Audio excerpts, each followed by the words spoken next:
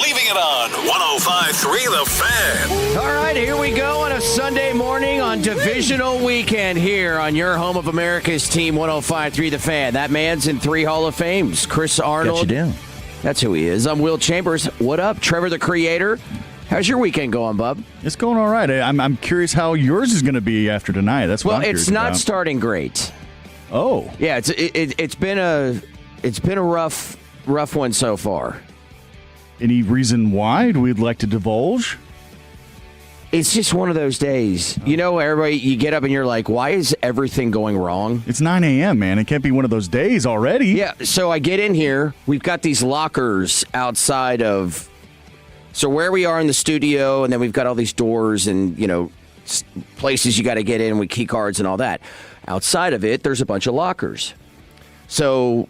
You know, a month or so ago, CA showed me, he's like, hey, all right, here are these lockers, and you can set, you know, the numbers on it, code. I'm like, oh, okay, cool. So I have my headphones in there. So I go to the locker, and I'm putting my code. It's not opening. I'm like, okay, well, that's annoying. Whatever. So that means you have no headphones. No headphones. Luckily, we have some in here. Okay. So you're using somebody's spare headphones. Right. So then your personal headphones are locked in the locker. They're locked in there. I'm like, okay. So I emailed DJ. We'll see if we get that figured out. I go into our dugout and, you know, open up the conference iPad. room. Right, where we all, like, prep for shows. And, you know, I try to, you know, log on, you know, I'm in Safari, and I'm like, wait, no Wi-Fi. My phone, no Wi-Fi. I've always been connected to the Wi-Fi in here. No one knows any password to Wi-Fi. So I can't get on the internet. You've been blocked. Then the TV in there, I'm trying to just get on YouTube TV and then ESPN to try to look at some stat I heard this morning on SportsCenter with, like, Josh Allen. I can't do that. I've spent like 30 minutes before prepping for the show, and it's just, and then I walk through here getting ready after Tim and Kim are getting out of here. And my iPad slips out of my backpack and nails me in my left Achilles. I'm like, is this for real? Hopefully this is not foreshadowing for whatever. Put it like this: you got later all that today stuff. at 5:30. You got it all out of the way now. It's all everything that bad could happen has happened this hour, right there. and you're done. So we're good. Yeah, we're good. In fact, everybody who's listening right now, if you have not been outside yet, it is below freezing. It is 29 degrees in Dallas. It is 24 degrees in Fort Worth. If you're in the surrounding area of North Texas, you are probably sitting between 24 and 29. It will, however, because it's not. That's going to change fast. Oh, my God. There's not a cloud in the sky, and there's not any wind. So it's going to get up to like 60 by 4 o'clock, just so you know. I am having a better morning, though, than Bo Nix or Josh Allen. Oh, yeah. Well, maybe not. Kind of. Both quarterbacks have different sufferings. Did he get hit in the ankle with a iPad? No, something else. But you feel his pain, right? I do, a little bit. Good one, Trevor. I wonder if he went all George Kittle after breaking the bone in his ankle. And if you're just waking up and you do not know the news, what a crusher for Denver. Happy, you know, they're happy they get the win. In overtime. 33-30 in overtime against Buffalo. And on the second-to-last play before the game-winning field goal, Bo Nix breaks a bone in his ankle. He's done for the playoffs. Did it hit anybody else like it did us, who we were watching, all the people I was with last night, where didn't notice anything? I mean, he threw a long pass down. I mean, when you look back knowing what we know now, you know, he didn't put a lot of weight on it. He just kind of lofted it up there. But we didn't know anything. And then all of a sudden, you know, I get the ESPN notifications breaking, Bo Nix done for the season with broken bone and ankle. I'm like, wait, what? See, that's why you never know. In sports, anything can happen to anybody at any time, and it changes the calculus. You cannot automatically assume so-and-so's team is going to be great. Because, and then some weird injury happens. And poor Bo Nix and poor Broncos, because they don't really have a number 2. Jarrett Stidham. Ooh. Now, yeah. He's been around, but he has. He's been holding clipboards for a while. Sean Payton, let's hear from Sean right after the post game, right after beating the Buffalo Bills. Not good news. On the second to last play in overtime, Bo fractured a bone in his right ankle. He's scheduled to have surgery Tuesday of this week, which will put him out for the rest of the season. Steady's ready to go. And it was the second to last play before he threw the pass to Mims. Birmingham is where he'll have the surgery with Dr. Waltrip, and I don't really think there's any other questions. In other words, this is what it is, and we felt like it'd be best to just tell everyone now. Yep, get it over with. 4 starts for Jarrett Stidham in his career. The 5th will be the biggest one of his life. He was drafted by the New England Patriots back in 2019. Had a stint with the Raiders in 2022. He's been with Denver the last 3 years. And, Sean Payton has confidence in him. He could just be showing that because you have to, really. But he was picked by, to be the backup there. So, just the backup. But let me say this. Yeah. This is the good news for Bronco fans. This is not a great day for them, other than they're still alive in the playoffs. But the great news is, for them, the silver lining, if you find one, that team wasn't built around Bo Nix. He just, I'm not going to say he's a bus driver, but everybody was like, I don't trust Bo Nix. Yeah, the defense is awesome. So you still have your damn awesome defense. You still have everything in place. All you have to do is hope Stidham doesn't F it up.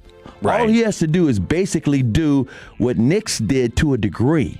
Because Nix was not carrying the team. Nix is not Patrick Mahomes. He's not Josh Allen. He's named the ones in the top 10. He's not. Yeah, right. So again, he's not Maine having a breakout year. Denver had a breakout year, not him. So yeah, he's your guy. I'm just trying to tell you, it's not the end of the world, especially if you wind up playing New England, because guess what? New England's good, but they're not great. Yeah, we're going to get into, we got you for the next 4 hours. We'll have a CA Stories Confidential coming up at 11:40. We're going to talk about the college football playoff at 11. A lot on the games today. But when you look at, I think anybody is beatable. Mm-hmm. It's really, this is a toss-up now. Seattle, we'll talk about them in a minute, looked awfully good last night. Yeah, that's a group. Denver is tough. They're based around, that defense. Bo Nix had been some points during the year in which it didn't look very good, but for the most part, it's looked pretty damn good, and especially late in games. They are definitely going to miss him, but I agree with you. I think that whether or it's Houston or it's New England, I am definitely not going to. I'm going to pick. We'll see how Houston looks today. Houston is so sketchy to me. But bottom line is that it's wide open. It's wide open, and again, Houston's sketchy because just like Denver, great defense. Their quarterback, he has shown some things, and the year before, 2 years ago, he was awesome. Mm-hmm. So here's the deal, though. Yeah. With Houston, I can't see them going far because they don't have a run game, and their offensive line is not great. You see where I'm going with this? So if you're Houston, I mean, all you have is the defense. Coach is great. Right. Defense is great. And that's why they have a chance. That's why they're even in the playoffs. So Denver, you're only in the playoffs because of your defense. If any other team has a really good defense like Seattle, you got a shot. New England, they haven't beaten but 2 teams in the regular season that had a winning record. Yeah. It's crazy. But they're there, and it's not because, the quarterback's awesome. He is awesome. He's an MVP candidate. But at the same time, their defense is good, and their coach, Vrabel, defensive guy. No doubt. I'm just saying what the trend is. The great equalizer and how anybody can win is because these defenses have been stepping up. So there's so much to get into on this game. Josh Allen, man, once again, falls and is not going to make it to a Super Bowl. And it felt throughout this game that, wow, they're really going to get this win. That's how I felt. I mean, he's going to get this win on the road once again. Typical Buffalo game. And they have literally, and I say this only just because Keon Coleman has been such a disappointment. And Shakir is, pretty good. I don't think he's a real one, but they had like all these other injuries with their wide receivers. And so you're like, you don't have a whole ton of trust with their group of pass catchers. I mean, they're okay, at tight end. James Cook is going to be able to run the ball. It was so much of Josh Allen getting them to a point where they could win the game while also killing them. I mean, two things. I think in this game, to me, two things can be true. Where you do not have a shot without Josh Allen. He is absolutely willing this team into overtime, getting them, and then also making some off. I mean, he had 4 turnovers himself. The last one we'll get into a second, but like right before the end of the half, where he fumbles the ball and then gives Denver essentially 3 points, just a killer. That's just what he does, unfortunately. And a lot of these really, really good quarterbacks, I mean, none of them are flawless. But the flawless ones are the ones that you don't see any picks or you don't see the fumbles. Allen probably fumbles more than most of these big-arm quarterbacks. A lot of big-arm quarterbacks will throw picks because I can make that pass. Yeah. They know they can make the pass, and I'm not scared to do it again. Yeah. So that's part of the package you get. It's the curse and the blessing. So, but with Allen, it could be a fumble because the dude will try to make yards with his legs. Or he'll get hit. Yeah. And going through all of the injuries that he had, I mean, just wild. But I'll say this. That play in overtime, the interception on the pass to Brandon Cooks, and if you don't know this, so... You mean former Cowboys Brandon Cooks? Yeah. Former Texans Brandon Cooks? You had... I was out. I was over at my nephew Jack had a basketball game at 7:00. So we're there, my brother-in-law, and my sister, and then we're all kind of watching it on our phones, and obviously not having the volume jacked or anything. So we assumed when they went to commercial break that it went to review. That is not what happened. What happened is on the play, and they're showing on the broadcast on CBS, they're showing the replays. They did not replay that at Mile High.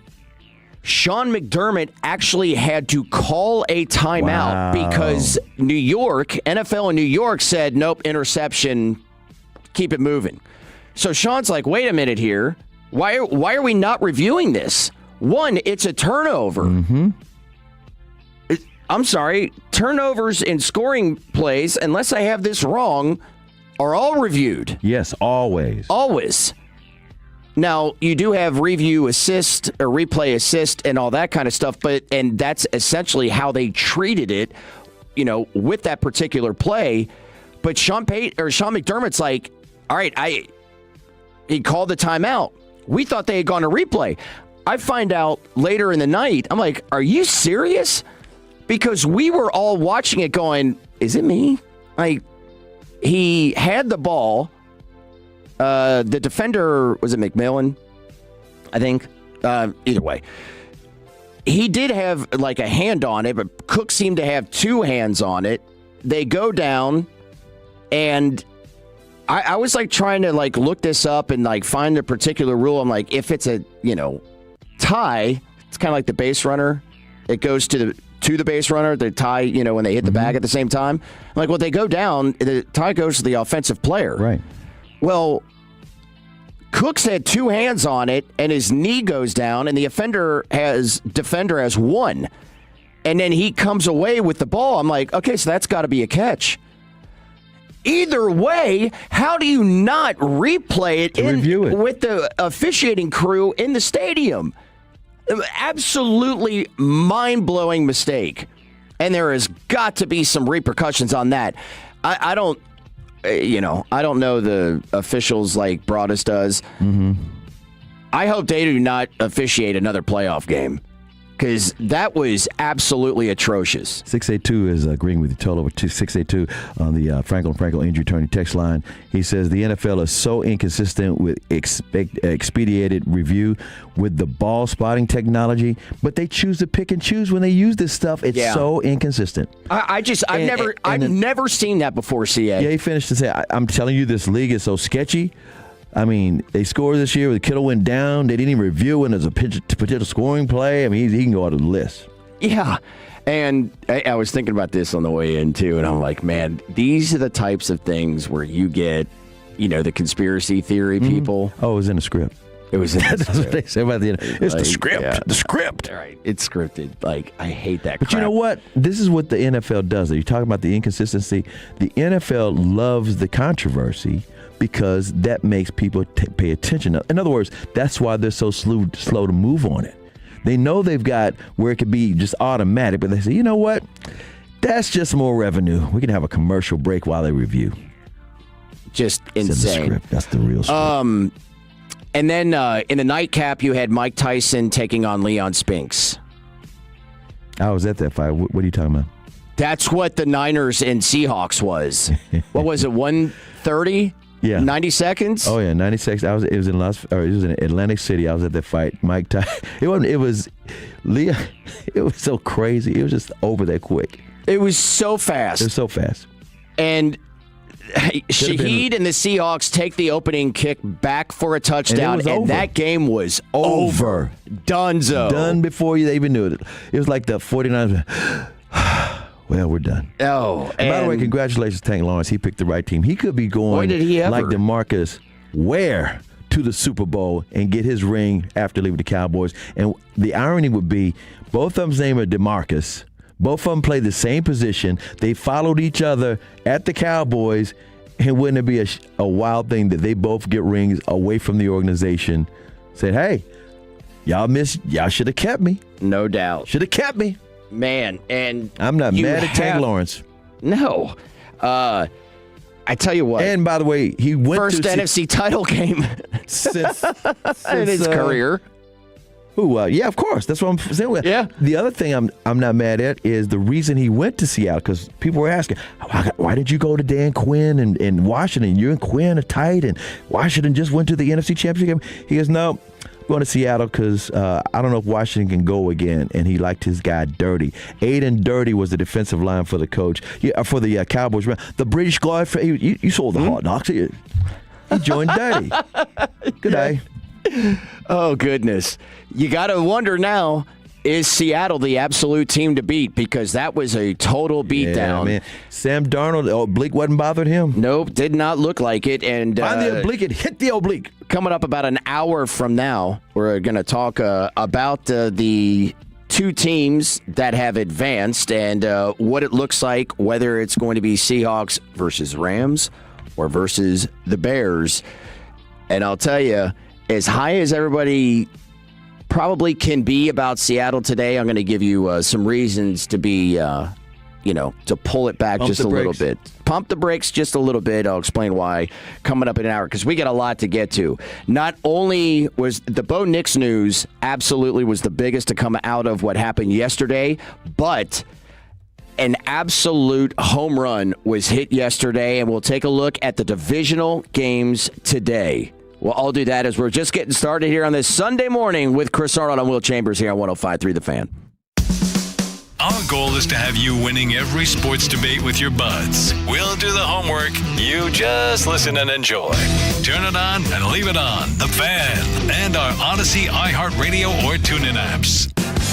Rock icon Sting brings his Sting 3.0 tour to Choctaw Grand Theater Saturday, May 9th. Fronting his power trio, Sting performs the most electrifying songs from his timeless discography. Presented by the Cherry Tree Music Company and Live Nation. Tickets to the Sting 3.0 tour are on sale now at Ticketmaster.com. Don't miss Sting 3.0 live, Choctaw Casino Resort, Durant. Something big just rolled into 7-Eleven. Meet our 4 new Johnsonville sausages. Hot and ready on the roller grill. Smoky cheddar. Loaded with Wisconsin creamy cheddar smoked with real hardwood chips. Jalapeno cheddar. Bold and melty cheddar with a spicy jalapeno kick. Smoked Polish. Seasoned with black pepper and garlic slow smoked for serious flavor. And ultimate Italian. Bursting with basil, oregano, rosemary, and thyme. Right now at 7-Eleven, get any 2 roller grill items for just $3.50. That's any 2 roller grill items for $3.50 at 7-Eleven. Valid through 3/3/26. Participating stores only. While supplies last. Visit store for full terms.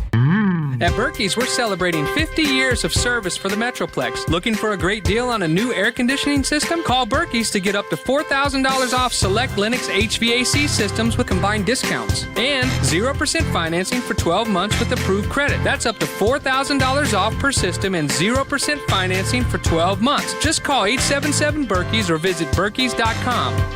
Berkey's, we're there when you need us.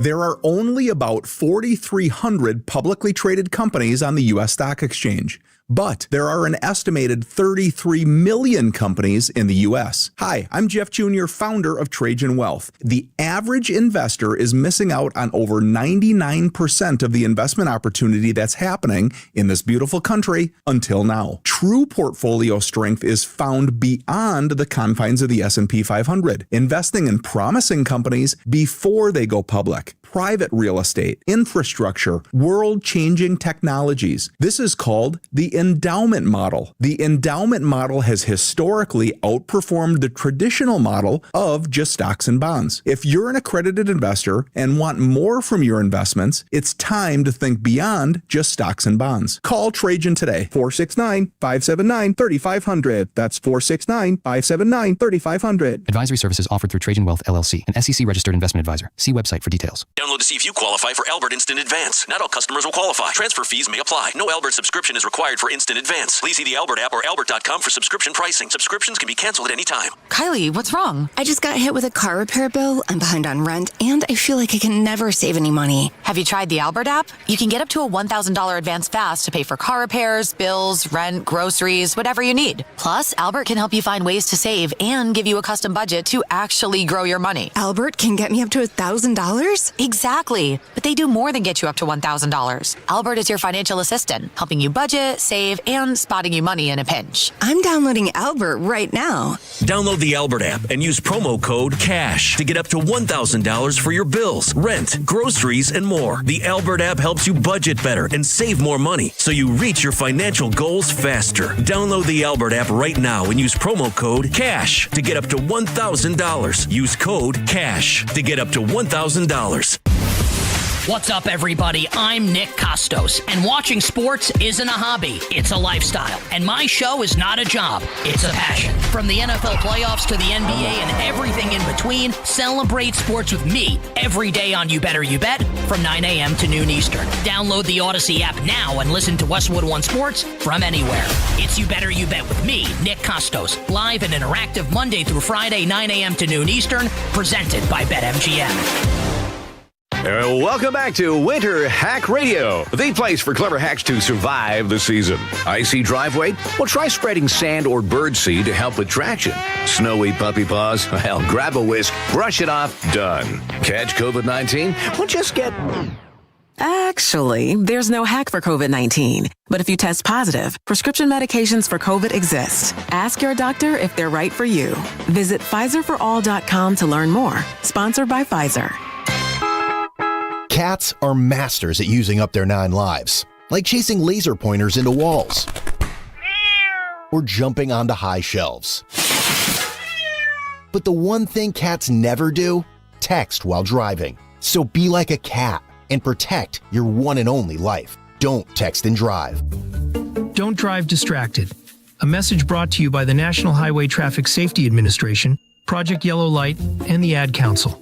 Ready to slim, smooth, and tighten all at once? At Souza Clinic, discover our new all-in-one transformation package combining skin tightening, cellulite reduction, our all-natural weight loss program, and laser that targets stubborn visceral fat, that deep belly fat around your organs. No surgery, just real visible results. Normally valued at $1,900 a month. Now get the complete transformation for just $350 per month. Call Souza Clinic at 972-479-5187 for your free consultation today. Souza Clinic, weightlossfortexas.com.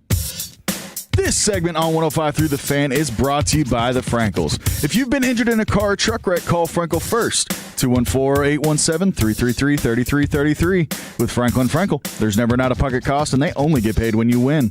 Frankel & Frankel, the go-to car truck wreck attorneys in Dallas. Huge move made by an NFC team yesterday. We'll get to that in just a moment alongside the three-time Hall of Famer Chris Arnold. I'm Will Chambers. Great to have you in. I finally got the text up.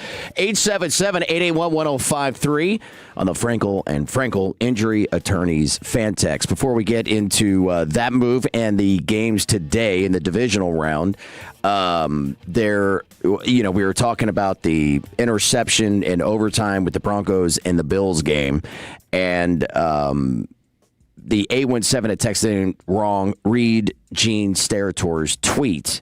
I didn't even know Gene was on Twitter. I do know now, but this is what he had to say a little less than an hour ago. At some point when reviewing plays, the league should consider adding a speed threshold for anything involving the element of time. I should also say, if you don't know, Gene Sterator, longtime NFL referee and college basketball referee, who now works for CBS in both capacities, and he is part of the broadcast last night with Jim Nantz, Tony Romo, and Tracy Wolfson. When you slow plays down to 1/100th the speed, it distorts what actually happened and makes it look like, in this case, Cooks possessed the ball for seconds prior to losing it. The game is not played in slow motion or frame by frame. Yeah, we get it. For a catch, A, secure control of the ball. B, 2 feet down inbounds. C, after A and B have been fulfilled, clearly performs any act common to the game. Example, extend the ball forward, take an additional step, tuck the ball away, and turn upfield or ward off an opponent. Or he maintains control of the ball long enough to do so. C is where there is a judgment needed since A and B are clearly met. Now consider this note to the rule. If the player is satisfied the first two but is not satisfied C, contacts the ground and loses control of the ball, it is an incomplete pass if the ball hits the ground before he regains control, or if he regains control out of bounds. Because Cooks did lose control of the ball when he contacted the ground and the ball never contacted the ground, it was ruled an interception by Denver. That is... And he's clearly stating out what the rule is. That's a terrible rule. Terrible. If you catch the ball, you get 2 feet down, and then your knee hits the ground, it's over. That's it. End of the play if you were touched. Your eyes End of it. are lying. Your eyes are lying. Gene is trying to tell you he touched the ball. He didn't catch the ball. But your lying eyes. You gonna believe Gene or your lying eyes? No, Gene said he did secure control of the ball. He said he secured control of the ball. That was A, the first part. I thought he was going on a rant saying it's got to be, and sometimes it's with slow motion you can't tell. Yeah, no. What he is saying that if you have to maintain control of the ball after you hit the ground, and I'm like. Well, how long do you have to have the ball? Do you have to take it back to the hotel? What are we doing here? Again, I'll say in jest. Gene is saying he touched the ball. No, Gene is saying he caught the ball. Here, look. Secure control of the ball. Mm-hmm. That's what Brandon Cooks did. Those refs watching it live, they thought he just touched the ball. Because it was a controversy. Well, no, I know. Somebody just thought it was a touch. If you go to the replay. Again, I'm with all the fans and everybody with their eyes. I'm being facetious saying, obviously the ref said he didn't catch it. He just touched it. Yeah. I mean, bang, bang. Was wild. Bang, bang. Yeah. Bang. Correct me if I'm wrong here, and I'm not much younger than you guys. I mean, I'm 35, but wasn't there a point in the NFL where you could just grab it and then let go in the end zone? There were weird little plays. When it's a touchdown? Exactly. That's what I'm saying. So I think caught it. You had 2 feet. Throw it in the air, celebrate. And that's what I'm saying. I don't like that. I mean, for me personally. So I think it's a valid Isaiah interception. Likely earlier this year with the Ravens, right? Because he had it, he was holding it, he had 2 feet down, and then let loose the football, and they said it wasn't a touchdown. We're like, what the hell is going on here? Well, I remember that old Megatron catch where he used the ball to, to that. I thought that was against the Bears, ridiculous. too. And I know that was probably a touchy subject, but No, I don't know. I said it right then and there. I'm like, that's a terrible call. Because for me, you have to maintain control. And I get what you're saying, Will, but to me, I thought that was just a good play by the defender. I mean, he stole the ball. I don't know. It's tough. But to me, he stole it away, but he stole it away after Cooks had the ball in his hands and his knee went down. And I didn't know the tie goes to the offense. I didn't know that. You did your deep dive. I don't. No, I don't know. Oh, I mean, okay. That's how I have always understood it. Okay. But NFL rules, it's constantly fluid, especially when it comes to catches. So, but look, at the end of the day, you can't turn the ball. Well, that was the 5th turnover. You can't have 4 turnovers in a game and then be crying, foul. The Atlanta Falcons hired Kevin Stefanski as their new coach. The team announced on Saturday night. I think that this is a terrific hire and the first one for Matt Ryan. Oh, tell us why. He's a great offensive coach. Yes, he is. But, Will, I'm just wondering. I'm just being facetious here, not facetious. Just questioning. Why does he go through so many quarterbacks? And I agree he was a great offensive coach because he's got Coach of the Year twice. Mm-hmm. But at the same time, how come there's a carousel of quarterbacks in Cleveland? Is it Cleveland? And I'm only saying this because sometimes those quarterbacks go elsewhere at Baker Mayfield, and they're successful. Yeah. I'm just asking because it's like, okay, if he's so great, how come he can't keep one quarterback? And he's been the coach long enough, he can't be involved in the draft to ask about the quarterback he wants? I'm not even talking about Shador. I'm talking about the whole list. Yeah. I don't know. I don't trust him. For me, when you have because your ownership went and signed the most ridiculous contract, and maybe he did have something to do with that.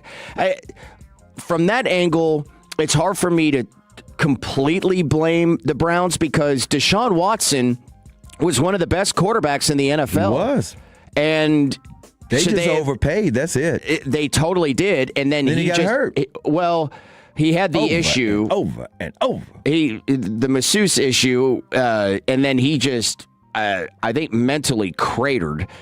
And then the injuries came in. Mm-hmm. And then when you're at that point now, you're talking about Joe Flacco and Jameis Winston and all that. Now, I didn't agree with what they did this past year. The Dylan Gabriel and then Shador. I like Shador as a quarterback. I think he could be good. And I think he kind of showed while he played this year in a lot of ways that he could play pretty good. But, Stefanski came into an organization that was garbage for a really long time. And he took them to the playoffs. And they almost beat Kansas City. And, he kind of resurrected Baker. I think that you need to have in the NFL nowadays these play calling and really more so on the offensive side, although you do have guys on the defensive side that have shown that, they can be awfully good. I mean, in Seattle, Mike Vrabel's a defensive guy and he's, a terrific coach. So it's not, tried and true 1,000 or 100%. But, I've been saying this for a couple of years and coming into this year, as much as I respect and really like Dan Campbell, Dan, you lose your coordinator. Like, the reason why they were so good is because of, they had a great offensive play caller in Ben Johnson. And when you have that, they are eventually going to get a head coaching job. Mm-hmm. And now look at the best teams, really you go up and down the line, the 49ers for years, the Rams, that get the Vikings were really good. They weren't very good this year, but that's really, I think, what you need. And I think going into a situation now in Atlanta, you got a pretty good offensive line. You got some good weapons. You got maybe the best running back in the game, or at least, one of the top guys in the game. I like him a lot. So can you develop, Michael Penix Jr. So That's the I game really plan. like the hire. Yeah, it's fit. It fits when you try to develop Penix, but I just had to bring up the question. Yeah. No, I think it's a good question. I do agree with that. Food for thought. It didn't even. I don't have a clock in here too. It's right behind my head. Right behind you. Yeah. It's 9:36. So we'll do that. We'll get into the games today. We'll do so coming up at the top of the hour. But we do want to hit with the Cowboys and what's going on. The very latest. Todd Archer with a piece as to what exactly is going on right now with the Cowboys head coaching. Defensive coordinator search, and what yesterday's games had an impact on that search, as well as let's mock it up. We'll do that next year on The Fan. Can the IRS really wipe out your bank account? You bet they can.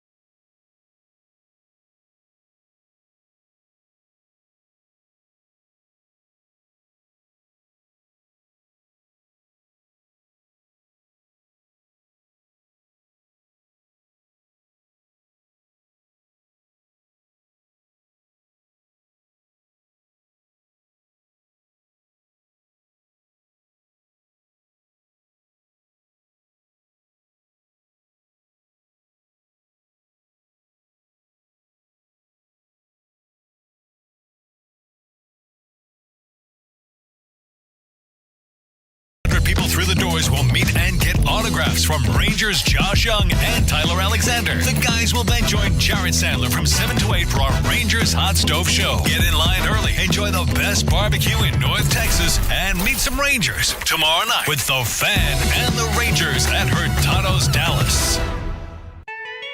This next segment on 105.3 The Fan is brought to you by Classic Chevrolet. If you're in the market to upgrade your vehicle, get to Classic Chevrolet in Grapevine.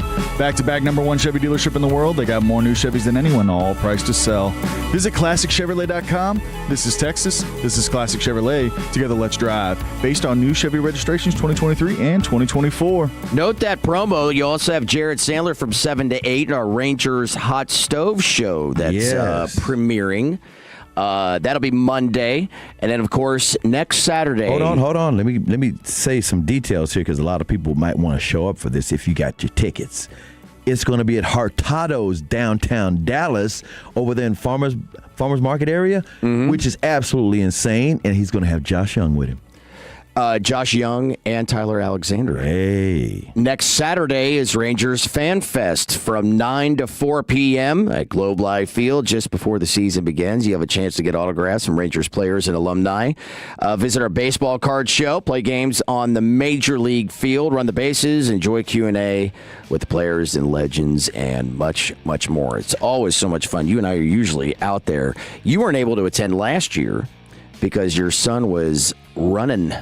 He was running track for TCU, he was yesterday and on Friday. Friday, he won the 800-meter up at Texas Tech. Hell yes. At the Texas Tech Corky Classic Invitational.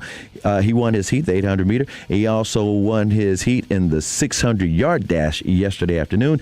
And he ran the first leg of the Frogs 4x400 4x400 race. They didn't win the race, but he ran under 49 seconds. Good. So he's running hard. All right. 100 meter, 49 seconds? No, 400 meters. Yeah, indoor. Mm-hmm. Well, so 400. So he ran a whole around the track in 49 seconds. Mm-hmm. Holy cow. That's cooking. And like I said, the 800 meter, you got to be a dog, not just a frog to run that. And one other note about the winter warm-up. We're going to have a special thing going on. Jacob Ray, you usually hear him producing most of the time, but he's also in he's part of our young talk show rotation. He's going to be handling up a fan phenom thing where you get a chance to do 5 minutes with Jacob Ray on the concourse level. And guess what? We're going to save the tape and we'll even send it to you. I think Spittle might even grade it. All right. So if you're Tolo, this is your opportunity because you could become the next Eric Caceres, or a.k.a. the next Blake Elliott. There you go. I like it. He's Chris Arnold. I'm Will Chambers, by the way. Thanks for hanging with us here on this Sunday morning on 105.3 The Fan. The Broncos advancing to the AFC Championship, Seattle as well, with the games coming up here later on today. Starts with Houston and New England, and then the Rams and the Bears. We'll preview those games coming up at 10 o'clock today. The Cowboys are entering their second phase of their defensive coordinator search, with candidates coming in for in-person interviews. This coming from Todd Acha of ESPN.com, posted a few hours ago. There's some consistencies in the search. Youth and back-end experience. The two youths. So you have got the oldest coach they have spoken to is Minnesota Vikings defensive passing game coordinator Durante Jones. He's 47. And the youngest is Ravens coordinator Zach Orr, who is 33. They've also... By the way, real quick on Zach Orr, shout out to him. He went to University of North Texas, and he also played high school football at DeSoto. And he's been with the Ravens for about 4 or 5 years, so he knows that Ravens system backwards. No doubt. Bring him home. Cowboys also have contacted Christian Parker, DeMarcus Covington, both in their mid-30s. Charlie Bolin, Jim Leonard, more on him in a second. Jonathan Gannon in their early 40s. Cardinals. Formerly Ephraim Banda, I don't know who that is. And Aaron Whitecotton at 44. Browns. Yeah, these are all, assistant coaches or positional coaches. But, I was having this conversation, CA, with some friends who were, took issue with how when they had the press conference, the Jones and Shoddy, on going after somebody that is, that's maybe failed. That's Jerry talking, yeah. Yeah. I want him to show everybody he can still got it. He still got a fastball.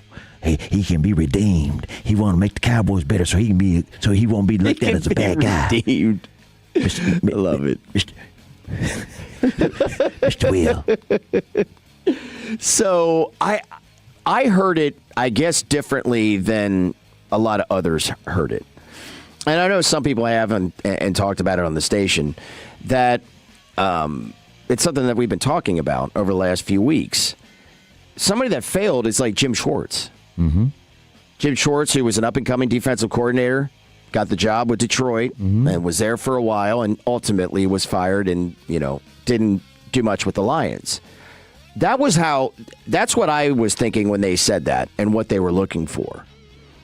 And that's what I think, yes, it is good to get the good up-and-comer, and you might have them for a few years, which is good, because honestly, that's really all you want.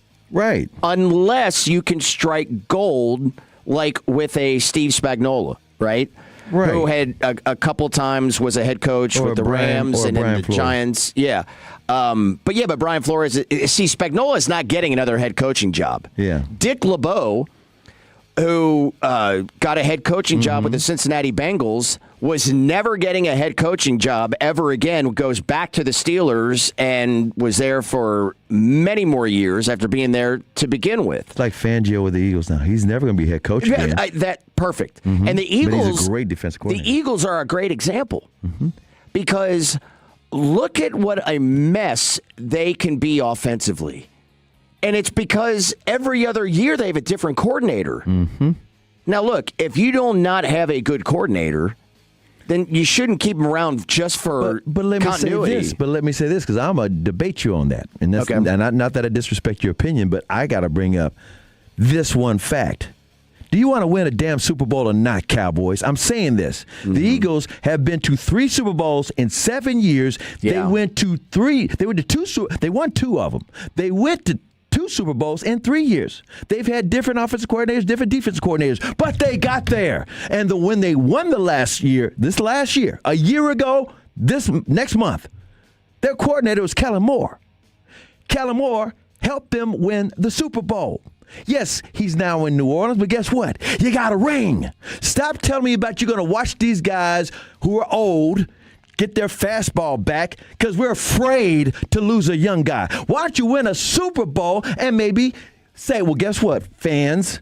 You got a Super Bowl out of it. I don't think Eagle fans, they might be upset about this year because they're spoiled. They're spoiled about going to the Super Bowl 3 times in 7 years.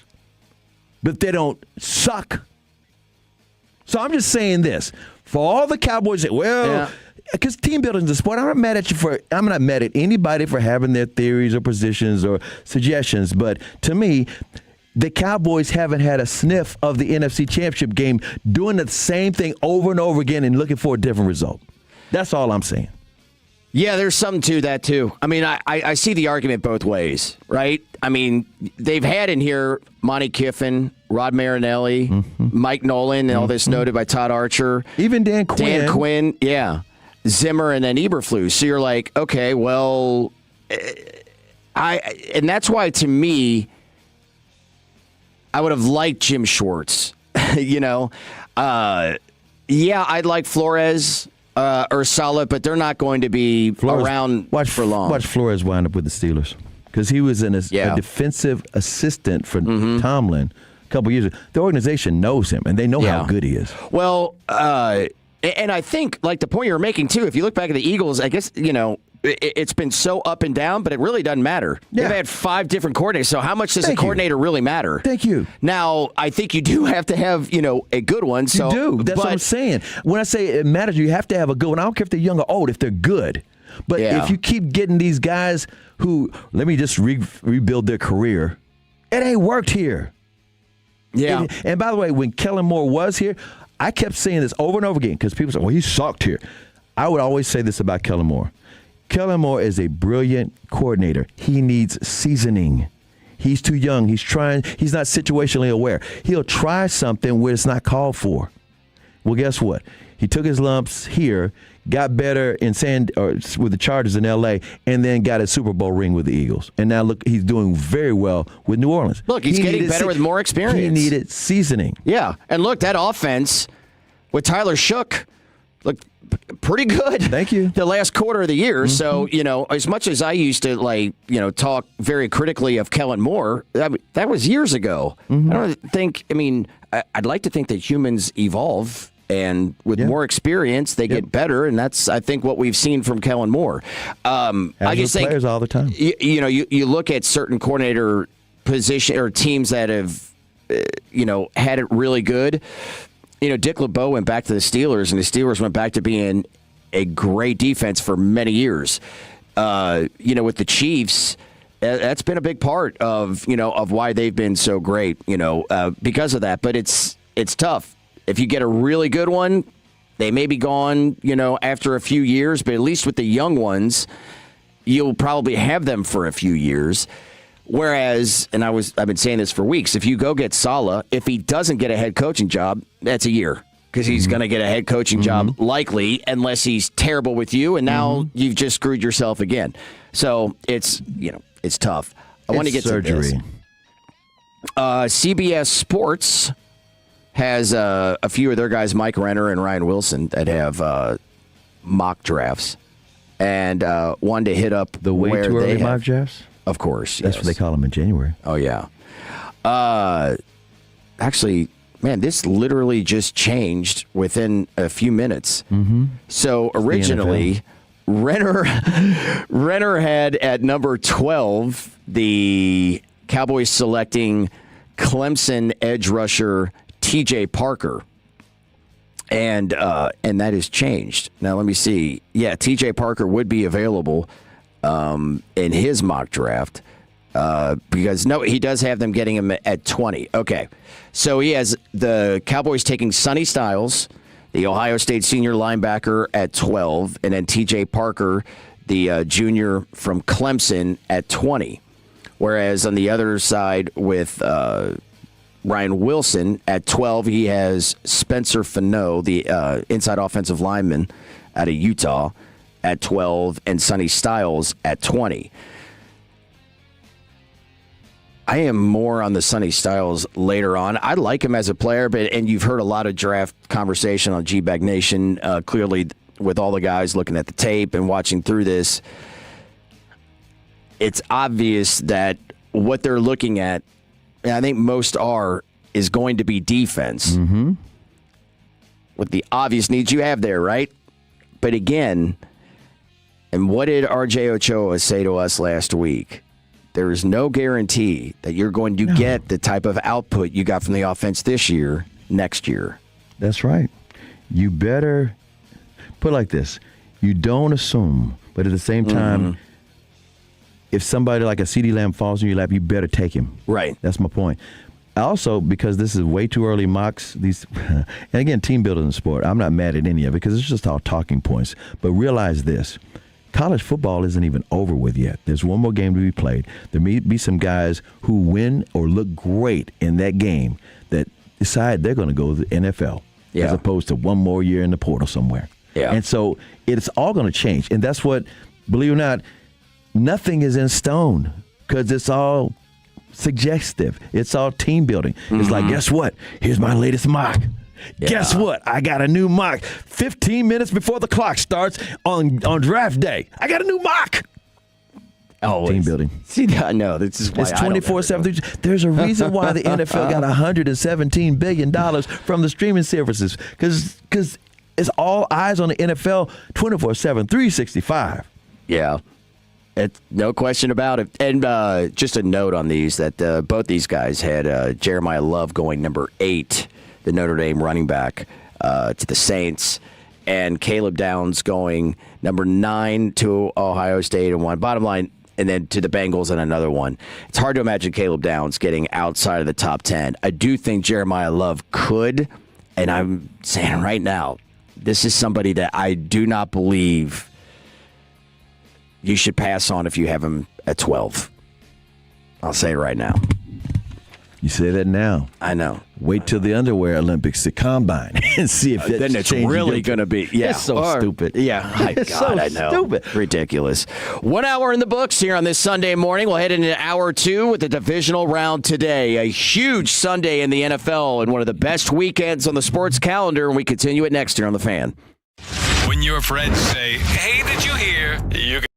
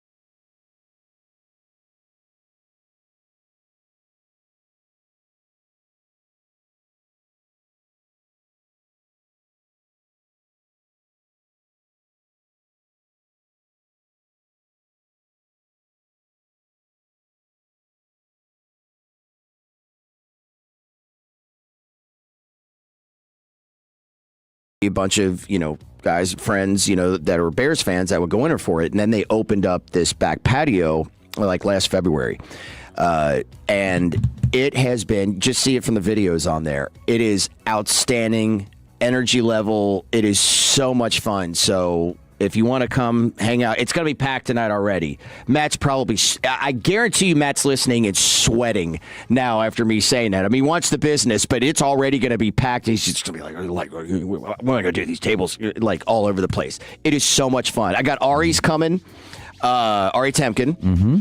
Our buddy, Big 12 radio, but also right here, a native Chicagoan. And then, maybe some of the guys, from the station, but my family's going to be there. It's going to be awesome. But, your invitation, we're right there for it. All the Tolos. If you're in the Frisco area, there you go. Do it. Looking for a place to hang? The first game here today, the third of the divisional round, first By the way, one today. Jacob Ray is also, yes. Chicago guy. No doubt. From the staff here. The New England Patriots at 2 o'clock host the Houston Texans on ESPN.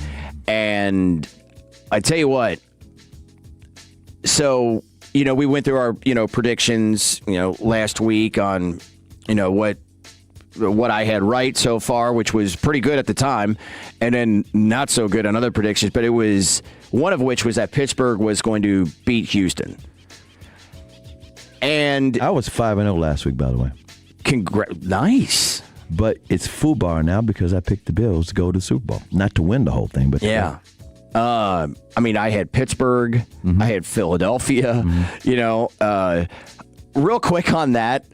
Did you all see Diana Rossini's tweet on when Kittle, after he got injured? No. So she tweets out that Kittle had made a request as he was going into the locker room up to the owner's box for a bottle of tequila.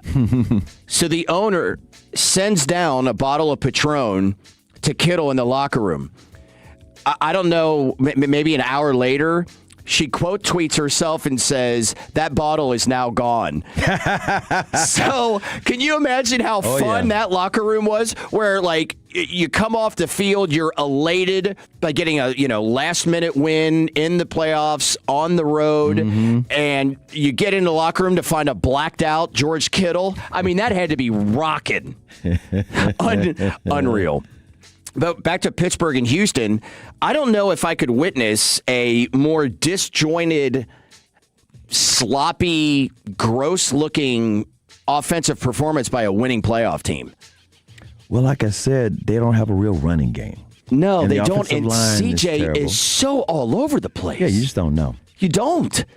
I tell you what, if he puts it together, they're going to be very hard to beat. If C.J. Stroud goes back to looking at all like he did in his rookie year, that defense is nasty. Just nasty. But see, part of the problem is if you don't have a legitimate running game, all defensive coordinators, especially in the playoffs, they're going to tee off on the quarterback. Right. So it's like there's no run threat. No. Let's go get C.J. Yeah. Run, C.J., run. Yeah, like Woody Marks and Nick Chubb. Somebody put an APB out for Joe Mixon. I don't even remember what happened to him. I just know I haven't seen him in forever. Nobody's seen him. Yeah. Oh, real quick, 940 says, I have $20 on a Rams Patriot on a preseason exacta. Oh. So I have big rooting interest. I can't hate you for it. Hell, Preseason. The Rams were my Super Bowl pick. I picked them to win the Super Bowl. I mean, so that doesn't mean I'm rooting for him today, but hey, I didn't also hold on, I can look it up here. Did he give the odds? Hey, 940, what did you get it at? So $20 on that preseason exacta, what's your payout on that? Yeah, we got a couple more minutes. Go ahead. The Patriots, I thought could lose. That was another one, that I had because of their playoff record, Playoff record or regular season? No. Regular season, the fact that the New York Giants had more wins over teams above 500 than the Patriots, despite going 14-3, and I'm like, man. Yeah, Patriots don't beat teams with better than 500 twice, just two teams. Yeah. That's it. And look, they looked every bit as solid as they have all year. Mm-hmm. So I am, a believer in the New England Patriots, and for any of the Bears fans out there, it is kind of wild that it is the 40th anniversary of their Super Bowl win in Super Bowl 20, and they're facing the Rams today. And back 40 years and, let's see, it would have been 6 days ago, we had this. We're live at sold-out Soldier Field in Chicago, the home of the Bears for the NFC Championship game. The Bears host the Los Angeles Rams, and this is it. The winner goes to the Super Bowl in 2 weeks. 24-0. Pat Summerall. Anytime that I can put in some Pat Summerall, going to do it. You know, he was living in South Lake. Absolutely. I played for a while every Thursday at Las Colinas Country Club. I was lucky enough to play with former pro golfer and friend Joel Edwards and my very close friend Brady Tinker. And that's where he belonged, Summerall. And I want to say it's the par 3 16th. It's the par 3 that's one of the last 3 or 4 holes on the course. And they called, the way the green was, the Summerall like mound or bump, because if the pin and the cup was located in the short left side, he had I want to say like 6 or 7 hole-in-ones, because he would hit the ball and then short right and directly across to it. It hit that man and it would roll right towards the pin. It's great. Legendary stories from a legendary man. But you also have the Patriots, in the playoffs too. Could you possibly get a rematch of Super Bowl 20? That would be absolutely wild. I'm not trying to cause no trouble. I'm just here to do the Super Bowl shuffle. No doubt. You want to talk about some confidence. God. They shoot that thing in the regular season after their only loss of the year. They won a Grammy. Yeah. For that song. Yeah. I said all along in the playoffs, the only team I don't want to play are the Los Angeles Rams. I'll take any other team. Am I thinking a little differently after watching Seattle last night? Again, we'll talk about that in about 5 minutes. Or about 10. The Rams are still very dangerous, but the more in watching them last week and then going into and hearing a lot of, analysts on TV and talking and going and actually looking myself as to what it looked like with the Rams defense for, the last couple months, this is a gettable team now. But I do want to clear up a misnomer, one of which, and I think I may have said it myself last week, or I've said it in the past, like, well, Matt Stafford in cold weather, not so good. Matt Stafford is not all that bad in cold weather. Like, I looked all of it up. He played in Detroit. Come on, fans. Well, yeah, but he played in a dome. I'm not talking about the home. He played in Detroit and against that division. He's up in Minnesota twice. Yeah. He's up. I'm talking about absolutely Green Bay. People like and the Bears. Speaking of which, yeah. So his record when temperatures are below freezing is 4-3. Better than Brett Favre. I mean, Brett Favre was opposite. Yeah. If it was Brett's pretty good. But back in 2012, he went 36 of 59, 502 yards, 5 touchdowns, 2 picks. It was it was one of the losses. He's got 18 touchdowns, 6 interceptions. Like I looked it up. I'm like, why is this a thing with Stafford in cold weather? It's not that bad. Yeah, it's not. It's again, they're thinking West Coast. Yeah, and the dome in Detroit. When, like I said, he played at the other teams. They're all outdoor. Real quick. We got a Tolo here that's following up on your Pat Summerall golf story. He says, 214 says, I used to work on Pat's golf clubs and redo his grips and things like that for him because he got hit so many times in the hands playing football. He had to have his golf clubs built like a hockey grip at the very end because he couldn't get his pinkies to touch. They weren't close. Really? Isn't that wild? Look, Pat Summerall, if you don't know, was a professional football player, but he was a punter. He still got hit that much? Maybe he did something else, special teams other than punt. Right. And the 469 texting, the Bears defense is questionable. You are 1,000% correct. So here's how this is the breakdown for me. Rams offense is awesome. How much does the finger affect, and it's the right index finger. You and I talked about it last week following that Rams win over the Panthers. Man, that's the control finger. He's going to be okay, but how much? And it's going to feel like negative 15, I think, today. That's the whole X factor. Totally. And on the throwing game. Oh, so he won't feel his finger anyway? Yeah, no kidding. They won't have to shoot it up. They're a great rushing team as well as a great passing team because Blake Corum has really stepped up as a great number 2 to Kyron Williams. So I think that's huge right there. The Bears made a change at halftime because, we are furious, right? It's 21-3, and I go up to my buddy Sean at Derby, and I'm like, at the very least, we're going to get Dennis Allen's ass fired for this. This is ridiculous. He keeps talking week after week about winning at the line of scrimmage, and that's how they're going to get pressure. It's not working. They're not doing it. Now, apparently, he heard us from hundreds, maybe 1,000 miles away because he decided to start blitzing Jordan Love and the Packers in the second half, and they looked way better. Are you saying he dialed up a blitz? Yeah, finally. Somebody knows how to dial up blitzes? Yeah. Shots fired. Interesting. Very. So who knows if we're going to see that more of that in this game, or if he's going to continue to try to do what he was doing and just win at the line of scrimmage to get pressure on Matt Stafford. Oh, follow up on the Pat Summerall story. You were asking about he was just a punter.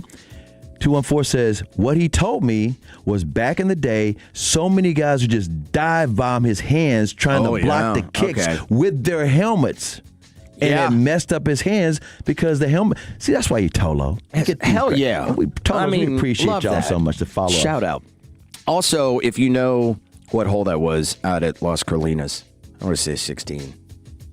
By the way, guess who else was living out at South Lake at the same time Summerall was? Terry Bradshaw.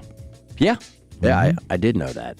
Yep. And what the Bears are doing, all these comebacks and all this stuff, look, it can't be sustainable, right? You can't do that over and over again and continue to win in the playoffs. Now, it does, look, if they're up by 3 touchdowns in the second half, you can never count out the Bears. I'll say that. But at some point, it's going to come back to bite you. My bias is what it is. I do like the Bears today. I like them at home. But the Rams have been great all year. I just hope that the weather and all those circumstances help out. Real quick, we had a Tolo from the 940 saying Stafford's record is bad, but his numbers have always been good. It's never been his fault. Stafford is 1-9 in snow games, but he's got 30 touchdowns, 9 interceptions. It's not on him. Right. Like the loss last year to Philadelphia? Yeah. Well, he damn near won the game for him. Right. So. And he won the Super Bowl for them. Yeah. I'm talking about the Rams a few years ago. If it wasn't for him, they don't win the Super Bowl. I mean, I was like, I want to look up these numbers. By the way, that was a harder thing to do, even with Pro Football Reference. And I did cross-reference temperatures and stuff like that. It was a little bit of a task, but you know how I do. So I was like, dude, what are we doing here? I'm looking at the numbers. They're not bad. They're 260 a game. Like I said, 18 touchdowns, 6 picks. That's a fallacy. So we'll see. This is going to be a fun day. Absolutely. I am so incredibly jacked. You been working out? I have not. No, I have a little bit. Sean McDermott. Do some push-ups over here. Had a very interesting conversation regarding last night. He wanted to keep talking. So he's all choked up over here. Tolos, bear with Will. Excuse me. You brought up the Bears. You got for Cliff. And I pressed the wrong button. I just shot that right into Trevor's ear. I did. I was wondering, and I was like, well, I tried to press the cough button, and I did the talk back button, and so sorry about that. He, on the plane, called Jay Skursky of the Buffalo News to just kind of vent a little bit more about the officiating. We will have that and the effect on Bo Nix being out of the playoffs. We'll have that for you next year on The Fan. Sean and RJ, the KNC Masterpiece.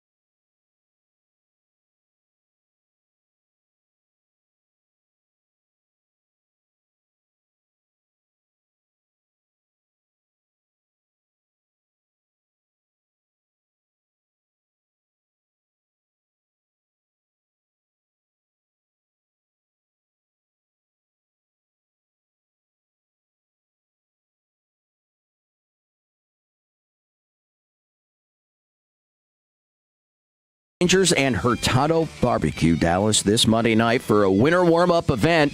The first 100 people through the doors will meet and get an autograph from Josh Young and Tyler Alexander. The guys are then going to join Jared Sandler from 7 to 8 for our Rangers Hot Stove Show. So get there early, enjoy the best barbecue in North Texas, and meet some Rangers. It's this upcoming Monday evening, January 19th, with us at Hurtado's Dallas, alongside the three-time Hall of Famer Chris Arnold. Got you down. I'm Will Chambers on this divisional weekend Sunday here on 105.3 The Fan. We'll talk a little NBA and the Mavericks coming up in about 20 minutes from now. Man. And then top of the hour, there's a lot of argument around Indiana if they are to win Monday night and how they win. Will they be looked at as the best team ever? I'm talking college football. That's right. And I have a different take. Michael Irvin that? No kidding. No kidding. I got a little bit of a different take than I think any of you all have heard on this, but we'll get into that coming up at 11 o'clock. Sean McDermott's pissed. I think rightfully so. Rightfully so. He's lucky he still have a job. Yeah, and he does at the moment. The way they do. He does at the moment, CA. We'll see. I mean, we'll see what happens tomorrow. I'm not convinced that he's going to be back next year, to be honest. You got to rearrange the chairs on the Titanic, huh? Yeah, I just...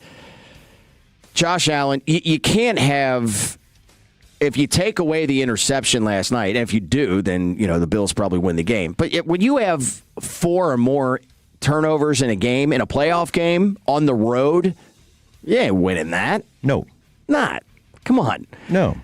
Now, the big news coming out of that game, outside of the controversy with the, non-replay, so to speak, and more on that in a second, is the fact that Bo Nix, in the second-to-last play before the winning field goal was kicked, broke a bone in his ankle, and he is gone for the playoffs. Mm-hmm. So Denver, who next Sunday will host the AFC Championship game, will do so with Stephenville, Texas's own Jarrett Stidham.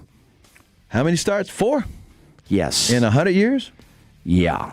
See, there's a reason for that. That's not, yeah. It's not like he's great. But again, I said this earlier. I'm not picking the Broncos to go Super Bowl, but it's not the end of the world. Yeah. Because the defense is what led them. And Sean Payton handpicked Jarrett Stidham to be the backup. Mm-hmm. And after the game, he talked about him with confidence. So, is what it is. All right. Let's get to Sean McDermott. The play in overtime, Brandon Cooks is down the field. Jaquan McMillan takes the ball away from him. At this point, you all have seen. If not, go take a look at it. I was texting my other friends. I'm like, because I'm watching it on my phone, mm-hmm. so not on a big screen, mm-hmm. but it's still pretty clear on my phone. I'm just like, that's a catch.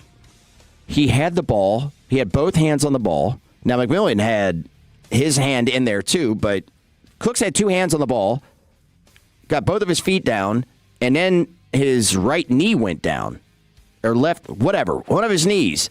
Once that happens, to me, unless you fumble it like the ground call, I don't know. I think the play was basically, and you're touched by it, like it's a catch, it's done. Like it's Bill's ball right there. The NFL, and I did not realize this because I didn't have the sound on. They go to commercial, and I had figured, oh, well, obviously it's overtime, it's a turnover, all of those are reviewable. So that's what they're doing. Especially a playoff game. No. You would think. New York, NFL headquarters had basically told the officiating crew, you don't need to review it. It's an interception. So Sean McDermott's like, whoa, wait a minute here. And so he had to call a timeout to try to get more time on this. And they did not review it in the stadium. And here's Sean McDermott afterwards. Yeah, so obviously I don't have the power to challenge, right? We're in overtime, so the flag is not an option to throw it down. So I called a timeout to try and get the process to slow down because it seemed like the process was not slowing down. It was rather was a rather rapid unfolding of the review, if there was a review, and so I called a timeout to try and slow it down. It would seem logical to me. It would seem logical to me that, and make a lot of sense, that the head official would walk over and want to go and take a look at it just to make sure that everybody from here who is in the stadium to there are on the same page. That's too big of a play. And I've had a chance to look at it. It's hard for me to understand why it was ruled the way it was ruled. But I'm saying it because I'm standing up for Buffalo, damn it. I'm standing up for us. John, what went on is not how it should go down. So, Sean McDermott was not done there, because he got onto the team flight and he called a reporter, Jay Skursky of the Buffalo News, from the team plane, who then offered up the full transcript of that to PFT. So I'm reading from that, and he said something. He's like, I sat in my locker and looked at it probably 20 times. Nobody could convince me that ball is not caught and in possession of Buffalo. The play's not even close. That's a catch all the way. I sat in my locker and looked at it over and over. So, yes, he's like, did you read the pool report? Yeah. Bills PR chief Derek Boyko sent it to me. I just got it. I wish I would have gotten it before my press conference. So Skursky asked, is there any recourse here for you? What can you do? And he said, here's the deal, right? The fans deserve more. The players certainly deserve more. They deserve an explanation, and it's a shame that a game is decided on a call like that, and there is no time spent with the head official going underneath the hood or to the replay booth, right? To the monitor. I don't understand how that works. I don't understand how that could be the case when it's such a close play. So basically there's one person ruling on that play, or only New York ruling on that play. I don't agree with that. If that's the case, I don't agree with that. That is the best approach to decide a game like that. And he said, okay, well, you've been cautious. You've always been cautious about commenting on officiating. Why do you feel in this situation that it's so important to share how you feel about it? He said, quote, because I only speak up when there is a wrong. In this case, it happened to be our team. We win with class and we lose with class in Buffalo. That's how we handle our business. But when I'm looking at the replay myself and I'm being objective and I'm saying you cannot convince me that was not a catch. Buffalo possession, ball at the 20, you can't convince me. I'm speaking up because I feel strongly that was a catch and possession ball belonging to Buffalo. And I got to say, I just agree with him. I really do. Two things can be true, right? See, we said earlier, the fact that, look, you really don't deserve to win a playoff game by turning the ball over that many times. But at the same time, that's 1st and 10 at the 20, and they're going to end it. Buffalo's going to win it, more than likely. I'm put it like this. This is now Buffalo in the playoffs in overtime, and they're going to have to make a rule change. Remember Kansas City? Yeah. They had to, because they never touched the ball in overtime. They had to change the overtime rules for the playoffs. 13 the other team gets a chance to touch the ball. Yeah. Because the Buffalo never. It was like a hell of a game. Yeah. But Buffalo doesn't get a chance.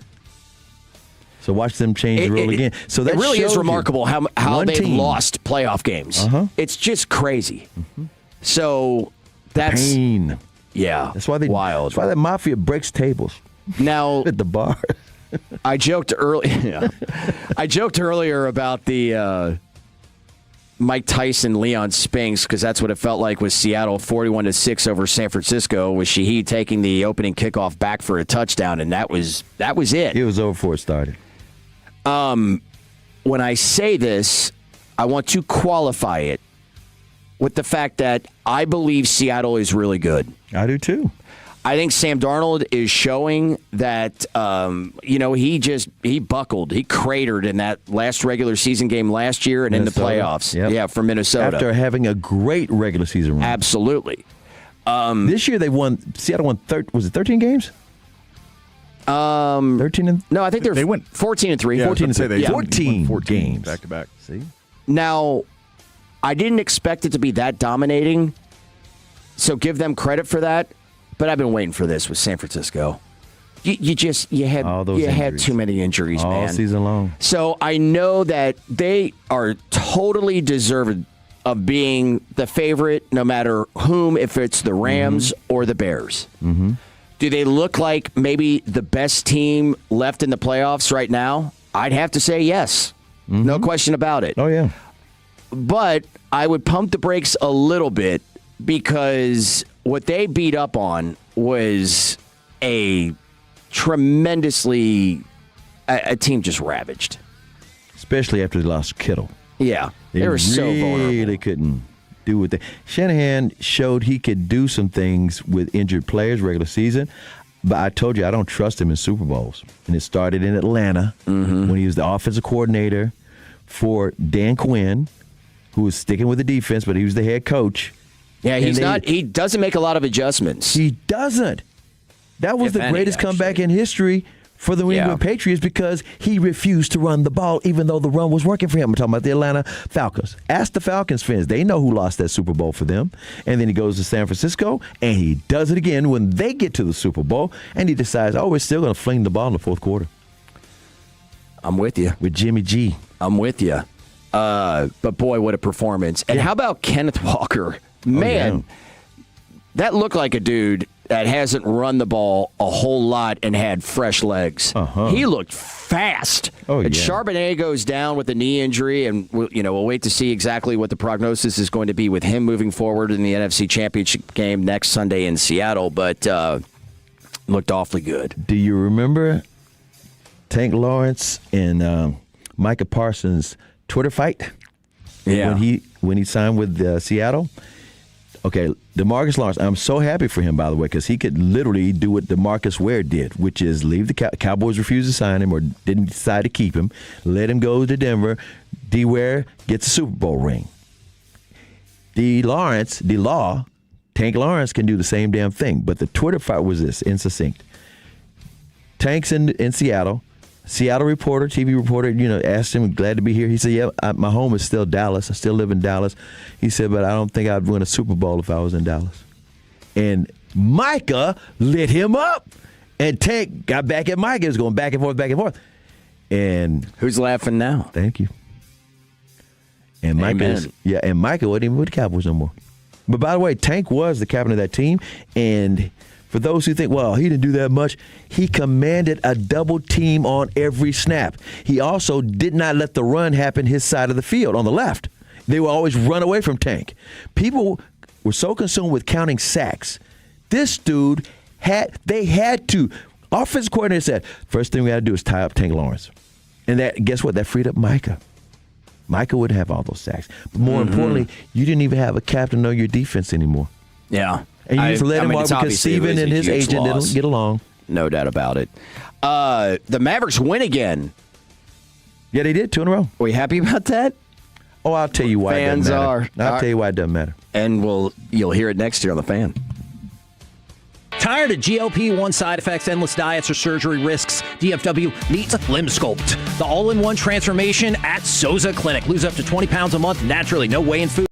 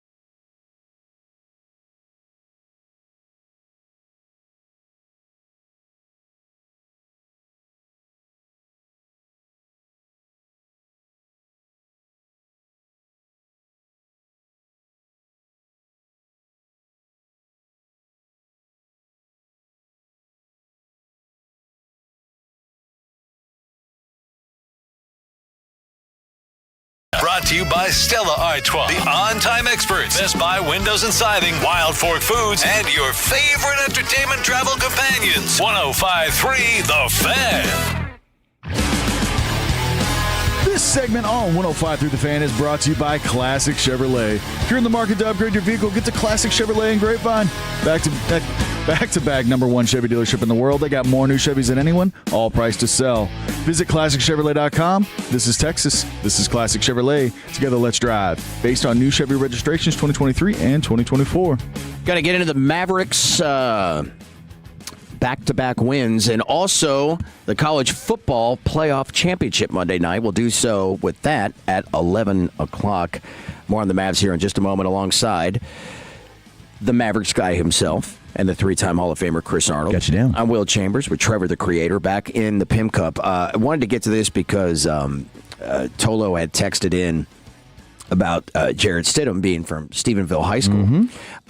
Also, I learned, because I'm like looking up his page on Pro Football Reference, a native of Corbin, Kentucky. How about that? Shot, everybody! Has had 4 starts in his career. Right. 4. And he's going to be starting in the AFC Championship How long game has his next career Sunday. been? Since 2018, 2017? Yeah, 18. So he has not thrown a pass. I noticed on here, I'm like, he hasn't thrown a pass in a game since 2023, where he had 2 starts backing up Russell Wilson in Denver, and went 1-1. Not bad either. 60% completion percentage, not great, but wasn't a playoff game. Right. He had 496 yards total, 2 touchdowns, an interception. Adjusted yards per attempt, 7.44. That's pretty good. Rating of 87.7. So, again, we talked about it. Look, this is the hand-picked backup for his franchise, for his team, for Sean Payton. So, I'm going to say this again. The bar is not just low, it's on the ground. But the best thing for the Broncos, and I'm not assuming they're going to win the game or they still have a chance. The only reason they have a chance is because the defense is what led them to the playoffs. There are people knocking Bo Nix all the way going to the playoffs. Bo Nix isn't that good, because people love insane arm talent. Bo Nix is not a top 10 quarterback. So therefore, when you lose Bo Nix, it wasn't like the whole thing was riding on his arm like Patrick Mahomes or Justin Herbert or Josh Allen, or just name somebody with the arm talent. Arm talent goes down, you're screwed. Guess what? He wasn't that guy. I'm not saying he was a bus driver, but it wasn't like that team had to have him. That's why it's like, okay, see what he does. Just see what you have nothing to lose. We're going to also next hour get into the NFL coaching carousel. There is some news coming out on whom is going to be interviewing where next week, and might be of interest to Cowboys fans. So we'll have that for you coming up at 11:20. But Mavericks back-to-back wins against the Jazz. It's the craziest thing. 17-26. It's not the craziest thing as far as, well, Utah's not that good. But it's the craziest thing because all of the Mavericks quote-unquote starters are injured. They did this kind of like what they did last spring or last February through April, where, wait a minute, you got 8 guys, you got some guys on some G League contracts, and they play these close games. The Mavericks have been playing close games all season long. Clutch games, they call them that. If you're within 5 points with 5 minutes left to play. They beat Utah down 2 games in a row. 138-120 yesterday, late afternoon to the evening. After dropping 144 before that. Yeah, 144. That was a season high. Yeah. And these are guys that don't start. In other words, no Anthony Davis, no P.J. Washington, no Cooper Flagg, no Daniel Gafford. No problem. Najee Marshall is still the knife. Nobody in the league can stop him in the paint. It's just the craziest thing. Oh, yeah, by the way, there was no Max Christie the other night because he had stomach flu. But Max Christie came back. You got a lot of play from all these other guys, and I'm leaving out the Hall of Fame name. Klay Thompson, the last 2 games, stepped up 26 points, the first win over Utah, 23 points last night. All in the first half, by the way. Listen to this. He passes Damian Lillard on Thursday. To move all-time three-pointers. Yeah, to move into fourth place. The only guys in front of him, Steph, number 1, Harden, number 2, a guy named Ray Allen, number 3. And there's Clay. Then you have the Mavericks record, 17-26. Utah's 14-28. The only reason I bring up these scores, oh, by the way, Klay Thompson last night, when he scored his 23, he now officially scored over 17,000 points for his career. He's going to Hall of Fame. I say all this about the scores because these are blowouts. The Mavericks have not been playing blowouts. They have not been getting but they've won a lot of home games. I think they've now won 11 out of 12 home games. This is just crazy for them with all these injuries. But it also shows you want a team that competes. You don't want a team that gets blown out every night like the Jazz or the Chicago Bulls lately, the Hornets. Right. And the Bulls started out pretty good. Yeah, they did, but then guess who got hurt? Gilly. So I go on. What's crazy is there's a lot of fans like, we don't need the Mavericks to win. We need them to lose. We need to tank. I want to pump the brakes on that. They're not that good with everybody injured. Whether Anthony Davis is here for the rest of the season or not, it doesn't matter. They're not that good. If he's here and Kyrie comes back, they'll be better. But right now, they've only won 17 games, 17-26. They play a lot of clutch games, which means it's always close. That does not mean they're definitely going to make the playoffs or the play-in. You can't control it. Yeah, they're 2 games out at the moment. But let me explain about the NBA draft. And a lot of fans who understand this, and again, I'm not mad at anybody because team building is a sport and people love to speculate. But you've got to qualify with the NBA draft. Unlike the NFL draft, where you have the worst record, you get the highest pick. This is a lottery where there's no rhyme or rhythm to this. And I'm explaining. The Mavericks were one of 3 teams up until last year when they got Cooper Flagg. And they got Cooper Flagg with the worst odds of all time. A 1% chance of getting the number 1 pick. There are only 3 teams who have never moved up 1 slot. Mavericks, Miami Heat, Utah Jazz. The Mavericks will either stay where they are or go backwards. I watched it all through the 1990s. They could have had Shaq. They had the worst record. Didn't go up. I mean, I could go on and on and on about how you cannot predict the NBA draft lottery. All you want to do is be in it if you can. So to say, oh, we're winning too much, no. You want to compete because there's an experiment done by a team called the Philadelphia 76ers about 5 years ago. They said it's called the process. We're going to lose all these games, tank, and then guess what? We'll flip a switch when we get talent like Joel Embiid, and everybody will automatically love to win or know how to win. If you don't have that winning attitude with the players from the get-go, it ain't going to happen. You have a bunch of individuals. I agree. And also, one quick thing on that, CA, is that if you continue to be bad, right, that means that your team is really bad. Right. That's not good moving forward. No. You don't want to fill more holes. No. You want to fill a few. Right. So what you want to be able to do, and people say, well, they won't be able to control their pick after this. They got to get this lottery. There are so many ways to team build in the NBA. So many ways. And to just give you an example, I'm not going to give you an example of a team building process, but just know, just throwing it in the ESPN trade machine and player per player and salary matching up, and that's the deal.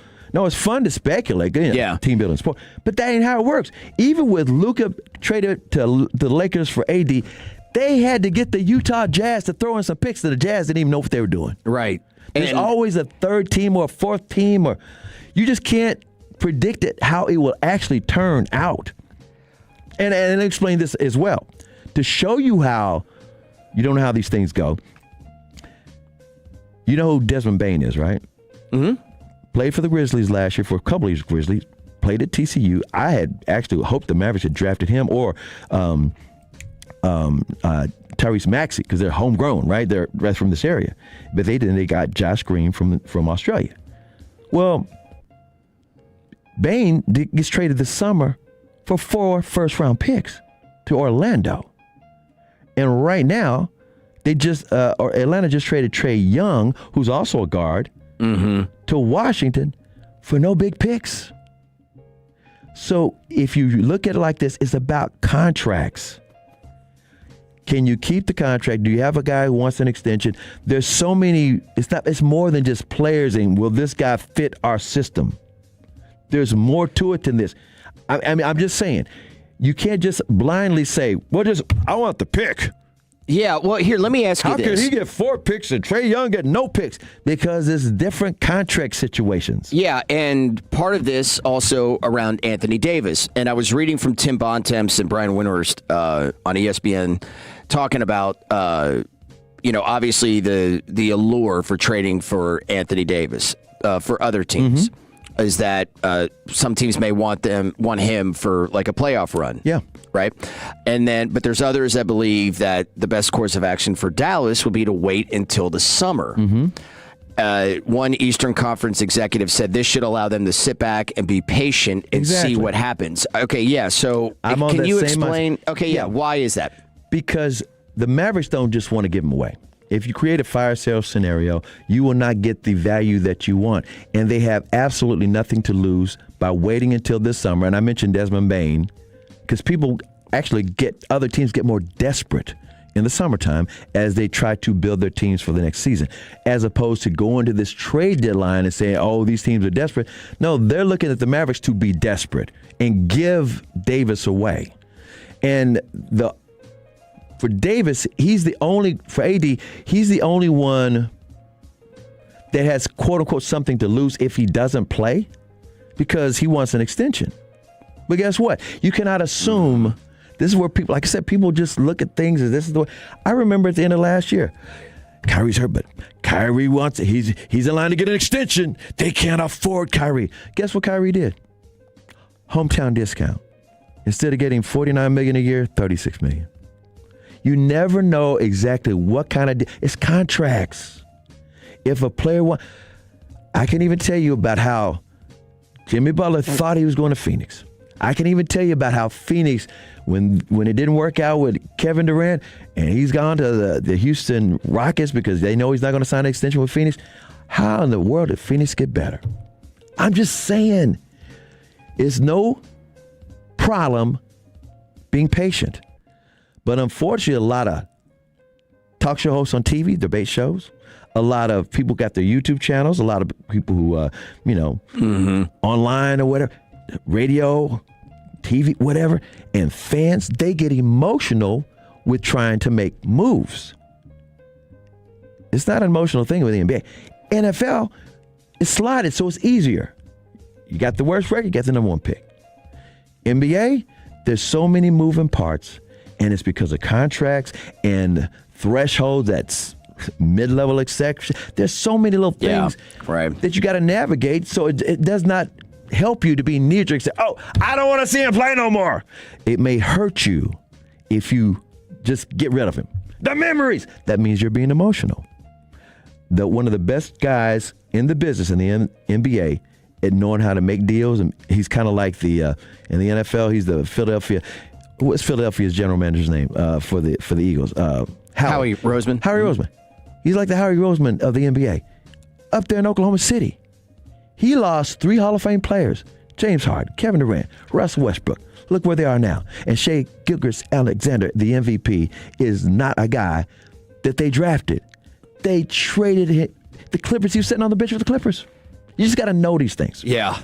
All right, we've got, by the way, Stars in action today at 1 o'clock as they host the number 2 team in the Eastern Conference, the Tampa Bay Lightning. That and more. When we hit the news at noon, we'll have a CA Stories Confidential an hour from now. But let's talk about the College Football Playoff National Championship. Will IU be the best ever with a win Monday night? We'll discuss it as we open Hour 3 next here on The Fan. Tolo means turn it on and leave it on. Thank you for making 105.3 The Fan and the Odyssey app part of your day every day. Attention! Have you racked up $10,000 or more in credit card debt? Are you barely getting by making minimum payments? With credit card debt reaching all-time highs, National Debt Relief is notifying consumers about significant debt relief options currently being made available to help those with overwhelming credit card debt. These options may reduce a large portion of credit card debt for those who qualify. You don't need to declare bankruptcy or take out a consolidation loan, and you may only have to pay back a fraction of what you owe, even if you have bad credit. National Debt Relief has already reduced the credit card debt for more than 550,000 consumers, so don't wait. If you owe $10,000, $20,000, or even $100,000 in credit card debt, you can now take advantage of this financial debt relief as the cost of living continues to skyrocket. To check what debt reduction you may qualify for, call 800-885-8877. 800-885-8877. Again, that's 800-885-8877. Hey, Texas, this is Ryan Watson, owner of Alliance Hyundai. We have over 600 vehicles in stock like the all-new 2025 Hyundai Elantra. Plus, every new Hyundai comes with America's best warranty. 10 years, 100,000-mile powertrain limited warranty and owner assurance. Visit us at alliancehyundai.net today. Imagine finding your dream home and moving in right away. No waiting to sell your old place first. Sounds perfect, right? That's exactly what Orchard's Move First, Sell Later program lets you do. Buy your new home now and sell the old one later on your timeline. No showings, no double moves. Plus, Orchard helps you sell for more with repairs that attract the right buyers. Buy before you sell and get top dollar with Orchard. Visit Orchard.com for your free home valuation. That's Orchard.com. Mr. Smith, there's someone here to see you. Who is it? They say they're from the IRS. No need to panic. Get tax attorney Nick Namath on the phone right away. Hi, I'm Dallas tax attorney Nick Namath with the law offices of Namath and Flores. If you're facing IRS wage levies, garnishments, tax liens, or unfiled returns, whether business or personal, call me now. Nick Namath, the Texas tax attorney at 972-484-0-TAX. That's 972-484-0829, or go to myirsteam.com. Offices in Dallas, Fort Worth, and Frisco. Paramount Plus is the new home of UFC, and we're coming out swinging with UFC 324. Oh, what a shot! And 325 on back-to-back weekends. The new era is here. It's time! Every fight. Bam! Yes! One subscription. Oh my goodness! Pay-per-view just got knocked out. Let's go! Back-to-back blockbuster UFC events this month only on Paramount Plus. My name is Whitney Allen. I am a widow. My husband Ryan died. We never thought in a million years we'd have to use life insurance. The unexpected happened. With Ethos, it is so fast and easy. It's 100% online. You can get a quote in seconds, apply in minutes, and get same-day coverage. No medical exams, and you can get up to $3 million worth of coverage through Ethos. Get your free quote at ethos.com/radio. That's ethos.com/radio. Time spent on application may vary. Online health questions required. 1-877 Cars for Kids. KARS Cars for Kids. 1-877 Cars for Kids. Donate your car today. 1-877 Cars for Kids. KARS Cars for Kids. 1-877 Cars for Kids. Donate your car today. Ready to get rid of that old car? Donate it to Cars for Kids. Call 1-877-CARS-FOR-KIDS to reach a friendly live agent. Donation is super easy, and your car can be picked up as soon as tomorrow. Call us now, 877-CARS-FOR-KIDS. That's cars with a K to donate your car today. 1-877 Cars for Kids. KARS Cars for Kids. 1-877 Cars for Kids. Donate your car. Did you know you can donate real estate too? Carsforkids.org. That's cars with a K. This is the exclusive home of Dallas Cowboys football. KRLD-FM and HD1, Dallas, Fort Worth. Let's go, Cowboys. An Odyssey sports station. Driven by our D&M Leasing Studios. Thanks for turning it on and leaving it on. 105.3 The Fan. Hour number 3 on a Sunday morning, the divisional weekend. Playoffs in the NFL, one of the best weekends on the sports calendar. He is in 3 Hall of Fames planting that flag. Chris Arnold, I'm Will Chambers. Trevor Beck, Trevor the Creator, back in the Pimp Cup. And we've got a fun hour for you here. We've got to talk some NFL coaches, whom's going where, who's interviewing where. interesting news with a Cowboys tie-in. We'll have that coming up at 11:20 and a CA Stories Confidential.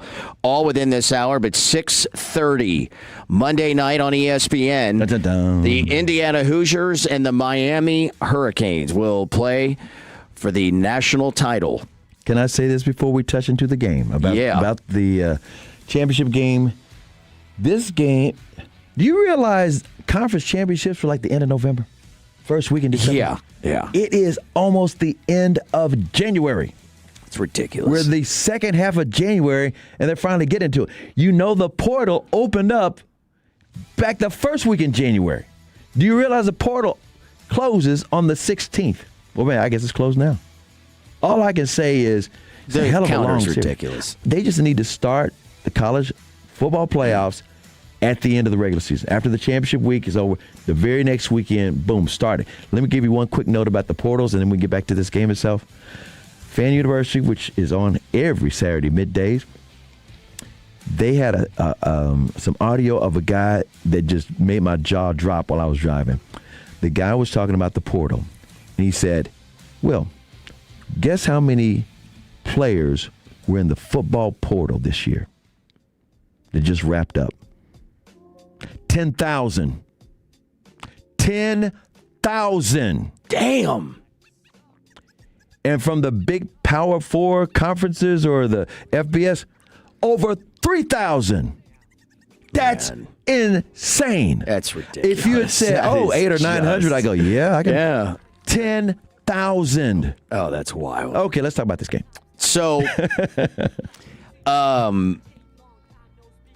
what year are we in? We're now 2026. Okay.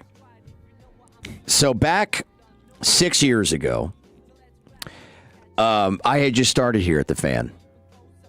Early December, with 6 year, with a minor break this past year, a few months. And one of the first things that we talked about that was, I guess, controversial for me was how I said going into the national title game between LSU and Clemson, I'm like, I'm telling you all, LSU is going to run Clemson.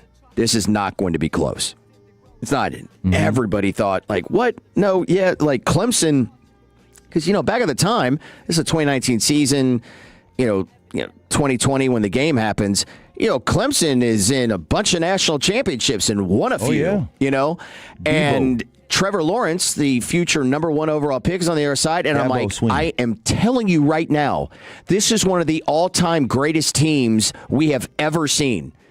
And they just beat Oklahoma by damn near 50. It was actually damn near 40, but still. And Oklahoma was pretty dang good. And I just thought, like, God, this is, and it ended up being, it was somewhat of a game in the first half, and then LSU ran away and beat Clemson 42-25. I have that same exact feeling on Monday. Indiana, and this is not a disrespect to Miami, although I guess if you're a Miami person, and shout out to my boy Cheech, Eric Chiafalo, and his dad, because I'd love to see a good game. And honestly, I'm a Kentucky guy. I hate Indiana. But I love the story for sure. Everything else, you love it, but you still can't get rid of it. I mean, like, if this was Louisville, I'd be beside myself. Indiana's going to run them. I mean, they're going to beat the crap out of Miami. And if shout out to 88 too. Look, if Michael, if you're out there listening and you want to come BTA me here next Sunday in the studio, if I am wrong, you're more than welcome to it. But by the way, this last night on Saturday Night Live, I haven't seen it yet, but I just looked it up. Tolo just texted in and said, you got to mention Michael Irvin. They did a skit. They had the fake Michael Irvin on the Weekend Update talking about the game, and we're going to try to pull that audio a little later and have Trevor look it up. So do not leave this show before 1 o'clock if you want to hear the fake Michael Irvin Saturday Night Live. That's how big Michael's gotten. By the way, did you hear about his podcast he started with Netflix? It's called The White House. Yeah. They are so clever to say it's provocative. And I'm like, yeah. That's why they nicknamed it the White House. But back to those Canes. Great stuff. Back to those Canes and back to Indiana. Indiana would be the first team in history to go 16-0. and they're just blowing everybody out of the water, which is why they're arguing that they could be the greatest team of all time. It's one of the greatest Cinderella stories. I mean, 3 years without ago. a question. I mean, but then Miami's got an interesting story as well, because Notre Dame thought they were in, and they got chosen. The committee chose Miami because they beat Notre Dame head-to-head earlier in the season, and Notre Dame thought they had a tougher resume. Miami was not supposed to be that good. All the people were going to wait for Miami to lose that first game at A&M and just laugh at the committee for getting it wrong. And then guess what? Miami goes on this roll. You got Michael Irvin on the sideline with the BTA. You got Jimmy Johnson doing How About Them Canes. You got all this stuff. And then they ironically wind up playing the championship game in Miami at the Miami Hurricanes home field at Hard Rock Stadium, which is, no, it wasn't in the script, because this stadium was chosen back in 2022, and the Canes were not that good in 2022. They're barely good enough this year to be where they are. They are unrealistically the underdog when they got the most swag out of all teams in college sports. I'm not talking about the best team. I'm talking about swag. Who invented the swag? Michael Irvin, back in the day. We talked a lot about this, following their just huge win over Oregon. We talked about it last Sunday. The biggest takeaway I had from that, outside of the drubbing on the football field, was on the sidelines. Yeah. And the fact that you're well into the fourth quarter. This is third quarter, fourth quarter, when it wasn't really a game. And nobody was even really smiling on the sidelines. It was straight business. Start with the coach. Absolutely. He ain't playing. And Kurt Signetti, he's got another one of those great quotes talking about meaning business ahead of Monday's title game. We've got to have a sharp edge going into this game. You don't go to war with warm milk and cookies. That's him. But 9-4, by the way, says, show you how dominant you are. 9-4 says Indiana has scored 84 touchdowns this year and only given up 16. Yeah, so I looked at a few teams. All right. This one with Indiana, 34.5 margin of victory in the playoff against playoff teams. They this year had 4 wins over top 10 teams. But Mendoza has been unbelievable. You know, he has 6 games this year in which he's had equal or more touchdowns than incompletions in a game. Wow.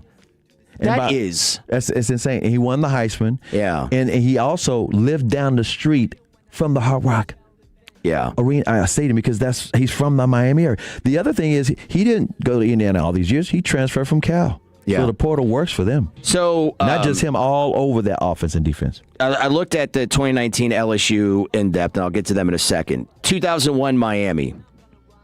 They beat Nebraska, beat the pants off them by 23. Yeah, 37-14. Great team. Lots of pros on that team. They only had 1 win over a top 10 team. So when you're doing the comparison, all that, it's hard to do so. Ken Dorsey was their quarterback, a really good college quarterback, but, Ken Dorsey. I also looked at 2004 USC. Oh, yeah. Who beat Reggie Bush years. Yeah, your Boomer Sooner, who was the number 2 team in the country. Blew them out. 55-19. I don't want to hear the score. Matt Leinart, that season, over 3,000 yards, 33 touchdowns, 6 Shut picks. up, UT. Had 156.5 rating. Wow. Alabama 2015. By the way, Pete Carroll was the head coach of that USC team. And by the way, they did give Reggie Bush his Heisman back. Alabama 2015. They beat 5 top 10 teams by an average of 20.6 points per game. That's wild. I mean, damn. And you know their quarterback was? You'll never get it. Jake Coker. That was a Derrick Henry team. Ooh. Oh, yeah, this is all Derrick Henry. Yeah. Now, Mendoza this year, 73% completion percentage, adjusted yards per attempt, 11. Over 11. 188 rating. That is remarkable. Now, LSU in 2019, average margin of victory in the playoff was 26 points per game. They had 7 wins over top 10 opponents.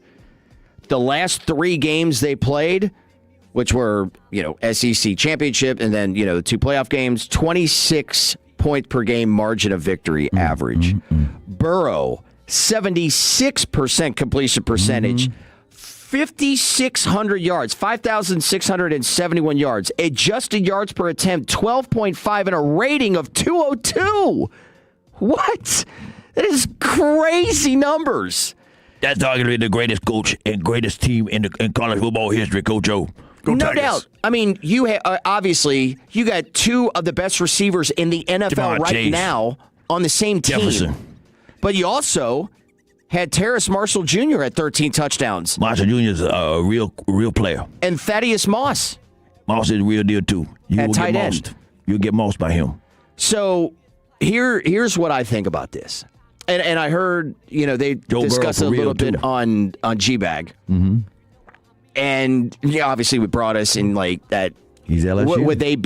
Would Indiana beat LSU? And he's like, I don't think they beat LSU. And I'm not saying he's wrong, but that's what made me think about this. 2019 LSU is the best team I've ever seen. I think it's the best team in the history of college football. I don't know if they would beat Indiana in this moment in time. I don't know it. I think Indiana could win that game. Let me tell you why what you're saying is true, and people need to think about this and pump their brakes that, LSU would automatically win. And I think LSU is amazing too. But you don't know how many of these guys are going to be great pros. You can't until they play. Yeah. Because that's what a lot of people do. They look at their pro career and say, well, that team is so good. They had so-and-so who's playing for so-and-so now. So-and-so, and he's an all-pro now, and he's going to Pro Bowl every year. You don't know that till they get there. In other words, Indiana's players that are so dominant right now, I don't care what the measurables are saying right now. You don't know until it's kind of like the Miami Hurricanes from 2001. They're all great. Now, at that time, you didn't know they were going to be this dominant pro team. I'm talking about pro careers. Mm-hmm. So you have the right to say Indiana could probably win that game. And another part of it, you don't know yet. Another part of it is the fact that you have guys, and I thought this was a really interesting quote from somebody. I can't remember who said it, but what Indiana got were transfers that wanted to win more than they wanted money. Mm-hmm. They wanted to win more than their NFL draft stock. Mm-hmm. Because you're going to Indiana. There's no way you could have known. Right. Like, you're not knowing that this is going to happen. And they're older. Mm-hmm. So when you're looking at, Joe Burrow was a senior, but and Clyde Edwards-Helaire, was a junior. Chase was a sophomore. Jefferson was a junior. Terrace Marshall was a sophomore. So, these guys are all in their, getting close to their mid-20s, Yeah, those guys are young, whereas the Indiana team, they're like Brigham Young. Yeah. I'm just saying. Brigham Young always had these guys on missions, and they come back 25 years old. Yeah, no doubt. Well, I was on a mission. So I was like, I think that Indiana, in this moment in time, which if you could somehow play them, against LSU, who is the greatest, in my opinion, the greatest football team in college football history, I think Indiana could beat them. And I think it's because of the stuff I've seen with them, their demeanor, how they are, their quarterback. They're just absolutely unflappable, but very comfortable in his own skin in every moment that you see him. It's really, truly remarkable. All of them have wives and kids. No, I'm kidding. I'm just... Hell, getting by the close way, to maybe having the subplot on this game, we're talking about this last week too, the subplot on this game will be Michael Irvin on one side of the field and Mark Cuban on the other side of the field, because Mark Cuban is he's a long-time Indiana, he graduated, he loves them to death, and he said the end of last year, 2024, he chipped in a little bit. He was never some big booster guy, but he said, I'm going to chip in a little bit. It's my school. Mm-hmm. And then he said a couple of weeks ago, oh, yeah, I chipped in a little bit more this time. There you go. You got Mark Cuban on one sideline, you got Michael Irvin on the other one. Nick Harris from the Fort Worth Star-Telegram saying he's hearing some good reviews on an interview for Cowboys DC. and a tie with what likely could be a marriage with the Pittsburgh Steelers head coaching search. That's all coming up next here on The Fan. The more time you give, the more our crush grows. Together we continue to build something special. Keep turning it on and leaving it on 105.3 The Fan and the Odyssey, iHeartRadio, and TuneIn apps. Imagine there was more of you. A you to handle schedules and time cards. A you to make sure all the right new hire forms are completed. When you partner with Paychex, we become an extension of your team. From easy online payroll and benefits to expert HR advice, we give you more of you. New customers book a meeting with Paychex and get a $50 gift card. Visit paychex.com/you. It's a new year. Ready for a fresh start or career reboot? At My Computer Career, prep for a more recession-resistant future in the high-demand fields of IT, cybersecurity, in months, not years, including AI. Whether you're starting out or switching careers, no prior training is needed. Attend school online from home or on campus. Go to mycomputercareer.edu to take the free career evaluation today. mycomputercareer.edu, an elite CompTIA certification partner. Financial aid is available to those who qualify, including VA benefits. This is a special alert to all Americans who own a vehicle with less than 200,000 miles with an auto warranty about to expire or with no warranty coverage at all. Due to a decline in the economy, CarShield is announcing a low-cost month-to-month vehicle protection plan that is now available to the public to save any driver out-of-pocket expenses on future auto repairs. Call now to find out how you can pay almost nothing for covered auto repairs. Yes, you heard that correctly. Pay almost nothing for covered auto repairs. An open phone line has been established for all drivers to call for a free quick quote. Call 800-908-8646 now. Drivers who are covered will not have to pay for covered repairs again. This protection plan is at an all-time low. Additionally, drivers who activate this vehicle protection today will also receive free roadside assistance, free towing, and car rental options at no additional cost. Call us for your free quick quote today. 800-908-8646. That's 800-908-8646. What do you have to lose? Call 800-908-8646. Again, 800-908-8646. Hi, this is Pete Thompson from the Consumer Team. If you're dealing with a furnace breakdown, call the On-Time Experts. 7 days a week, they'll be at your home same day, or the service and diagnostic fee is free. And their technicians are here to fix your furnace and get you warm again, and not just try to sell you a new system you may not need.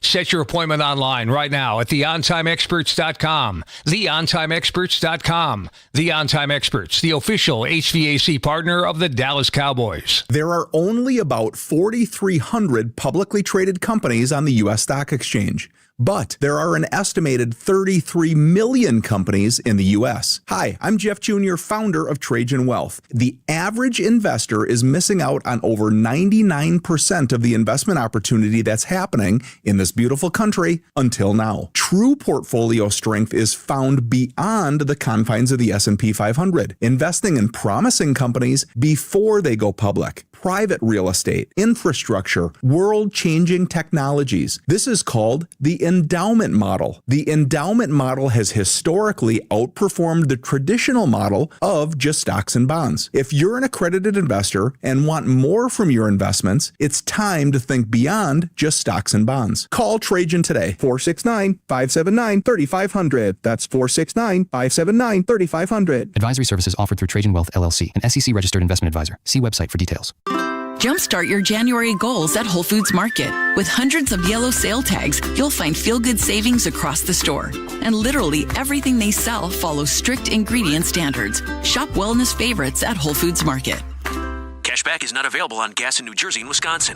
Billy, your gas light's on. We need to stop and fill up. No way, Jen. Gas around here is too expensive. We can make it a little further. Billy, listen to your big sister. You don't need to drive all over searching for the lowest gas prices. Do what I do and use Upside. Upside? Do you live under a rock, Billy? Upside is the hottest cashback app out there. It's free to download, and you get real cash back for every gallon of gas you buy. I use it all the time, and I've already made around $200. You can make that kind of cash back just for buying the gas you have to buy anyway? Yes, I'm looking at the Upside Upside app now, and there's a gas station at the next exit offering 25 cents per gallon cash back. Okay, I'm stopping to download Upside and fill up my tank. Download the free Upside app now to earn cash back every time you buy gas. Use promo code BLING to get an extra 25 cents per gallon on your first tank. You can cash out anytime right to your bank, to PayPal, or a gift card for Amazon and other brands. Just download the free Upside app and use promo code BLING for a 25 cents per gallon bonus on your first tank. That's code BLING for a 25 cents per gallon bonus. D&M Leasing just delivered a truck to a customer who'd heard their ads for over 25 years. He always thought leasing was just renting, but when the dealership offered him an 84-month loan, he realized he'd be stuck upside down in payments again. That's when he remembered D&M Leasing. We showed him leasing isn't about what you can afford. It's the smarter way most people pay for their vehicles. So, are you ready to stop financing negative equity and start driving smarter? Call 817 or 972-35-LEASE or visit dmautoleasing.com. We make leasing easy at D&M. Hey y'all, this is Post Malone. Back in '86, Stevie Ray Vaughan inspired Texans to take pride in ending roadside litter. That spirit lives on. Let's keep it going and do our part to keep Texas looking its best. I'm proud to take part in keeping Texas roads free from trash, because Don't Mess with Texas stands for one thing: keeping our state litter free. Let's keep it up. Brought to you by the Texas Department of Transportation.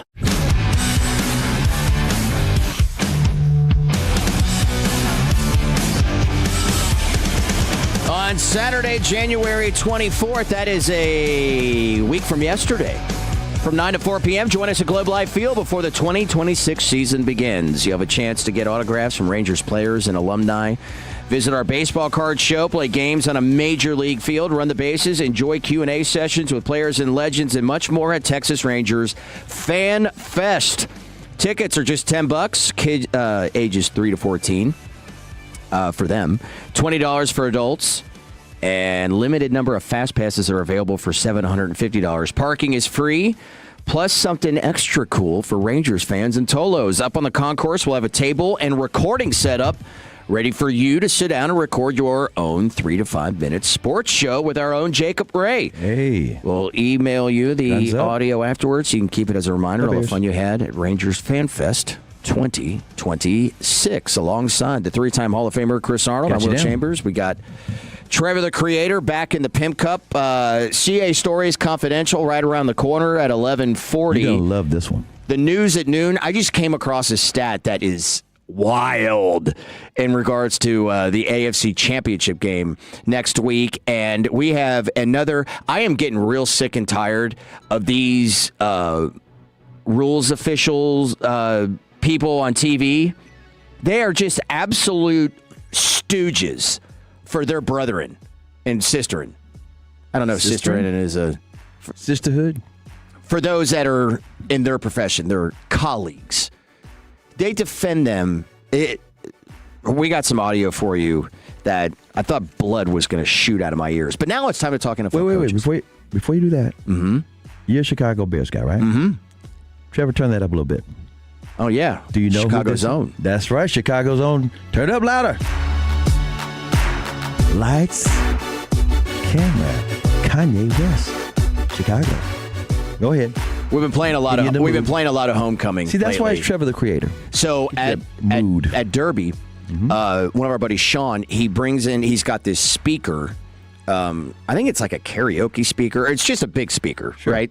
Yeah, karaoke probably. And so he'll play some music from his phone because we'll have the audio, the game audio going on and all that. And so he'll play music. He plays, Bear Down, Chicago Bears, their song after every score. But we've been playing a lot of Homecoming. Homecoming with Chris. Yes. Yeah. Chris Martin. With Kanye. Kanye West.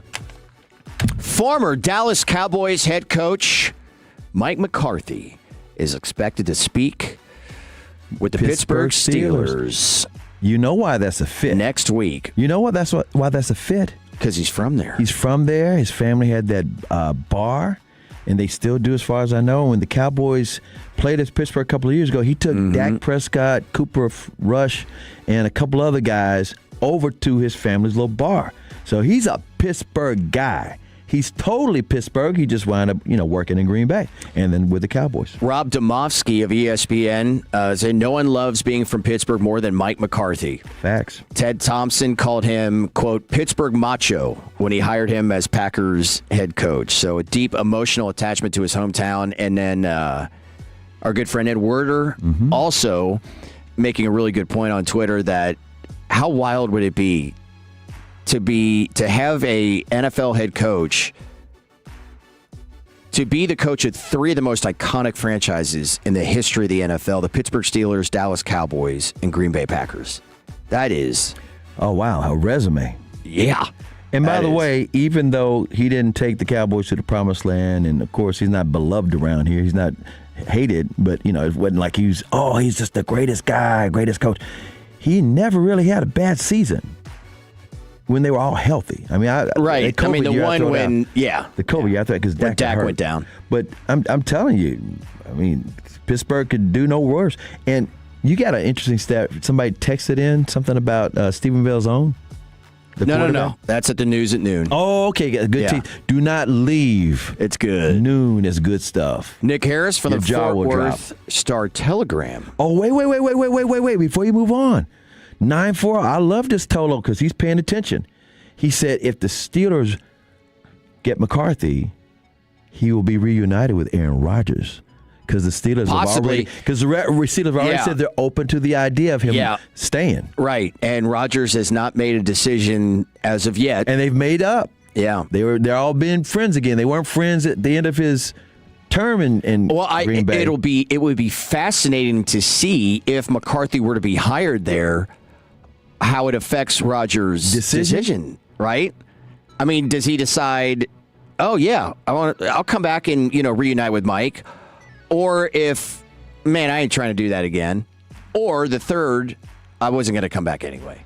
All McCarthy has to do is give him the mushrooms. There you go. Feed him, cook him up, put him in a tea. Put him in a cave. Fort Worth Star-Telegram's own Nick Harris, Cowboys beat writer, tweeting out hearing some good reviews on the interview from Durante Jones yesterday for the Cowboys defensive coordinator. He impressed some people in the building. Efficient communicator. A big deal in this search. Confident in what he preaches. He's been the surprise of the search so far. Is he? I'm trying to remember him correctly. He's Minnesota's pass game coordinator for defense? Yes. And defensive backs coach. That's what they call secondary coaches now. Pass game coordinator. So he was the number 2 guy under Brian Flores. Yeah, that's right. All right. That's interesting. Where Al Harris was here and now in Chicago. Yeah. If you can't get Flores, get Flores light. So the team is now directing attention to welcoming Jonathan Gannon in on Tuesday after a strong start to the in-person interviews. His story is he was, of course, the Cardinals head coach, but before that, he was the Eagles defensive coordinator when they went to the Super Bowl but lost to the Chiefs 3 years ago. Now, Kevin Stefanski on Saturday night was hired by Matt Ryan and the Atlanta Falcons. Ryan, of course, is the president of football operations. Week into his new job, veteran offensive line coach Bill Callahan is likely to join Kevin Stefanski in Atlanta. Sources telling Mike Garafolo, the NFL Network, and their insiders. Callahan was on his staff in Cleveland before leaving to join his son Brian with the Titans in 2023. Bill Callahan. Another one, like I talked about with Steve Spagnuolo, after failing with the Rams and Giants, right? Yeah, as head coach there. And then coming back to Kansas City. And been a great defensive coordinator for them. A little bit of what I think Jerry and company were trying to convey when they said somebody maybe that's failed before. And Bill Callahan is another one of those guys because, he failed as a head coach, I think with the Raiders, but he is and has been one of the best offensive line coaches in the NFL throughout. So it's tough. I think it's really tough when you're looking at where to go and the strategy in there. I think that what we have seen is that the Cowboys, those that they have selected in the past, it's been a mixed bag, right? Rod Marinelli was pretty damn good for a few years, and it wasn't. Mm-hmm. Dan Quinn, same kind of deal. But then you also had Mike Nolan. To me, Quinn was pretty good the whole way, except for the Green Bay game in the playoffs. Other than that, and to me, he got too cute. He decided he was going to change up his defensive alignments because Matt LaFleur was a disciple of Kyle Shanahan, and all those Shanahan disciples were like 9-1 against Dan Quinn. Mm-hmm. So Dan's like, you're not going to play me like that. So he had these guys out there doing things that they normally didn't do, and that made the whole thing just collapse. About an hour ago, Adam Schefter tweeted out that former Giants head coach Brian Daboll is expected to interview for the Eagles' offensive coordinator job. He already has interviewed for the Titans' head coaching job, expected to have other interviews as well. So that's another interesting one, certainly in the NFC East. Of course, the Giants, the big news this week, hiring John Harbaugh as their new head coach. What's your assessment of it? You don't want him there if you're the Cowboys, because he will probably have a real stable system. He's going to have a quality coaches around. In other words, he's going to attract guys that trust in him. Mm-hmm. He's been around the league 18 years.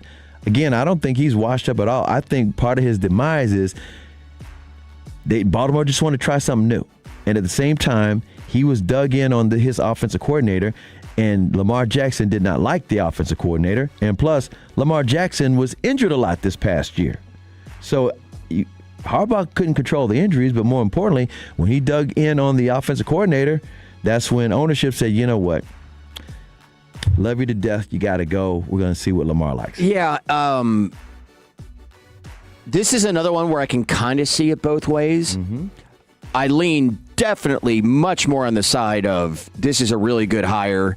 The stability that he is going to provide, the type of culture that they're going to have in there. And that's what the Giants really need right now. They need a culture guy. An identity, yeah. Yeah. And I think he's going to provide that. Now, if you want to argue the other side of it, I'll listen. Because, John Harbaugh, I can't remember exactly what game it was, but we all know it. The one where Derrick Henry didn't touch the ball in like the fourth quarter or something like that. Sense. And he had no answers for that afterwards. He didn't even know. And he was like... That's why it's crazy he was defending the offensive coordinator. And that's happened before. Mm-hmm. We have seen that over the years. So here's the good part. If you're a Cowboys fan, he's bringing that same damn offensive coordinator with him to New York to coach up Jackson Dart and see if... what's that running back from Arizona State? They got hurt. Cam Scatterboot. Cam Scatterboot. See if Scatterboot can do anything. The Packers had also chosen to extend their head coach, LaFleur. Matt LaFleur. So he went, Ryan LaFleur. Matt. I always forget because they were chopping heads off the last couple of weeks. Yeah, and we'll have more on the feeling with the other head coaches, including who the Bears face today, and Sean McVay, who happens to be part of the group, all the BFFs, the best friends with Matt LaFleur. Not very happy with Ben Johnson, how he handled that win afterwards over the Green Bay Packers in the wild card round. That all coming up in the news at noon. But we got a CA Stories right around the corner. Where we're going. In honor of your Bears who are playing tonight in the freezing cold, how about this trip I took with the Bears and the Cowboys and Run DMC to London next on 105.3 The it's a good one. Hey, Tolo, Sean, and RJ here with the greatness of Underdog Fantasy, and it is playoff time, boys and girls. You want to get in on this playoff action, and why wouldn't you? It's the best time of the year for this. You're going to make plays on Underdog. Using it is super easy. You pick your favorite player. We'll go higher or lower on stats like touchdowns, rush yards, receptions, receiving yards, and more. You get them right, and you could win up to 5,000 times your cash. Underdog, promo code TOLO. Download it right now with the Underdog app. So what are you waiting for? Download the app today and use promo code TOLO to score $75 in bonus entries when you play your first $5. That's promo code TOLO at Underdog. Make picks, win money. Must be 18 plus and present in Texas. Terms apply. See assets.underdogfantasy.com/web/play and get terms. _DFS_.html for details. Concerned with your play?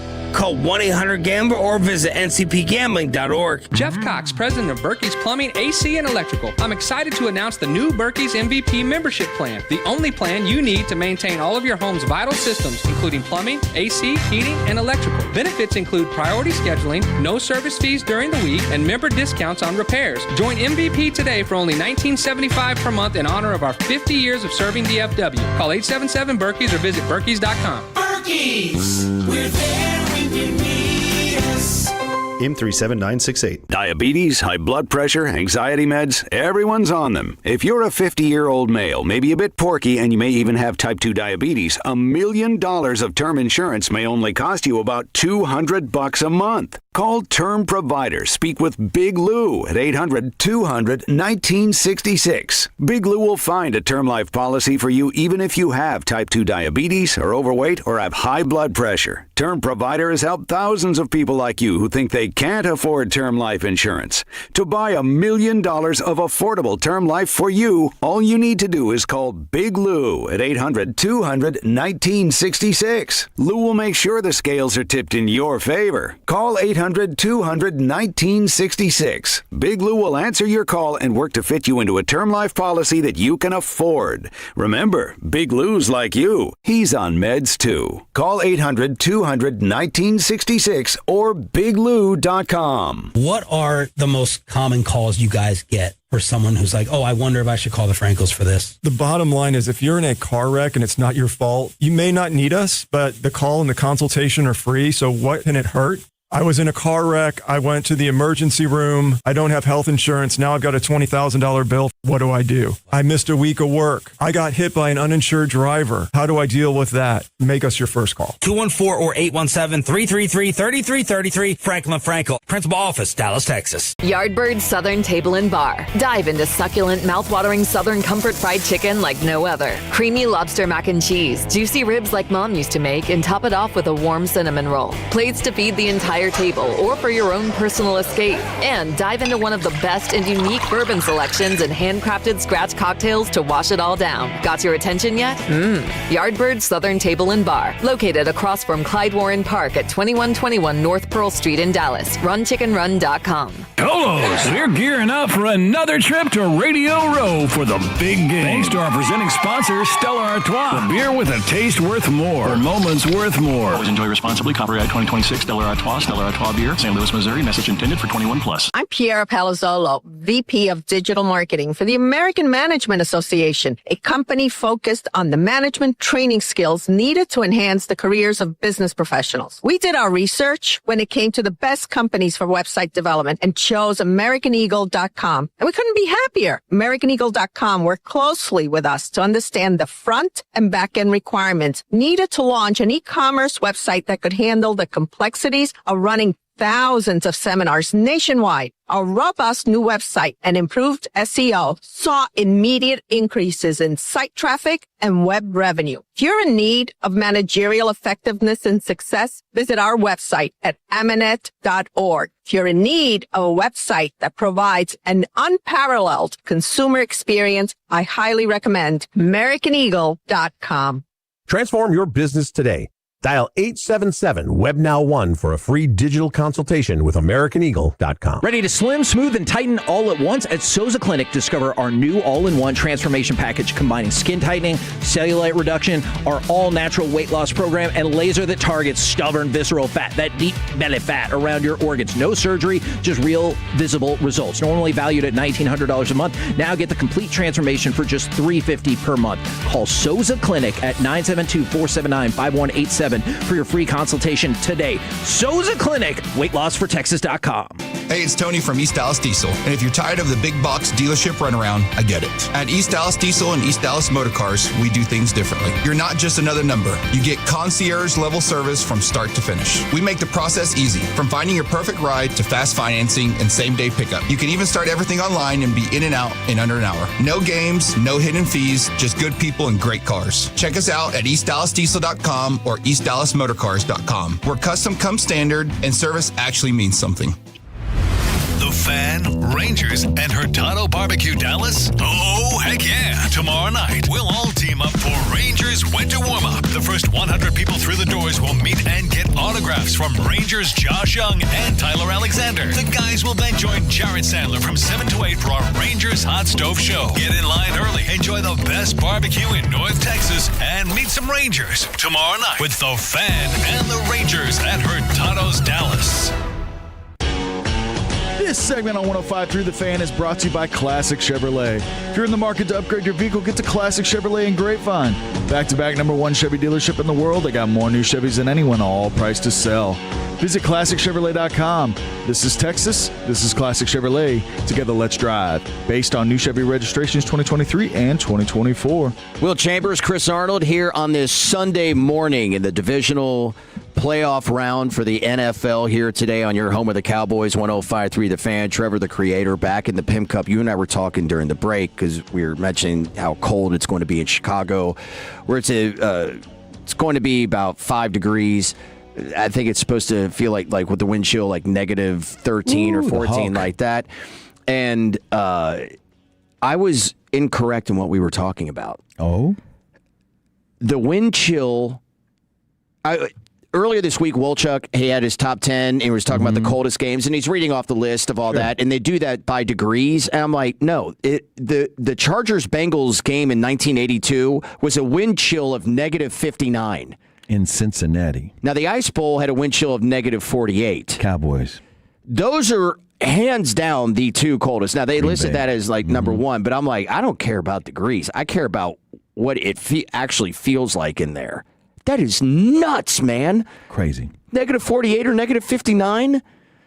Oh, my God. It's going to be cold tonight in Chicago. One of my all-time favorite CA stories, confidential, right now. Here we go. And thank you, Will. Thank you, Trevor. Thank you all, Tolos, for allowing me to share some of these stories, covering all my games and stuff and careers and sports and entertainment. You guys helped me have a wonderful life. I promise you that. So let me share this one just for Will. It's about hanging out with the Chicago Bears and the Dallas Cowboys in London. So let me set this stage. This was in August of 1986 in London, England. They played at Wembley Stadium, but we were in London for a whole week. It was an American Bowl. It was a preseason game. They called it an American Bowl series. And this was the Chicago Bears fresh off of winning the Super Bowl back in the January of 1986, the 85 season. The 85 Bears were so special, they lost only one game, and they had the refrigerator Perry playing defense, and he scored a touchdown in the Super Bowl. He had Walter Payton, who's a legend, Hall of Famer, one of the greatest running backs of all time. He had Jim McMahon, the quarterback. And they also went bigger than sports because they made a video that they ran on MTV, a music video called The Super Bowl Shuffle. This is so insane. Shut it on down, do it for you.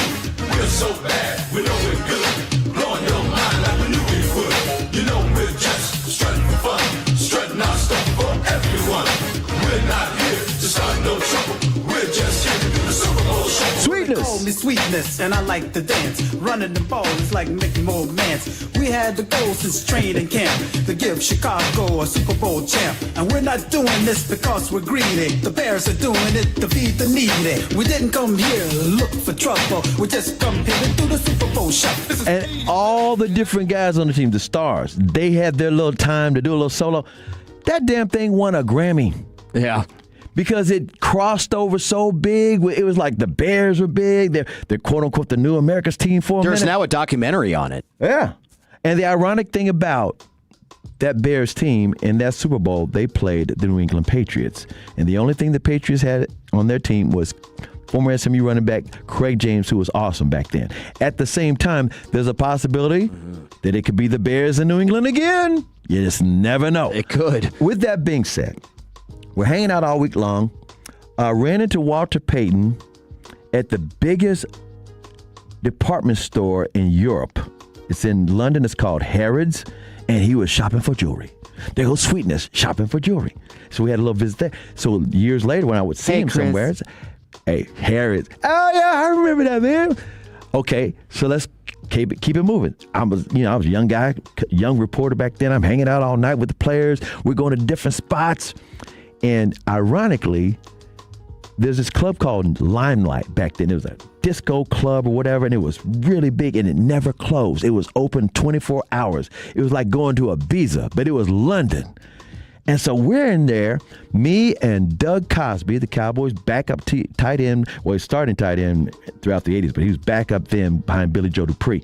And we're hanging out, and then they say, he's a cowboy. Oh, he's a cowboy.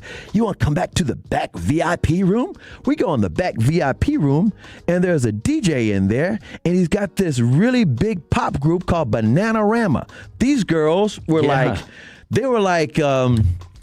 Cruel Summer, Venus. Yes, you got it. They were hot, and they were like, what's that group? David Beckham married the Spice Girls. They're like the Spice Girls from the 80s. Yeah, it was Bananarama back there, and there was a bar back there, and everybody sitting at tables with cool people. Shaka Khan was in there.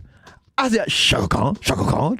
So I'm visiting with Shaka and introducing her to Cosby, and we're meeting the girls from Bananarama, and the DJ's playing all the hits, and this is probably like, I don't know, 3 a.m. at this point. And Shaka said, you know what? You guys need to go to the WAG Club. I said, the WAG Club? What's that? She said, just get in one of these cabs and go to the WAG. Ask them about the WAG Club. So we jump in this cab, this London cab on the opposite side of the street, and we start driving to the cab driver. Oh, the WAG Club. I know what that is. So we're driving down the street, and we look, and on the sidewalk is Run DMC. Yes, the Run DMC. All three of them were there. Reverend Run, DMC, and his name is Daryl. DMC and the DJ, can't remember his head off the top. Anyway, they're all there. And they said, hey, I pulled them. I said, hey, ironically, they had been in Dallas 2 weeks earlier playing softball with me and K104. We played a softball game with Run DMC. So I was like, hey, what are you guys doing here? Chris from Dallas. Oh, yeah, man. Hey, man, what are you doing here? We're the Cowboys. Where are you guys headed? We're headed to the WAG Club. Oh, yeah. They got in. So then me, Run DMC, and Doug Cosby, we were in this cab, and we go to the WAG Club. It's a Chinese restaurant. We go inside the Chinese restaurant. It's just a regular Chinese at 4 a.m. They say, oh, the WAG Club is upstairs. We go upstairs. It was empty, except at the bar. At the bar, and the bartender was there, was Jim McMahon. Jim McMahon, yes, the quarterback for the Chicago Bears. He was the coolest quarterback because guess what? He was just different than anybody was back then. He was the cool guy. I always wore sunglasses. And he told me we were sitting at the table or at that bar. I introduced him to Run DMC. We're sitting there at the bar, and I asked him, because he was wearing sunglasses at 4 a.m. I said, why are you wearing sunglasses all the time? He said, my sister, when I was a little kid, accidentally stabbed me in the eye with a fork. And my eyes are light sensitive, so I always wear sunglasses most of the time.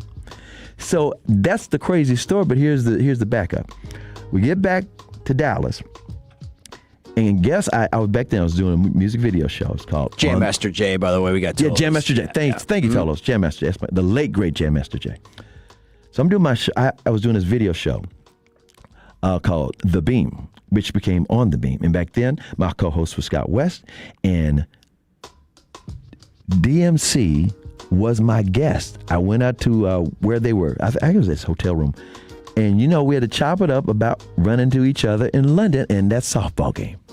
Thank you, Scott. Chris Arnold with DMC of Run DMC. How you doing, buddy? I'm all right, and you? Oh, pretty good. Now, let's see. Last time I saw you was in London. At the WAG Club. That's right. Last summer, me and some of the Cowboys met you in the streets with Jay. We went over to the WAG Club where we ran into Jim McMahon from the Chicago Bears doing what he always do, drinking beers. That's right. That was a fun time. It was cool. I drank a beer with him, as a matter of fact. That's right. Got to throw down with Jim McMahon. Yeah. Hey, speaking of fun times, you guys just got through playing a softball game, all right? With the #1 radio station in Dallas, Texas. You have fun? Well, Run, as soon as we walked in the park, Run whack went high into center field, but somebody caught it. Yeah. And then Jay went up there, and it took him like 2 swings before he hit it, but they caught him. He was was out. I'm telling you, those were the days, man. So there you go. Run DMC, Jim McMahon, That's me, awesome. Doug Cosby, hanging out in London. Oh, and by the way, the Bears won that game at Wembley.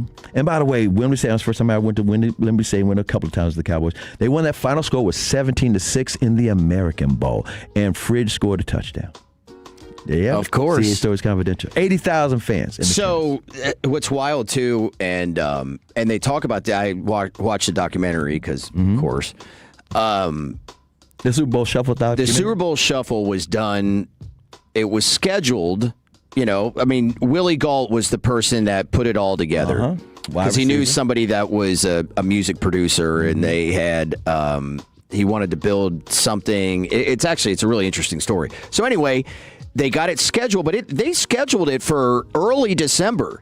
That's pretty brazen. Yeah, but they were blowing everybody out. They were. They were so dominant, and Ditka was the coach. So they have it scheduled for like the next day in Chicago following their Monday Night Football game with the Miami Dolphins. A game in which they lost, their only loss of the season. And then all those Dolphins who from the undefeated team in the 70s, they drank the champagne. It was the only loss they were trying to be under. No team has gone undefeated yet. And Walter and Jim McMahon, who had agreed to do it, did not want to do it anymore. Because it was a jinx. That they just lost. They're like, we need to be more focused on this and that. Dan Hampton, Steve McMichael was pissed. From UT, by the way, the late great Steve that McMichael. They were doing it. Now, because back then athletes weren't trying to be musicians. Yeah, this was the first time it's ever done. And why they won a Grammy. Willie was able to eventually convince Jim and Walter to do it, but they didn't do it at first. So that's why they did it in a studio, and they were superimposed. They were added in later. Very good. So wild story. The rest of the story. Good stuff. All right. I want to hear about that Stephenville. Okay. Jared Stidham going to do something this weekend that only one other quarterback has done in NFL history. Plus, we have another television NFL officiating stooge. You'll hear from him. The news at noon. That's coming up next. Woo.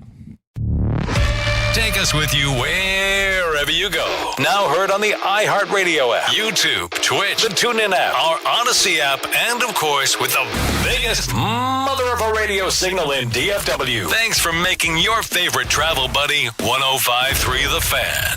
Career changers, including veterans and active duty service members. Your transition starts here. Go from GI to IT in a matter of months. Become a certified cyber warrior with training at My Computer Career. Cybersecurity specialists are in high demand, offering IT pros great opportunities and a rewarding lifestyle while protecting our people, liberty, and treasured institutions from cyber threats. Deploy your career in IT today at mycomputercareer.edu/CWP, an elite CompTIA certification partner. VA education benefits are available to those who qualify. Dan owed an unbelievable amount of money to the IRS. I got behind on my taxes. It's a horrible feeling. He was in denial. And when I got those letters from the IRS, you wanted to act like they didn't exist. Finally, Dan turned to Optima Tax Relief, the leading tax resolution firm. A+ rated by the Better Business Bureau, they've resolved over $1 billion for their clients. Optima got me a settlement with the IRS. These people are really people-friendly. It was every bit of a new lease on life for me. The fast action and the great results made Dan's head spin.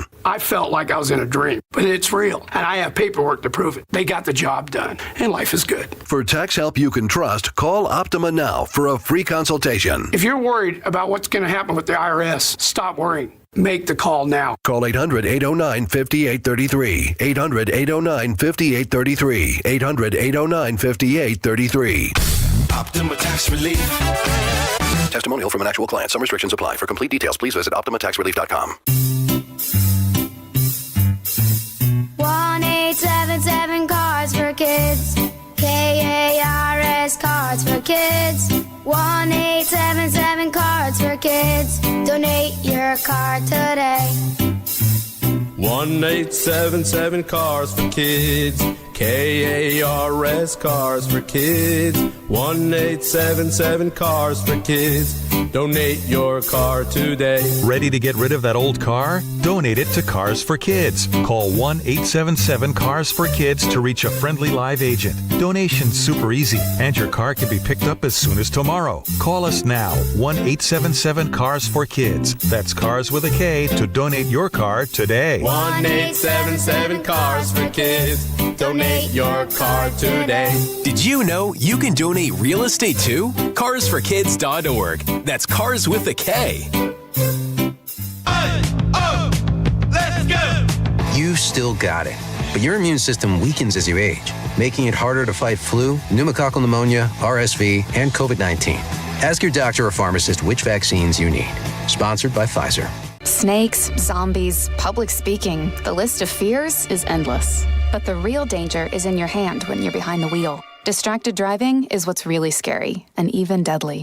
Eyes forward. Don't drive distracted. Brought to you by NHTSA and the Ad Council. Hey, Tolos, RJ Choppa here. Season 2 of Unrivaled is here. The energy is unreal. The best women players on the planet are running it back. Even bigger moments, bigger stakes. Paige Beckers is in Unrivaled. Nafisa Collier is in Unrivaled. Kelsey Plum is in Unrivaled. Plenty more. Taking the court, redefining the game. If you love high-intensity hoops, this is a league for you.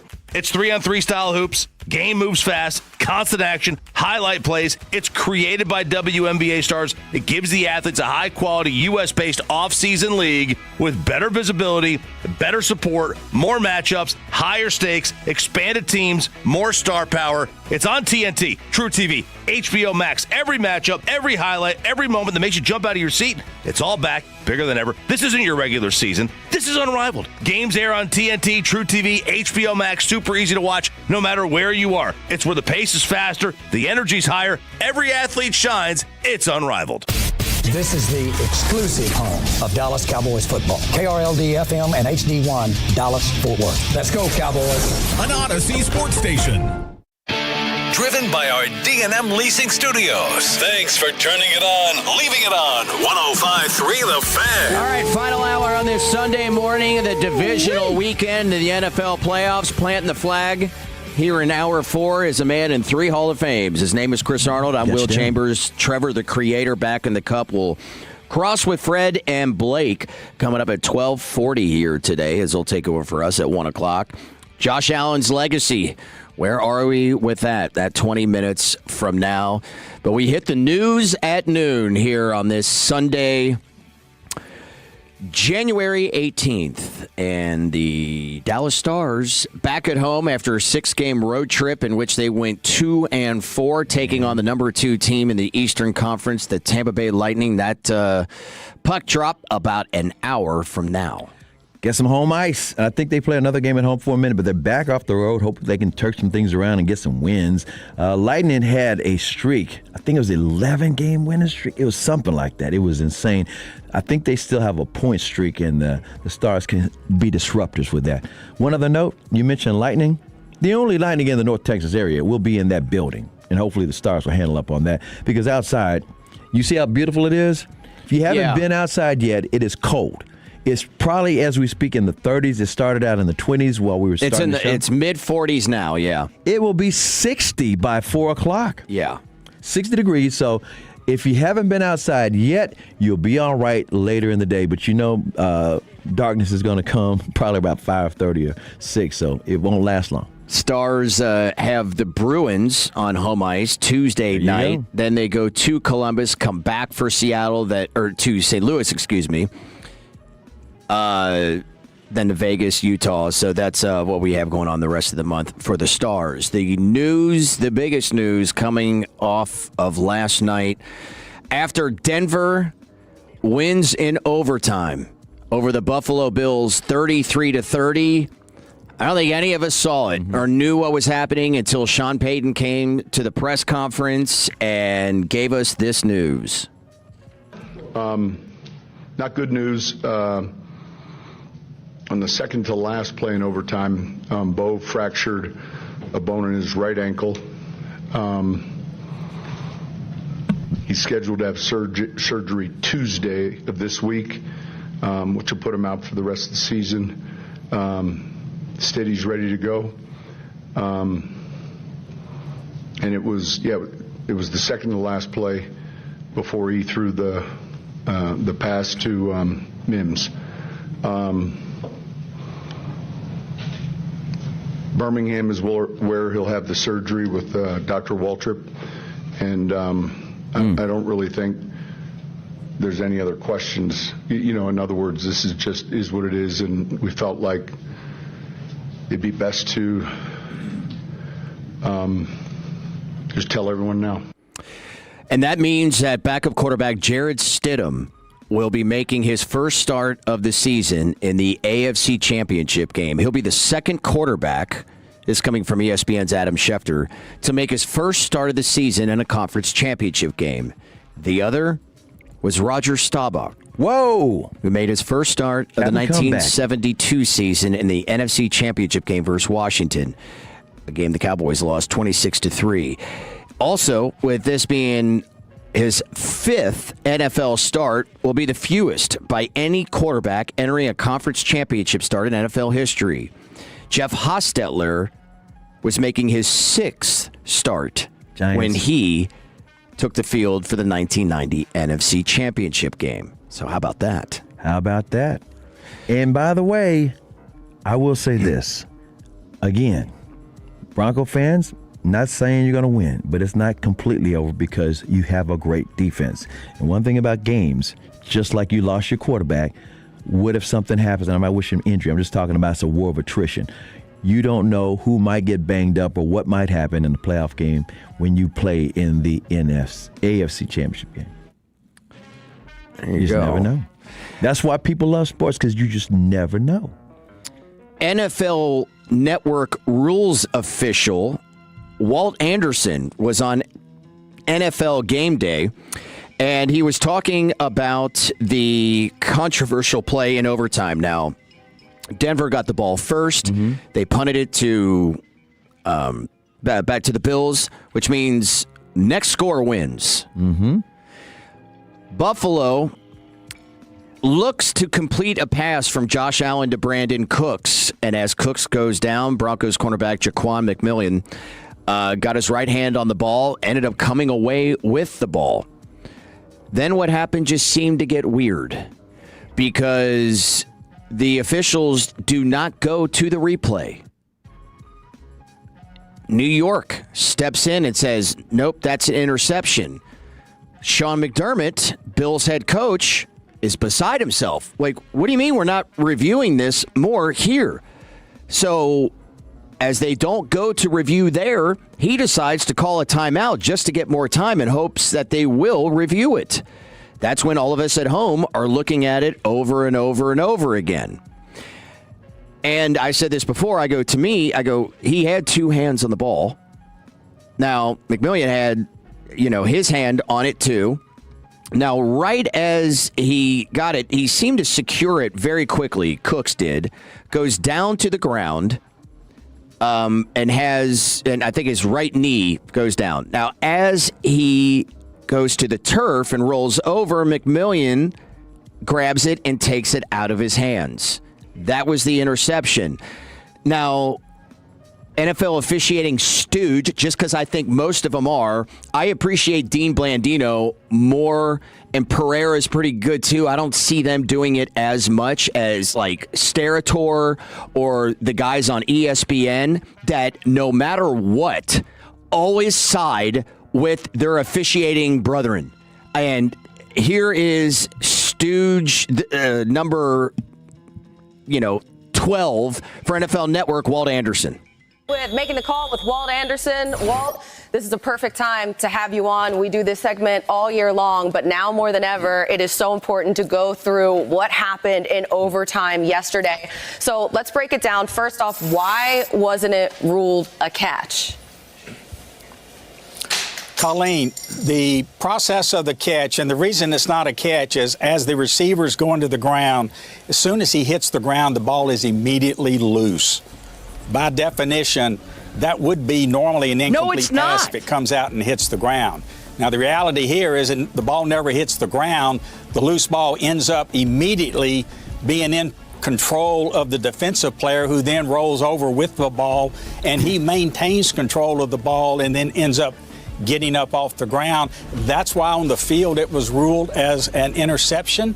And in review, which both the replay official at the stadium and New York spent the time looking at it, what was the call on the field? The ball was loose when he first hit the ground. They confirmed that's what happened. The ball never hit the ground. That's why they were able to confirm the call of an interception. Okay. I've looked at this morning. I saw a bunch last night, and throughout the show today, I've seen it on the TV up here in our studio, here on my Twitter. I'm looking at it. I've seen it probably 30 to 40 times. And play the first few seconds of Walt Anderson again. And what he said about the ball being loose.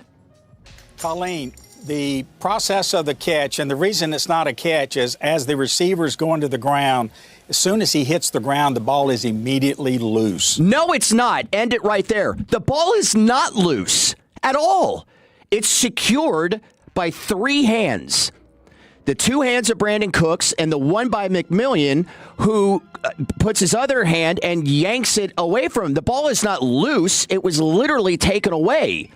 So if you're rolling over on the ground, you know, if you're a wide receiver in the NFL and you catch a ball and go to the ground, and does that mean that any defensive player can just get over to you quickly and grab the ball and then it's a turnover? That is absolute BS. That is so wrong. And the fact that he comes on the air, this stooge, for his officiating family to say, well, the reason is the ball was loose.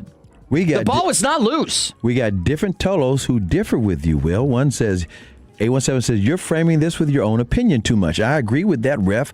Cooks never had full possession. 214 says, stop it. The ball came loose once he hit the ground. No, it did not. I'm looking at it again right now in slow-mo. It's not loose at all. Here's the thing. You say it was a stooge backing it up? Was the stooge named Larry, Moe, or Curly? Just curious. No. The guy on ESPN, he's really the worst. Okay, another 214 says it was all in one motion. One motion. It was a pick. That's what the 214 says. It was a pick. Because they rolled. It wasn't like, okay, he's laying on the ground and he got his arm in there and pulled it out. They both rolled. Is that not true? Yeah. The ball was secure. You say but that, it was secure. I'm not talking about the ball. I'm talking about the 2 players. Did they not roll on the ground? Oh, yeah. That's why I was saying the way these refs look at it, he touched the ball, but he didn't catch the ball. Yeah. I'm not saying they're right. I'm just saying that's their interpretation. Yeah, I read this text earlier, 682. With this play, they're basically saying the player can get the ball snatched out of their hands once hitting the ground. It wasn't a fumble. Cooks had it, so how is it an interception? And also, the defensive player double clutches when pulling it out, meaning the defensive player didn't really have the ball at all or fully. And that's kind of right, too, because he just kind of pulled it up. Like, Cooks had more secure, had the ball more securely than McMillian did at first, but now he obviously didn't go to the ground. Different people are saying you cannot just go by the slow motion. Look at it in live action. No, you absolutely. That's the whole point of having replay, so you can see what actually happened. But what did that rule say? When you read the rule earlier. From Sterator? Yeah, that said, when you look at it, it seems like he's got it, but guess what? In real time, he just touched it. Hold on. Look, Brandon Cooks is my guy, former Cowboy, down-to-earth guy, really nice guy. I hate that for him, but bang, like that, it's like, I don't know what to call. If it was in the end zone, that might be called a touchdown. I'm not sure. Here, this is what. Oh man, boy, I should have gone back to his Twitter feed a little bit earlier. While you're looking up, someone says to 682, it's almost the same identical play as Golden Tate catching on Monday Night Football, I believe, and he was in Seattle. To beat Green Bay, and they caught it at the same time. The referees awarded the ball to the receiver. Just proof that they don't really know how to call a play. Yeah. Sterator, for a catch, A, secure control of the ball. Check mark. B, 2 feet down inbounds. Check mark. After A and B have been fulfilled, clearly performs any act common to the game. extend the ball forward, take an additional step, tuck the ball away, or turn upfield, or avoid warding off an opponent. Well, wait, hold on a second. If you're going to the ground, I mean, how do you make a somewhat a football play? Are you saying that, like, you can't, like, diving catches are not going to be catches anymore? Like, if you dive, caught that ball. If you dive and catch it, then and you're down on the ground and somebody comes over and taps you, you're down, right? Mm-hmm. Well, according to this rule, if you're not performing any act common to the game, then you're not fulfilling it. That's the dumbest thing I've ever heard. All right.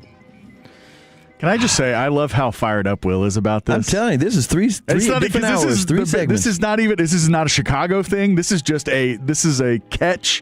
I just love how fired. Yeah. I disagree with you, Will. I don't think he ever had complete possession of the ball, for me personally, because I think the defender, now I'm always going to lean on the defender side because that's what I played, and I think he was fighting for that ball, so I don't think Cooks ever had true possession. He had...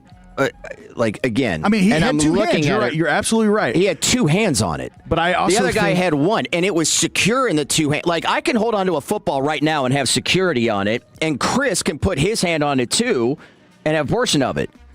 But that doesn't mean that I don't have it secure. And it was on his body with the two hands. So if it's a simultaneous catch, it should go to the offensive player. It should go to the offensive player.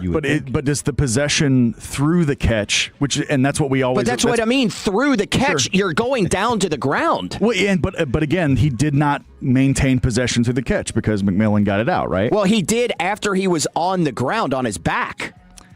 Because they rolled. But again, that's the bang of it. That's bang, bang, bang, bang. 214 says, y'all can debate this all day. Dez called it, and that guy took it. Well, in a fight that resembled Mike Tyson and Leon Spinks, Seattle opened up the game with San Francisco with a knockout punch. On an end over end. Shaheed at his own 5, across the 10, 15, 20, cuts straight upfield, has a gap, across the 40, midfield 50, try to trip him, don't get him, flag is down, Shaheed to the end zone.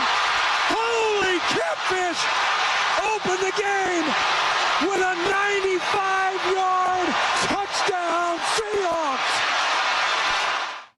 Seattle Seahawks radio network with the call there, Rashid Shaheed, and it ended 41-6. The Seahawks looking like now certainly the team to beat.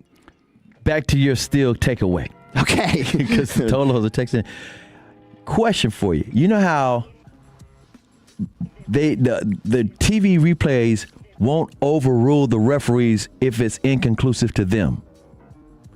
Could it be that was the case? No, they said it was an interception. But again, and part of the problem and part of the issue that Sean McDermott has is that they didn't even go to I know that part. New York just made a judgment call. Right. In other words, they couldn't overturn it because in their minds, we can't, it's too close to call and we got to go by the refs who were there. No, they said that it was, they usually make the distinction like by saying the ruling on the field stands. But that's not what they said. They said that New York called in and said the interception is good. So that's the difference. So the 903 says if they're fighting for the ball during the roll and Denver gained possession and maintained control, then that's why it's Denver's ball. If they're fighting for possession while they're rolling. In other words, Cooks didn't have it by himself if all three hands were on it and they were rolling. Well, nobody had possession during the roll. Well, no. The point being is that when they go down to the ground while Cooks is on his back, he's already on his back, that is when McMillan puts his other hand and snatches the ball away from him. So when you went to the ground, when you were on the ground, Cooks has it with two hands, McMillan has it with one. The fact that McMillan can take it away. So nobody has possession, or you're saying he had possession with McMillan's hand too? In other words, no, that's exactly doesn't exist. No, I say he has more possession of it by he has it with two hands. Just because your hand is on the ball doesn't mean I don't have possession of it. But bang, bang, did he have control? Yeah, I mean, I'm seeing it slow motion all here. This is the whole point why we have this technology, why we have replay. And they didn't even go to replay. Michael Spinks. I said Leon Spinks before. Leon Spinks is an actor. Thank you for that, 940. Spinks was a heavyweight champ when he knocked out Muhammad Ali. Yeah, I learned that too. Beat Ali. But either way. Michael Spinks is his brother. Totally distracted. You think about the refs. Davis Riley leads the Sony Open. Stooges. 12 under par. 2 ahead of Harry Hall, Chris Gutterup, and Kevin Roy. So there's your golf update. Jordan Spieth at 6 under par, heading into the 3rd round in Hawaii. All right. Speaking of this game, Josh Allen's legacy. Man, 2 fumbles, 2 interceptions. Yeah, or 1 fumble, 3 interceptions. I'll get it right when we come back. But Josh Allen's legacy is next. Our goal is to have you winning every sports debate with your buds. We'll do the homework. You just listen and enjoy. Turn it on and leave it on. The Fan and our Odyssey, iHeartRadio, or TuneIn apps. Each weekday at 5:30, Gavin, Lucius, and the guys bring you the G-Bag of the day. The craziest audio sent in from you and all of the Tolos. That's every day at 5:30 and replayed the next day at 2:30. Driven by East Dallas Diesel and East Dallas Motor Cars.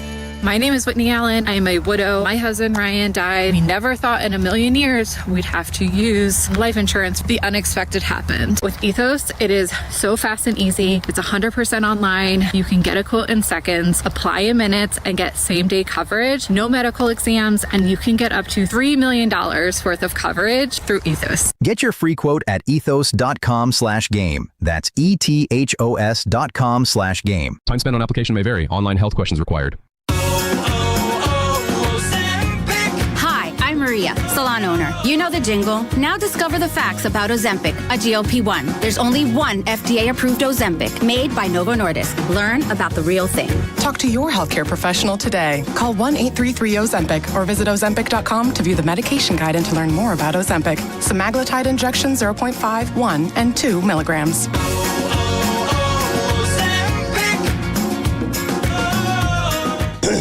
Best Buy Windows and Siding. Thanks, Dax. Maybe leave the singing to the pros. Hey, I can't help it. I love these windows. Well, it's easy to sing about savings. Get 10 double-pane single-hung windows for just $59.50. And 0 down and 0% financing with approved credit. Exactly. So call Best Buy Windows and Siding today at 469 Windows. That's Best Buy Windows and Siding. Close enough, buddy. Best Buy Windows and Siding. New deals, new wheels. AutoNation's New Year, New Wheels event is going on now. Drive any new or used vehicle 0 down and 0 payments for 90 days. Save thousands on Toyotas, Fords, Hondas, Chevys, Mercedes-Benz, and more. 0 down and 0 payments for 90 days. Hurry to your nearest AutoNation store today or AutoNation.com. On select models with approved credit. Interest accrues from date of purchase on deferred payments. See store for details. North Texas, those summer storms were brutal. Don't head into winter with a damaged roof. I'm Caden Vining with Greystone Roofing. Our licensed inspectors will inspect your roof free of charge. And for a limited time, we'll upgrade you to a Class 3 impact-resistant shingle, free. That upgrade can save you 15 to 20% every year on insurance premiums. Real savings that help offset those big deductibles when a storm hits. Call Greystone Roofing today. Trusted, licensed, family-owned, and local. Schedule now at greystone-roofing.com. You like saving money, right? We all do. That's why Allstate just lowered the price of car insurance. Not, but wait, there's a catch. Lower. Actually lower. So if you're shopping around or just want to see how much you could save, check Allstate first for a new lower auto rate that could save you hundreds. You're in good hands with Allstate. Not available in every state. Only applicable for new auto insurance business. Rates will vary by several factors, including how you purchase the policy. Potential savings vary. Allstate North American Insurance Company and Affiliates, Northbrook, Illinois. You know that Big Bargain detergent jug is 80% water, right? It doesn't clean as well. 80% water? I thought I was getting a better deal because it's so big. If you want a better clean, Tide Pods are only 12% water. The rest is pure, concentrated cleaning ingredients. Oh, let me make an announcement. A Attention shoppers, if you want a real deal, try Tide Pods. Stop paying for watered-down detergents. Pay for clean. If it's got to be clean, it's got to be Tide Pods. Water content based on the leading bargain liquid detergent. This is the story of the one. As an HVAC technician, he and his digital multimeter are in high demand. So when a noisy office HVAC turns out to be a failing blower motor, he doesn't break a sweat. With Grainger's easy-to-use website and product information, he selects the product he needs to keep everything humming right along. Call 1-800-GRAINGER, click Grainger.com, or just stop by. Grainger, for the ones who get it done. Paramount Plus is the new home of UFC, and we're coming out swinging with UFC 324. Oh, what a shot! And 325 on back-to-back weekends. The new era is here. It's time! Every fight. Bam! Yes. One subscription. Oh my goodness! Pay-per-view just got knocked out. Let's go.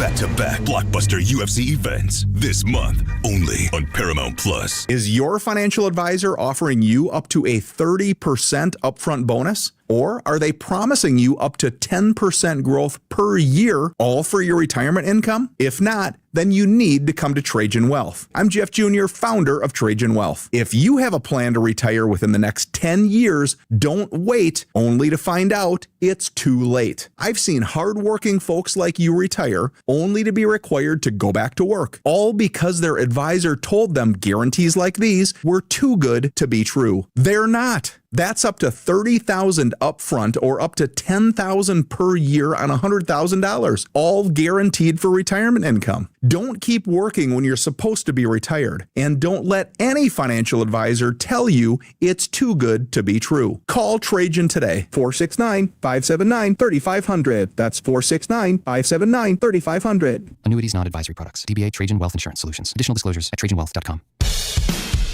This segment on 105 Through the Fan is brought to you by the Frankels. If you've been injured in a car or truck wreck, call Frankel first. 214-817-333-3333. With Frankel & Frankel, there's never an out-of-pocket cost, and they only get paid when you win. Frankel & Frankel, the go-to car truck wreck attorneys in Dallas. And the Frankel & Frankel Injury Attorneys fan text. You guys are great. Let's say it's opinionated. Alongside the three-time Hall of Famer Chris Arnold, I'm Will Chambers with Trevor the Creator on my take on this being ridiculous, that was not called a catch. But one of my favorite ones in here from the 903, if it's a Chiefs or Eagles receiver, it's definitely a catch. I co-sign without a question on the Chiefs. That is absolutely. I mean, this whole thing on like making a football move, you can't make a football move if you're diving to the ground. How many diving catches have we seen in the NFL over history? There's no football move after that. You're on the ground. Okay, speaking of on the ground, 972 is an interesting point. He says, Will, you're missing one interpretation. If Cook's knee was not down, but if he was on his back, and the defensive player had a clear path, he can strip the ball because the play was still active. So his knee was down, you're saying? His knee hit the ground first with two hands on the ball. That, to me, is a catch. For the 682, I'm a DB. Played DB forever. I think that should have been a catch because when his knee hit the ground, he had two hands of it in possession. You know, Not in today's NFL. That's like in the NBA. Was that traveling or was that continuation? Was he in the middle of? Was it carry? Yeah. Don't even get me there on the NBA. Don't get started. Oh my God. All right. Aside from that atrocity, again, and I qualified this in hour one of the show. Two things can be true here. The Buffalo Bills could have had this game stolen away from them. Yet, at the same time, they also gave it to Denver. Both are true. And Josh Allen was terrific and awful at the same time. And this is where we get in with the, it's a discussion, and also why I have always had a disdain for using win-loss records with quarterbacks as a definitive defining, parts of their career. Now, obviously, trying to judge them by the team's records, what you're saying. Yeah. And because for some reason, Matt Stafford was terrible in Detroit, but he's great in L.A. Oh, yeah. Matt Stafford's also terrible in cold weather. Right. No, he's not. No, he's not. Where in the world? I'm like, how about? I had to look it up this week, and I was like, wait, he's not that bad. Passes what are we doing here? In the snow, 80 touchdown passes. 80. So Josh Allen has a playoff record of 8-7, and now still after all these seasons of him, winning, MVP. 8 years now in the league, is still yet to make it to a Super Bowl. And this after accumulating 349 yards of offense and threw for 3 touchdowns, but 2 interceptions and 2 fumbles lost, one of which was one of the dumbest decisions.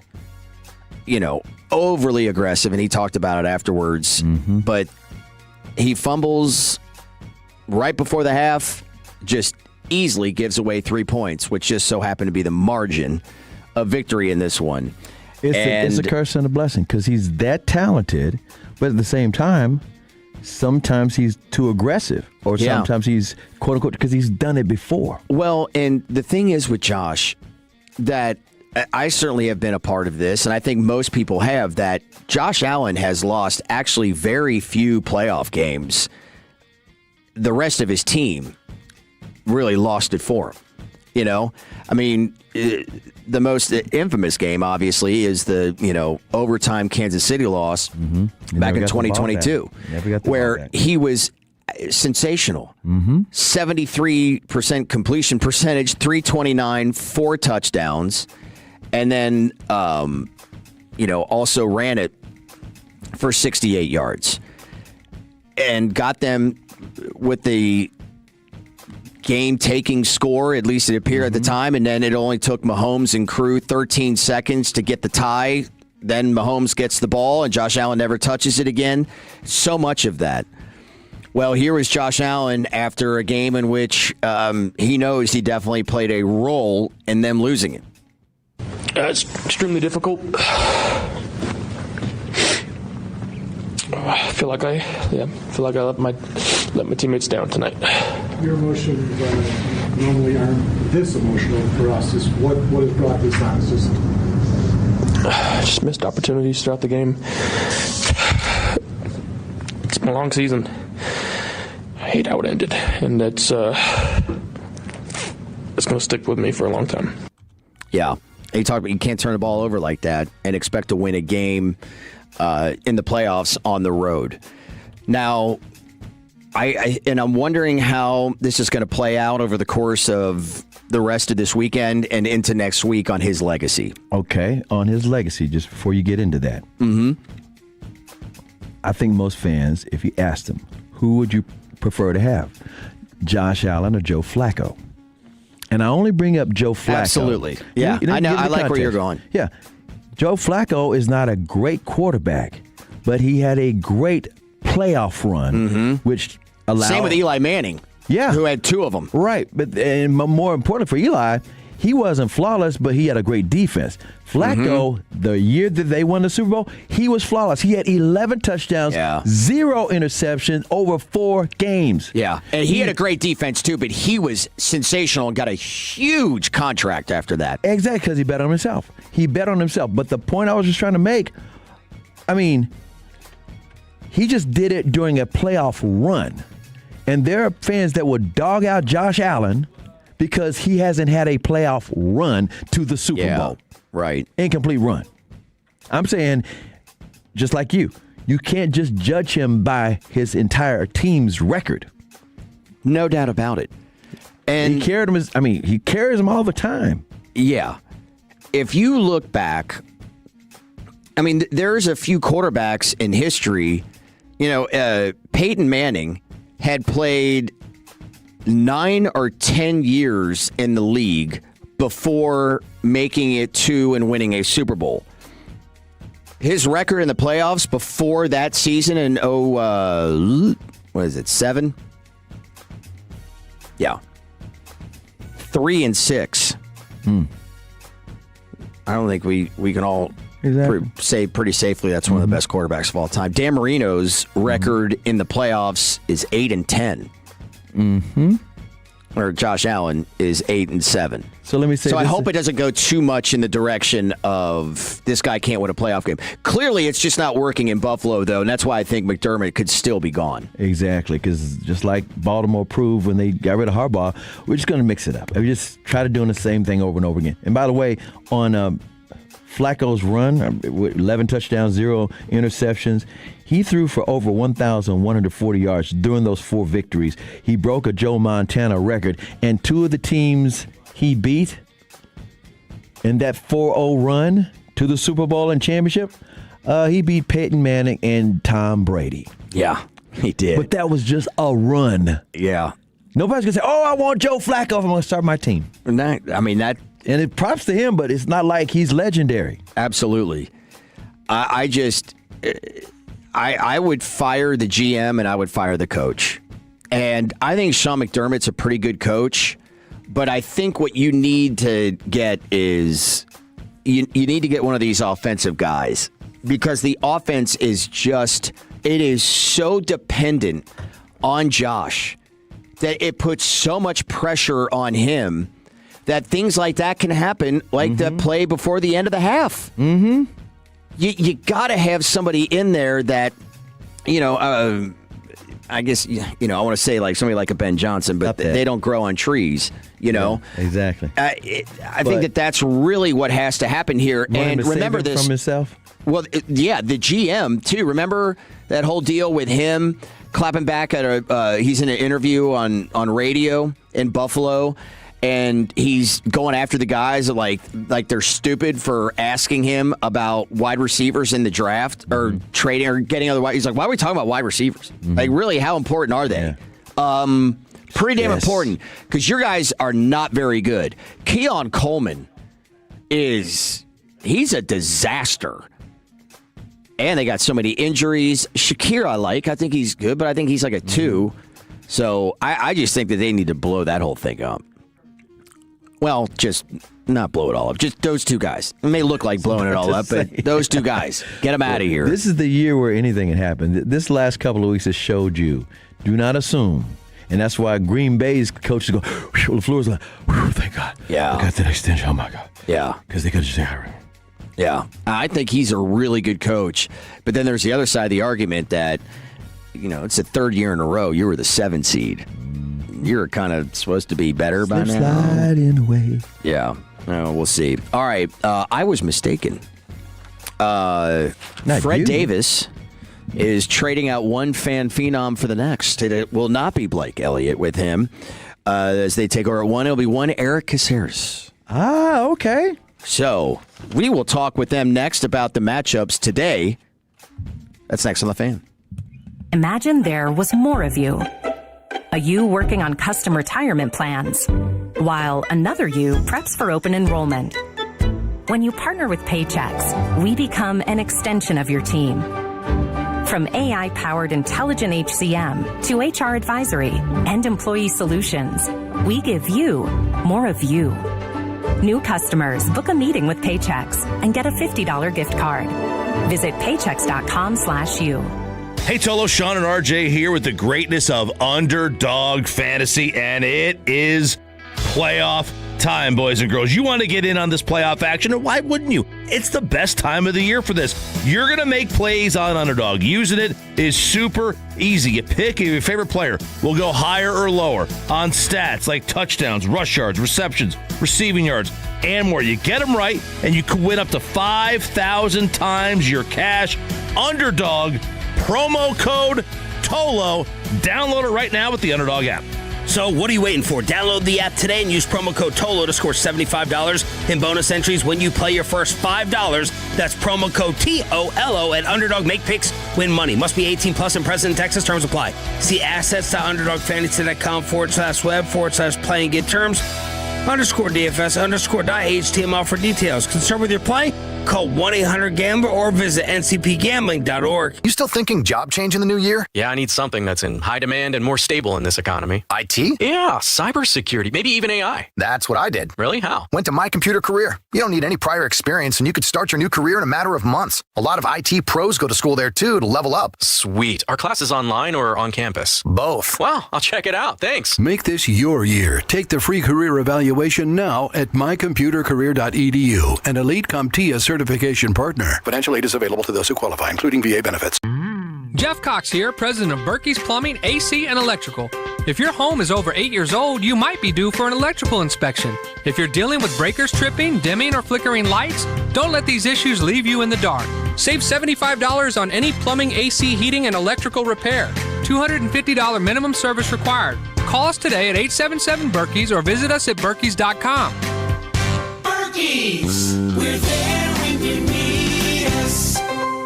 Is life insurance part of your New Year's resolution? Listen, if you're young and healthy, it's simple, and any old agent can get it done. But if you're 50 to 60 years old with a touch of wide waistband syndrome or have correlating health glitches, you need to call Big Lou at Term Provider. Big Lou doesn't bait and switch you in with young and healthy rates only to clobber you with the truth down the road. $1 million of coverage could be as low as $200 per month. And unlike that treadmill, this one won't collect dust in the corner.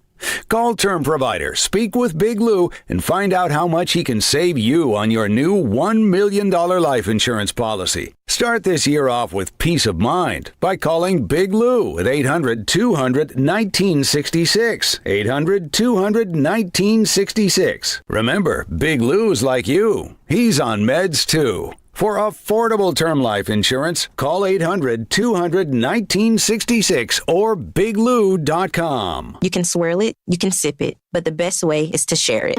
Hey y'all, I'm Deanna, a team member at my local Chick-fil-A. And a little thing I love about the Chick-fil-A chicken sandwich and new frosted sodas and floats is how well they go together. You get that bold flavor of the Coke mixed with the smooth deliciousness of the vanilla ice cream. You have a juicy filet and a smooth, creamy float. It's an awesome pairing. Order a Chick-fil-A chicken sandwich and a new frosted soda and float at your local Chick-fil-A restaurant. Real team member paid for their testimonial.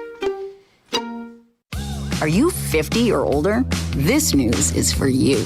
The CDC recommends you get vaccinated against pneumococcal pneumonia. Even if you're healthy, your age puts you at risk. People 50 or older are over 6 times more likely to be hospitalized with pneumococcal pneumonia compared to adults 18 to 49. Just one shot can help protect you.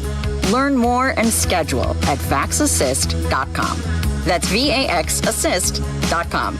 Sponsored by Pfizer. Hey, Texas, this is Ryan Watson, owner of Alliance Hyundai. We have over 600 vehicles in stock like the all-new 2025 Hyundai Elantra. Plus, every new Hyundai comes with America's best warranty. 10 years, 100,000-mile powertrain, limited warranty, and owner assurance. Visit us at alliancehyundai.net today. Jumpstart your January goals at Whole Foods Market. They have hundreds of yellow sale tags for feel-good savings across the store. Explore sales on sustainable wild-caught sockeye salmon fillets, organic boneless chicken breasts, and many more quality finds to support your wellness journey. In fact, Whole Foods Market is the only certified organic national grocer. Shop Whole Foods Market with so many ways to save all month long. Terms apply.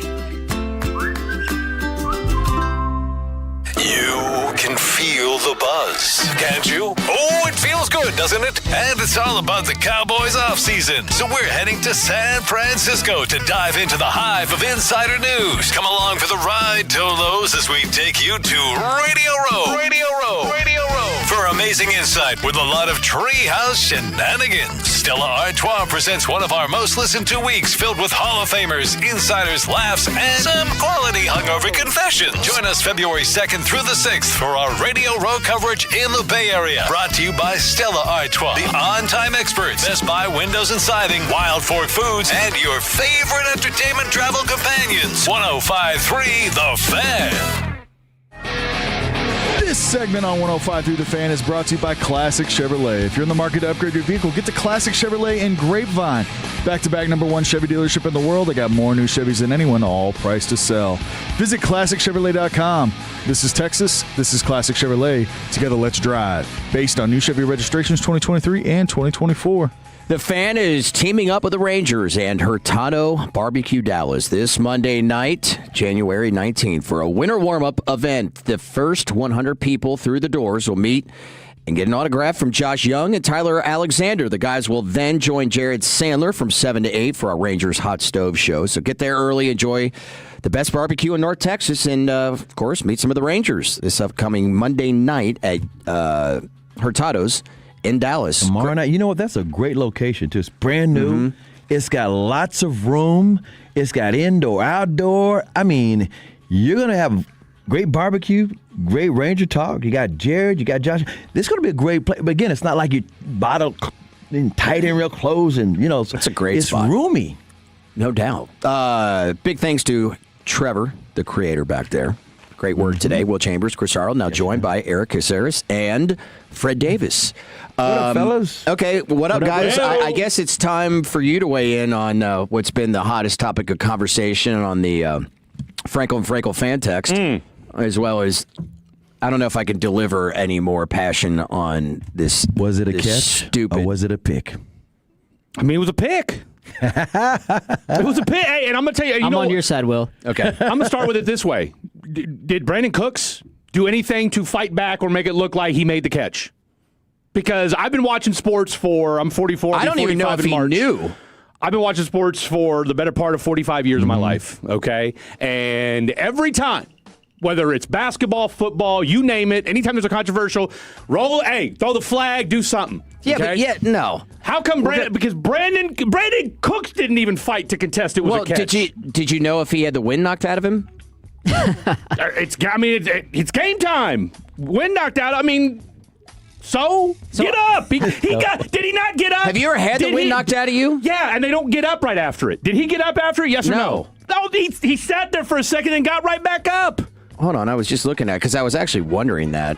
Don't you think it's a little sus that the refs they didn't go to a review? Like, they went up to New York. That's what's sus to me, because Sean McDermott was baffled by it, and I would be too in that situation. All things go to New York in overtime. No, he didn't get up. He got on his knees, and it looked like he didn't feel great, and then he rolled down on his side. I wouldn't feel great either if the ball got snatched out of my hands. So the basis of your argument that it was an interception was because Brandon Cooks didn't get up. He didn't complete the catch. How do you complete the catch when you're diving? What do you mean when you're diving? Yeah. What constitutes completing the catch? Because if you're diving for the ball... You come up with the ball. He had the ball first. So you're saying that... Cooks had the ball. And then went to the ground. snatched it out of his hands. Exactly. That's not an interception when you're on the ground. They both had the ball. No, they didn't. He had one... Cooks had both hands on it. They go down. Had a hand on it too. Had one hand and then just shoved his arm in there. Didn't complete the catch. He shoved his arm and then just go cry some Buffalo tears somewhere else. I mean, look, either you make the catch or you don't. He didn't. The defender didn't catch it. The defender who came up with the ball? Defender because he took it out of his hands by jamming his arm in there. They both went down with the ball. Defender came up with it. They did not both go down with the ball. Cooks came down with the ball. Okay, well, then get up and say something then, Brandon. Had a hand on it. That was it. Okay, and then he jammed his arm. Had a hand on it. Guess what? He had a hand. He had two hands. Guess who came out with it? The defender. But the tie would go to the offensive player, to the receiver. I'm not saying it should have been ruled interception. Maybe it should have been ruled an incomplete pass. Why? The ball never hit the ground. They both had the ball. How do you call it incomplete? They both had the ball. The knee being down should matter. The knee being down and then his back was down while McMillan had just ran his arm in there. That's it. He wasn't taking it with his hands. He took it with his arm, with his inside of his elbow and bicep. We're going to play it with his bicep? Yeah. Hey, we're going to play some audio later. We're going to play some audio from Shannon Sharp. It's Calvin Johnson rule. Got to complete the catch. Brandon Cook did not complete the catch. The officiating is just so inconsistent, man. The completing of the catch. The fact that they say that you have to do a football move. Yeah. How do you do a football move after a diving catch? Do you try you hump the turf or something? Is that a football move? Hold on to it and leave no doubt. Do we all know? Hey, we all agree NFL officiating sucks? Oh, yeah. Oh, yeah. Okay. The way they handled it was even worse. Then complete the catch, Brandon Cooks. 469 said, Fred. 469 said, Fred, you just mad because the Chiefs didn't make the playoffs. I could care less. Well, but he's He hates the Bills. He's on the Broncos side. I've already been Broncos in division. We've been to 3 out of the last 5 Super Bowls, so I could care less. But you know what? I was telling somebody this morning when I was eating breakfast. I said, you know what? It's actually been somewhat stress-free watching the playoffs this year when you've been to 7 straight AFC championships. So, you know what? Hey, guess what? Complete the catch.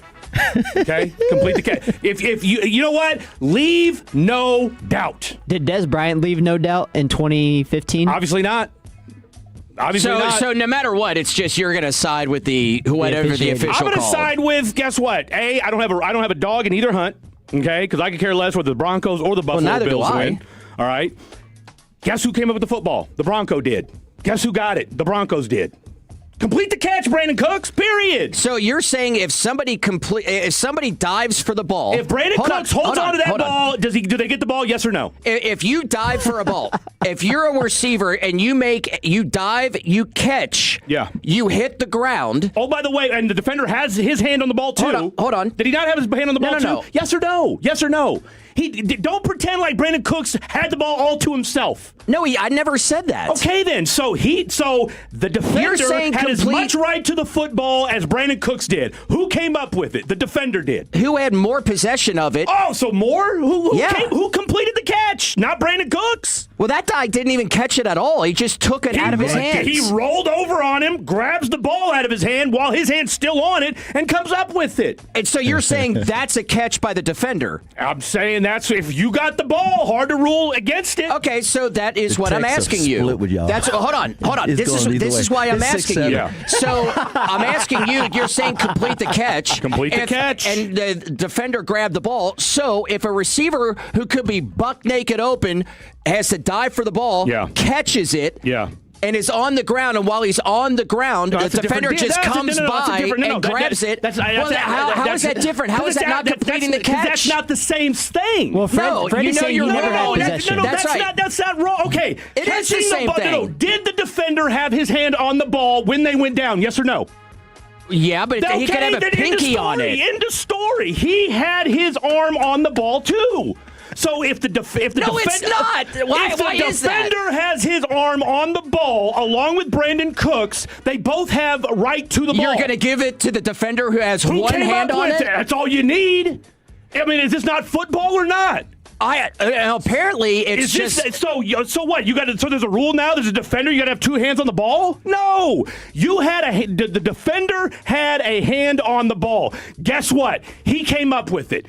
Guess who has the ball when the play's over? The defender does. But he came up with it after. He came up with it after. So you're a fan of an NFL and a football. They're on the ground and both have right to the ball. Yes or no? Yes or no? At what point do they both have the right to the ball? Because if I catch it, the defender's got the ball on if the defender has his hand on the football, how's he not got right to that football too? I'm not saying he doesn't have a right to the football. I'm saying if the offensive player has 2 hands on the ball, has had 2 feet down, and then a knee down, I don't give a crap if your penis is on the ball. You don't get it. You don't get to just take the ball from somebody after they have it and have gone down. Then all of a sudden, people could be down on the turf, and after they catch the ball, and then somebody could just take it out. Be like, well, you didn't complete the catch because you know what? You didn't get up. That's where we draw the line. We're not arguing the same thing. We're not arguing the same thing. No, you're saying complete the catch. Yes, and he didn't complete the catch. You can't. There's nothing more you can do if you're on the ground. Sure there is. Did he keep the ball? They both had the ball at the same time. Yes or no? No. Then we're not talking the same thing. Then we're not talking the same thing. The only did McMillan have his when McMillan went after Cooks? Did he have his hand on the ball when they went to the ground? That doesn't mean he had possession of the ball. But he had his elbow on it. McMillan completed the catch. Cooks didn't. He was touching the ball. That was it. And then he grabbed the ball with his arm. He grabbed the ball from him because Cooks didn't complete the catch. Does the rule state you have to complete the catch? Yes or no? No, I said the rule does state that. Okay, and Cooks didn't do it. So what are we talking about? Yes, he did. You have to complete the catch in the process of the ground. Really? He completed the catch on the ground. How many times have we watched plays get ruled incomplete because the guy didn't keep control of the ball on the ground? Tell me that doesn't happen all the time. So yeah, now and it's stupid. That's the whole point. So you don't like the rule then? Yes. Okay, so what are we arguing then, Will? Both. Because you're telling me that this dude had possession of the ball They when both he did it. He didn't even. Both did. At no point did he have control of it. They both did. He had control of it. Neither did Cooks. Neither one had control of it. How can you tell me right here? I watched the play. Yeah, I'm watching it here right now. We'll watch it together. And they're going to do it slow-mo right after this. He has caught it, and then it just gets scooped out by his arm. Well, after. Guess what? Keep the ball next time, Cooks. Keep the ball next time. The Tolos are weighing in, and all of them are saying the same thing. Me and Eric and Travis have been saying. 469, this is amazing. 214, this is awesome. 601, LMAO caps. Another Tolo said, This is a masterpiece of the week. Penis on the ball on a Sunday morning. Yeah, that was so funny. Another Toto said. another Toto said, this G-bag of the day. You're going to win it for the year. This was hilarious. This was the best sports argument. I swear to God. And like I said, 6'7". 6'7". 6'7". Everybody won on y'all's crosstalk. I'm telling you, everybody listening won. Well, y'all are arguing two different things because Fred is saying that you have to maintain process of the catch going to the ground, which Brandon Cooks never did. Will is saying that he caught it already, so you can't rip the ball out from him after he caught the ball. No, after he's already down. Yes. So, and my argument and issue with what he was saying was completing the catch. If you've caught it, and he had possession with two hands. Was his hand in there? Yeah, his hand was in there, but it still doesn't matter. I have more possession of it. My feet are down, and once my knee touches the ground while the defender is touching me, that's it. Well, Fred was saying it's live because Brandon Cooks never had full control of the ball because McMillan had his hand in there. That's what you're saying, right, Fred? Absolutely. I mean, the defender clearly had his hand on the ball. But wait, his hand. But also, he didn't have it. Cooks has two hands on it, and it's like he has it in on his body. Well, if he had it on his body, as he he's going complete the down. catch. They complete the catch next time, Brandon Cooks. The counter argument to that, though, is since he didn't technically have full possession of it, maybe even if he had more than McMillan, he didn't have the catch. So it's a live ball for McMillan to have the right to rip it from him and get the pick. Yeah, my point is that he definitely had clear possession of the ball. Just because it's touched by the same defender doesn't mean I don't have possession of it. I could be holding on to this iPad, and Chris can put his hand right here, and I can say, well, I still have possession of the iPad. That's what I'm trying to say. And I'll tell you what, but if you fall to the ground and Chris walks away with it, then who's got possession of it? Chris does. It's like a tug-of-war thing at that point. What are we talking about here? Because that's a totally different in a sport, in a game. You have to have rules of being and that's the down rule. I mean, look, or the not rule down. look, we have plenty of issues with NFL officiating, and look, I'm not a Bronco fan. Well, no, I'm not a Bills fan. It doesn't matter. This whole thing of like completing the catch or the rules stating that you have to like lunge or like evade a defender, or you have to like make a move by like trying to push the ball forward or something like that as a football move. You can't do that in a diving effort as a receiver to catch the ball. I mean, there is no football move. You're on the ground. Like, what are you supposed to do? Like, hump the ground? Complete the catch. Or, like, put a leg up? Complete the catch. Or, like, it's a tale as old as time. Complete the catch. And guess what? Brandon Cooks didn't complete the catch. I know how we can settle this. Literally just call it incomplete and let's call it a day. How about that? Yeah. Too late. Too late. Too late. I think that's the end of the segment, fellas. All right. I mean, and let's just be honest. If Josh Allen doesn't miss Dalton Kincaid before overtime, no, the Bills they shouldn't have won the game. Oh, and I said that all day today. I qualified it that doesn't mean they didn't lose the game because of that call. The old adage that didn't lose the Bills the game. No, absolutely not. It's fun to argue and it's fun to talk. The 3-point margin, you could say there was Josh Allen's fault for what he did at the end of the first half. Josh Allen had 5 turnovers. You can't win. You can't win football games having 5 turnovers. Let's stop. Let's stop pretending he's Pat Mahomes. All right, Fred and Eric are next. Go Bears. Go Bears.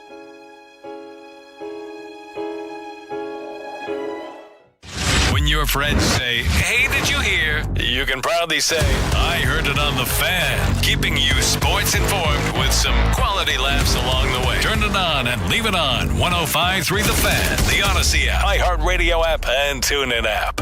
Imagine finding your dream home and moving in right away. No waiting to sell your old place first. Sounds perfect, right? That's exactly what Orchard's Move First, Sell Later program lets you do. Buy your new home now and sell the old one later on your timeline. No showings, no double moves. Plus, Orchard helps you sell for more with repairs that attract the right buyers. Buy before you sell and get top dollar with Orchard. Visit Orchard.com for your free home valuation. That's Orchard.com. Hey guys, it's Molly from DFW's #1 sports bar, Rowdy Cowboy. And what's better than Rowdy Cowboy? Two Rowdies. That's right, our new location now open in the Colony. You can enjoy our Texas-sized menu, ice-cold beer, and 69 big-screen TVs. Oh yes, the very hot Rowdy Cowboy. Check us out at rowdycowboy.com. I asked a D&M executive the other day, who's your ideal customer? Someone frustrated with luxury car depreciation, someone trading every few years and piling up negative equity, or someone budget conscious looking to save 30 to 40% on a monthly payment? His answer was all of them and more. With 50,000 active customers, D&M has the program for you. Leasing is not renting. It's the smarter option. Call 817 or 972-35-LEASE or visit dmautoleasing.com. We make leasing easy at D&M. Tired of GLP-1 side effects, endless diets, or surgery risks? DFW needs Limb Sculpt, the all-in-one transformation at Soza Clinic. Lose up to 20 pounds a month naturally. No whey in food, no forced workouts. Plus, our visceral fat targeting laser blasts deep belly fat. Plus, advanced radio frequency for skin tightening and cellulite smashing. Normally $350 to $850 each per month. Soza bundles all three for just $350 per month. Call Soza Clinic today for your free consultation. 972-479-5187 or weightlossfortexas.com. Hey y'all, this is Post Malone. Back in '86, Stevie Ray Vaughan inspired Texans to take pride in ending roadside litter. Don't Mess with Texas has meant don't litter for 40 years. Let's keep it up. Brought to you by TxDOT. There are only about 4,300 publicly traded companies on the U.S. Stock Exchange. But there are an estimated 33 million companies in the U.S. Hi, I'm Jeff Jr., founder of Trajan Wealth. The average investor is missing out on over 99% of the investment opportunity that's happening in this beautiful country until now. True portfolio strength is found beyond the confines of the S&P 500, investing in promising companies before they go public. Private real estate, infrastructure, world-changing technologies. This is called the endowment model. The endowment model has historically outperformed the traditional model of just stocks and bonds. If you're an accredited investor and want more from your investments, it's time to think beyond just stocks and bonds. Call Trajan today, 469-579-3500. That's 469-579-3500.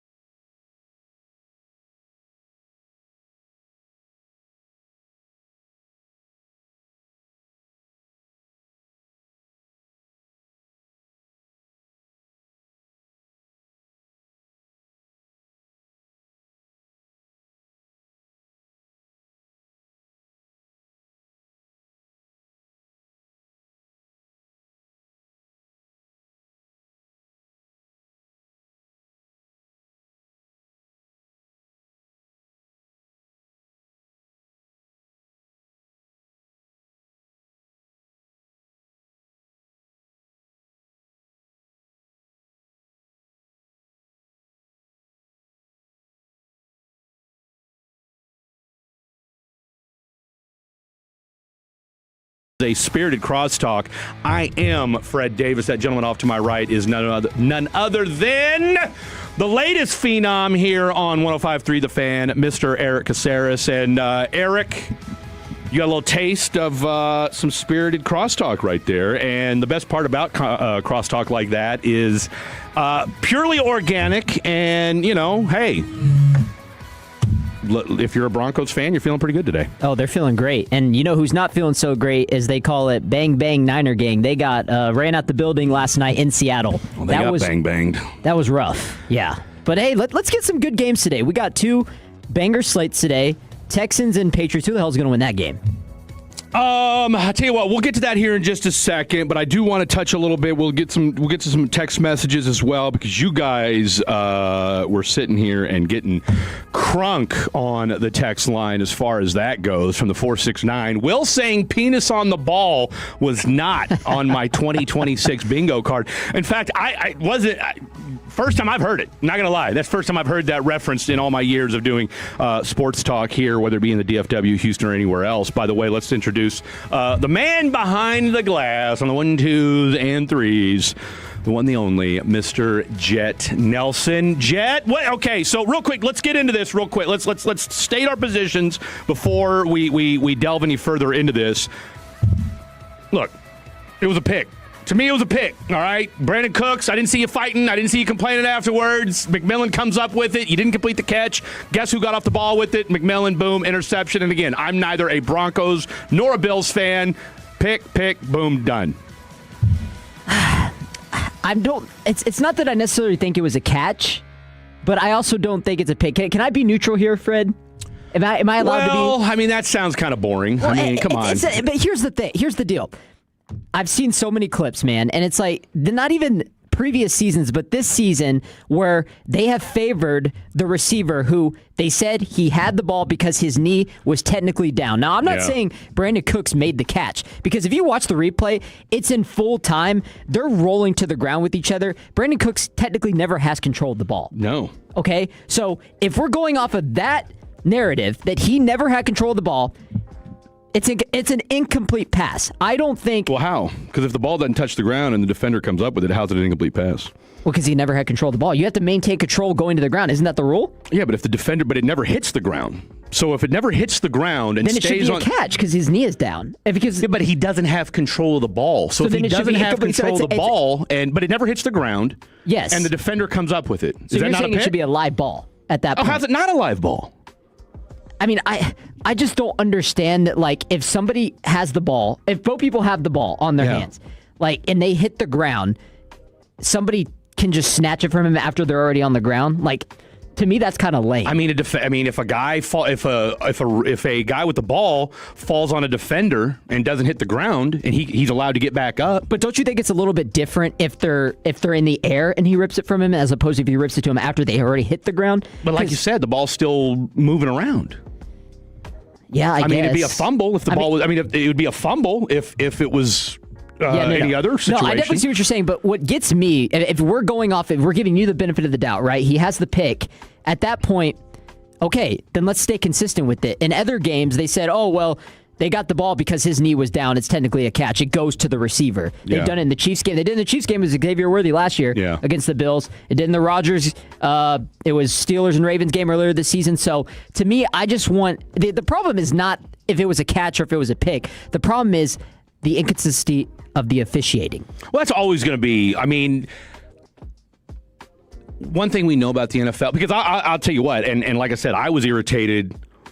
That play didn't irritate me as much because, like I said, it felt like it was an interception. It seemed like a goofy call, but again, the ball was moving. Okay, great. And the fact that they just moved right on with it. Sure. Yeah. I took more umbrage with the 2 pass interference calls.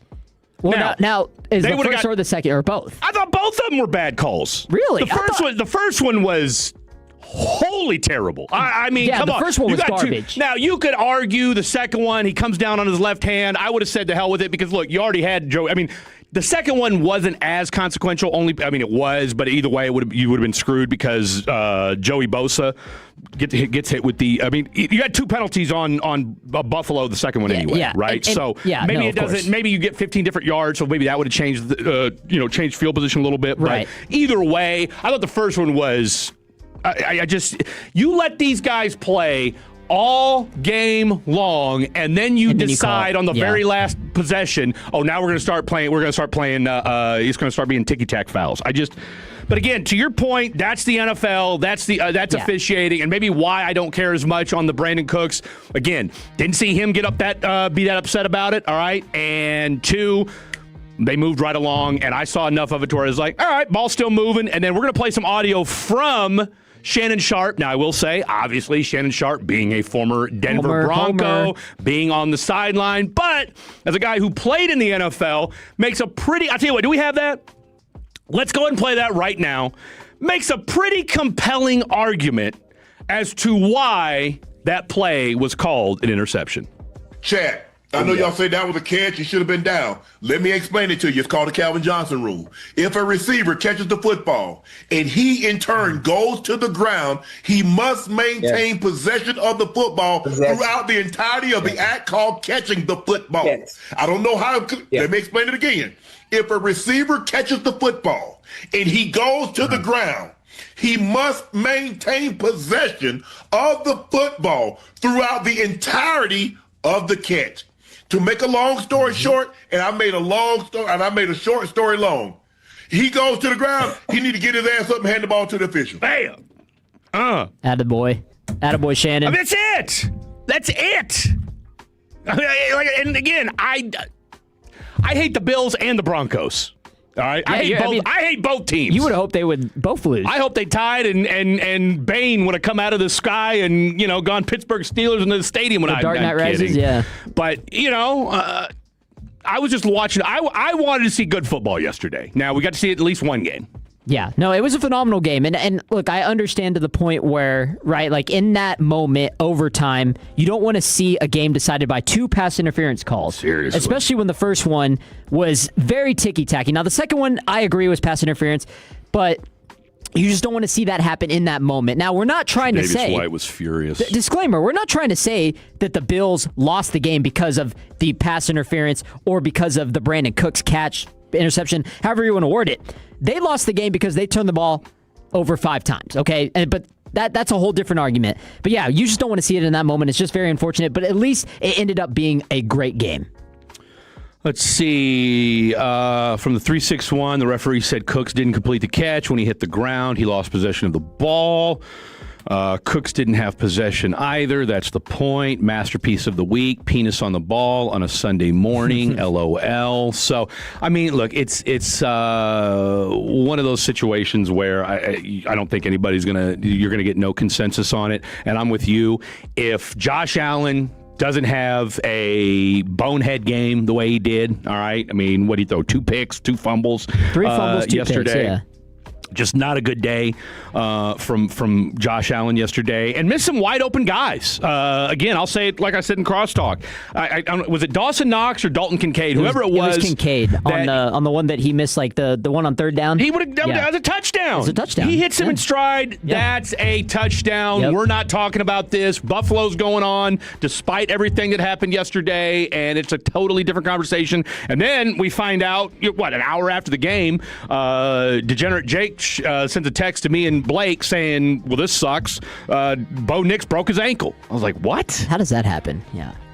That's what tripped me out. I mean, he's over there bebopping around or whatever, and guess what? He did it on a kneel down, or he got his foot kicked out or something like that. Either way, it stinks because Bo Nix played his ass off yesterday. Now, he didn't throw for what was he, like 26 of 45 or something like that, so not the best day. I mean, Buffalo had their chances to win that football game, all right? I mean, again, if they don't turn the ball over as many times as they do, James Cook had because you're going in the first half, you're up 7-3, you're driving, James Cook is pounding the ball down the field.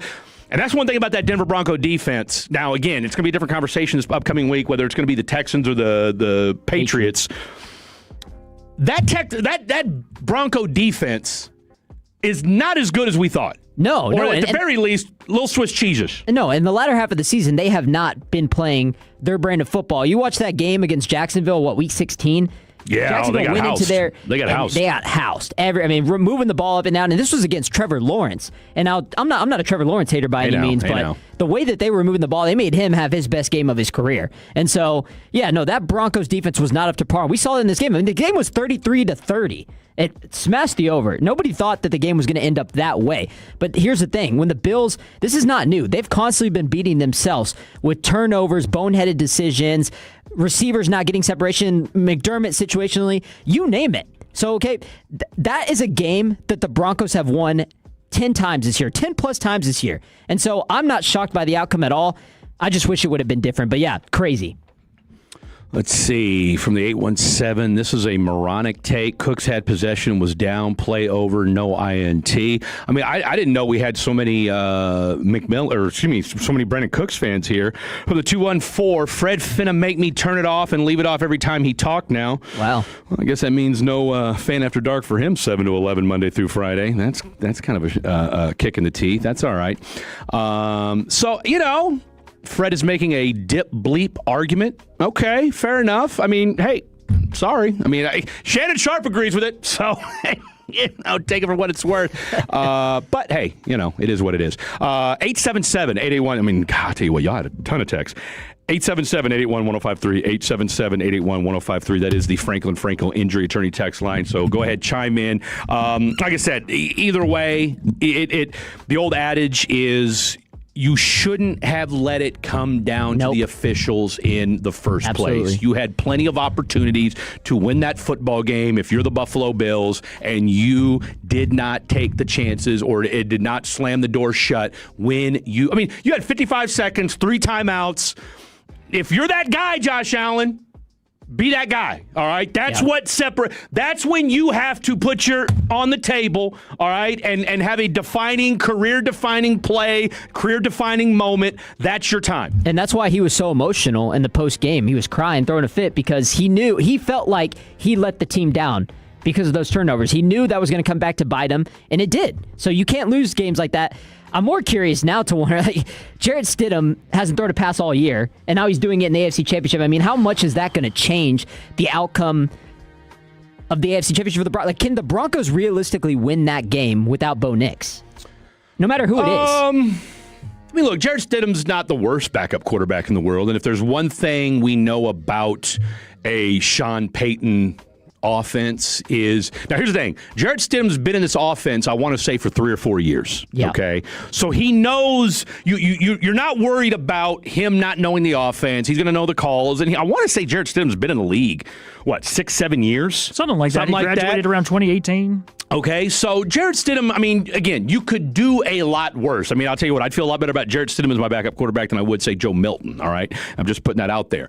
So does he give you necessarily the same mobility factor as a Bo Nix? Because that's what, I'll tell you what, if you're a Bronco fan and people are saying, well, who cares, it's not the Cowboys. Well, the Cowboys aren't in the playoffs right now, so we don't have really much to talk about them right now, although we will have Brian Broaddus on at 2 o'clock to discuss the latest and greatest. We'll get his thoughts on yesterday's games, as well as the latest on the DC search, as well as, because it looks like there's going to be one candidate that you can go ahead and put a Sharpie through his name as far as being a candidate for your Dallas Cowboys as far as the next defensive coordinator position is concerned. But Nix, there were so many times where, whether it was a third down, pocket broke down, he moves around, picks up 6 or 7 yards, slides for a first down. Now, again, I'm not saying Jarrett Stidham can't do that. I just don't know that he's the same threat with his feet as a Bo Nix is. Yeah, no, absolutely. And here's the fact of the matter. It's not more so the fact that Jarrett Stidham can't have a good game. He can't game manage his way for this Broncos team to win that game.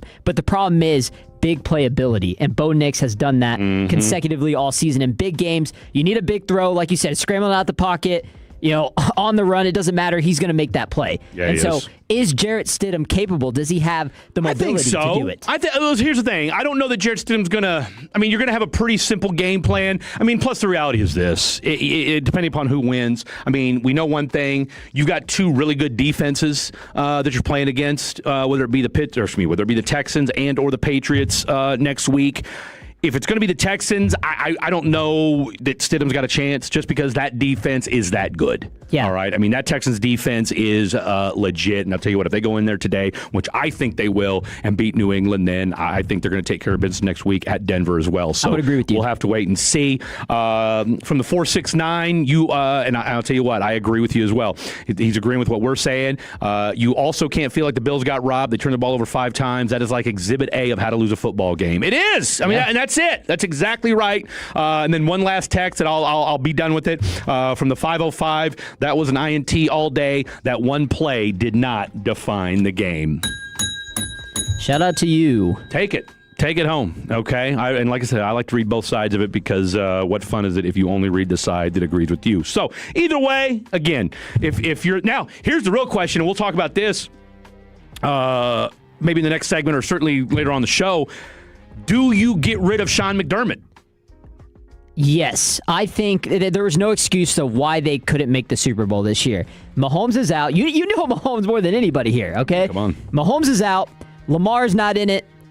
Joe Burrow, and I know people say, oh, why do people keep mentioning Joe Burrow? I mean, Joe Burrow has made the playoffs in 3 years, right? Stop throwing Joe Burrow in that conversation. He's one of the only QBs that beat Josh Allen, okay? So Joe Burrow's definitely in that conversation. Joe Burrow's in that conversation. We'll get to that in a little bit because I want to get your thoughts, and we'll talk some more Cowboys because I want to get your thoughts on this George Pickens conversation as far as what's coming up next for your Dallas Cowboys. But all right, let's lay out this show. We've got Brian Broaddus, as we mentioned. He's going to join us at 2:00, talking all things defensive coordinator search. We're going to get into some baseball talk later on. Now, my boy, he's hit or miss. We'll wait and see. My boy, Better Mike Babel, is going to join us. We're going to do a little fair or foul. We got a jet fuel segment, brand new, courtesy of the one and only Jet Nelson, so stick around for that. We do have some news in the world of the National Football League besides the playoffs, and, of course, we will keep you posted on all things going on with the playoffs today. We've got the first game that's going to be the Texans and the Patriots. And then a game that our boy Sweet Willie C is geeked about later on tonight, which I think they've got a puncher's chance of winning that game as well. And, of course, my boy Eric and I will discuss that later. And that's, of course, the Rams and the Bears. Now, a segment that you know all too well here on the program, a little fatties on the phone. We normally do that. Now, the 214 who said he's finna hang up because he doesn't want to listen anytime Fred's on the phone. Well, I tell you what, before you finna hang up, if you want to, you can check us out at 140 because we're finna do fatties on the phone at 1:40. Now, normally we wait to the very last hour of the show to do it. We're not doing that because my gut tells me that this Patriots-Texans game is going to be good. All right, I'm just saying, just something in my gut tells me this is going to be a good football game, and I think it's going to go down to the wire. So that said, you guys will be listening to 105 Through the Fan and watching the game. You're not going to want to call in. I don't blame you one bit. So we're going to move fatties on the phone to 140. All right, 140 before the games kick off. That way you can give your prediction. If you want to say it's a catch or not, go for it. I mean, either way, it doesn't matter. Broncos moved on, so I'm good with that. But we'll make it an open mic, 140. Fatties on the phone, that's going down at 140. So we look forward to hearing from you as always. Fatties, Tolos, and to steal a line from our boy Lucius, whether you're a first-time, long-time, or last-time listener, all right, do the right thing. Coming up next, for as exciting as the first game of yesterday was, that second game, not so much. And after watching what we've seen so far, how do we feel about our Dallas Cowboys? Lots to get to. That's Eric, that's Jet, I'm Fred. This is 105 Through the Fan. Sean and RJ, the KNC Masterpiece, G-Bag Nation, and Fan After Dark. Live and local. Turn it on and leave it on. 105.3 The Fan and our Odyssey, iHeartRadio, and TuneIn apps. So, you're ready to propose, huh? Yeah, man. She's definitely the one. What are we thinking about the ring? I got my wife's at Hellsberg. I couldn't recommend a better jeweler. I could use some help with that. Man, go to Hellsberg. I had no idea how many details you need to consider. Did you know you can get a natural or lab-grown diamond? I didn't. Figure out what she wants. Trust me, they'll make it happen. Start your story with Hellsberg. Shop in store or at hellsberg.com. Here's something you don't hear every day. You can keep your insurance check and get a brand new roof. I'm Alexis Vining with Greystone Roofing. Our licensed team offers in-house financing so you can fund 100% of your roof at a low rate with no hard credit check and no income verification. Use that insurance money to pay off debt, invest it, or save it. Call Greystone Roofing, family-owned, licensed, and local. Let our family help your family protect what matters most Visit greystone-roofing.com.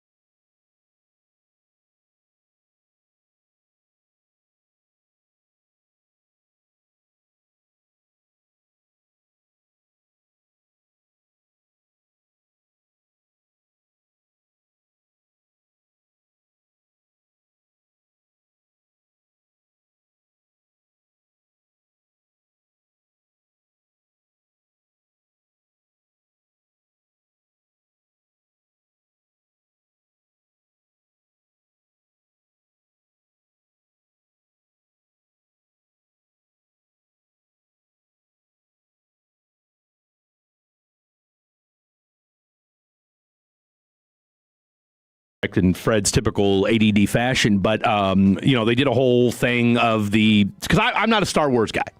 Okay, I'm not a Star Wars guy. Never seen Star Wars. Made that very clear on Friday night. And so Trevor, who is a Star Wars guy, made it very clear that he does not like the dark side nickname for the Seattle Seahawks defense. I mean, it still sounds cool though. Like there's a good side, there's a dark side. He doesn't. I mean, what do you? I mean, I wish he was here right now so he could tell you as emphatically as he told me and Blake and Jet on Friday night that he hates it. Fred, how do you know that you're not a Star Wars guy if you've never seen it?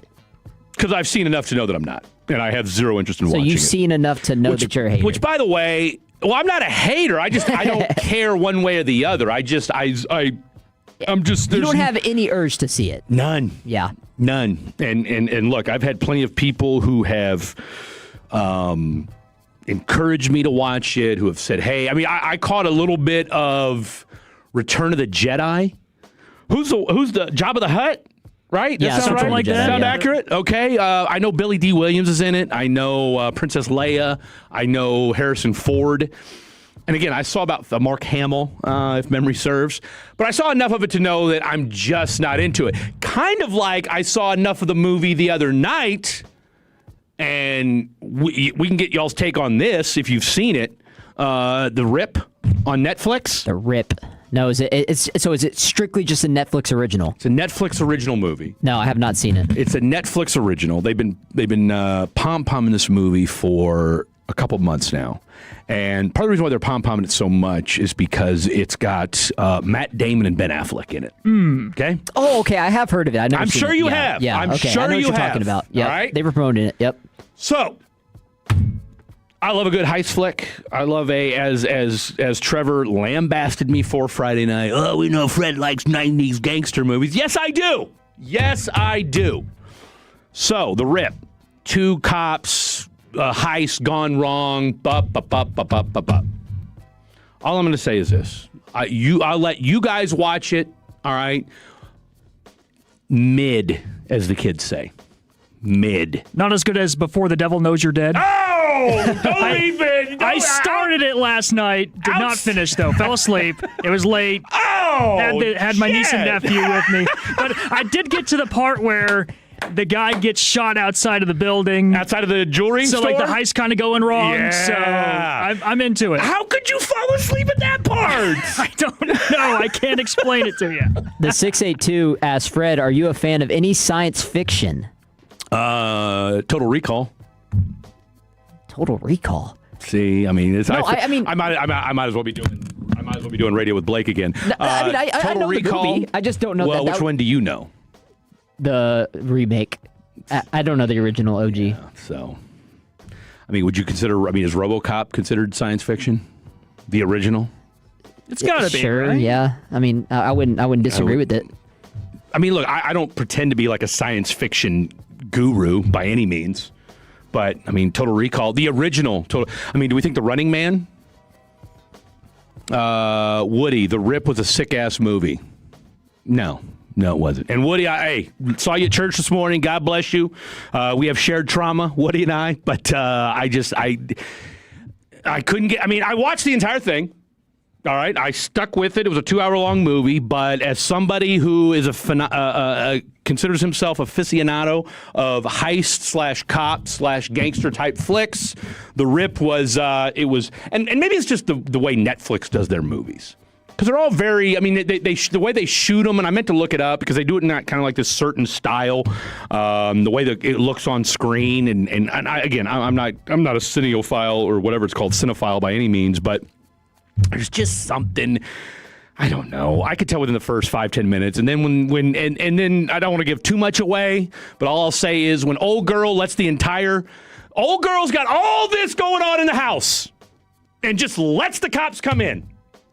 Okay, you're connected to the cartel. They bring you some BS story, and you just let them into the house. Come on, man. Get out of my face with this It's like letting nonsense. the defender take the ball away from you.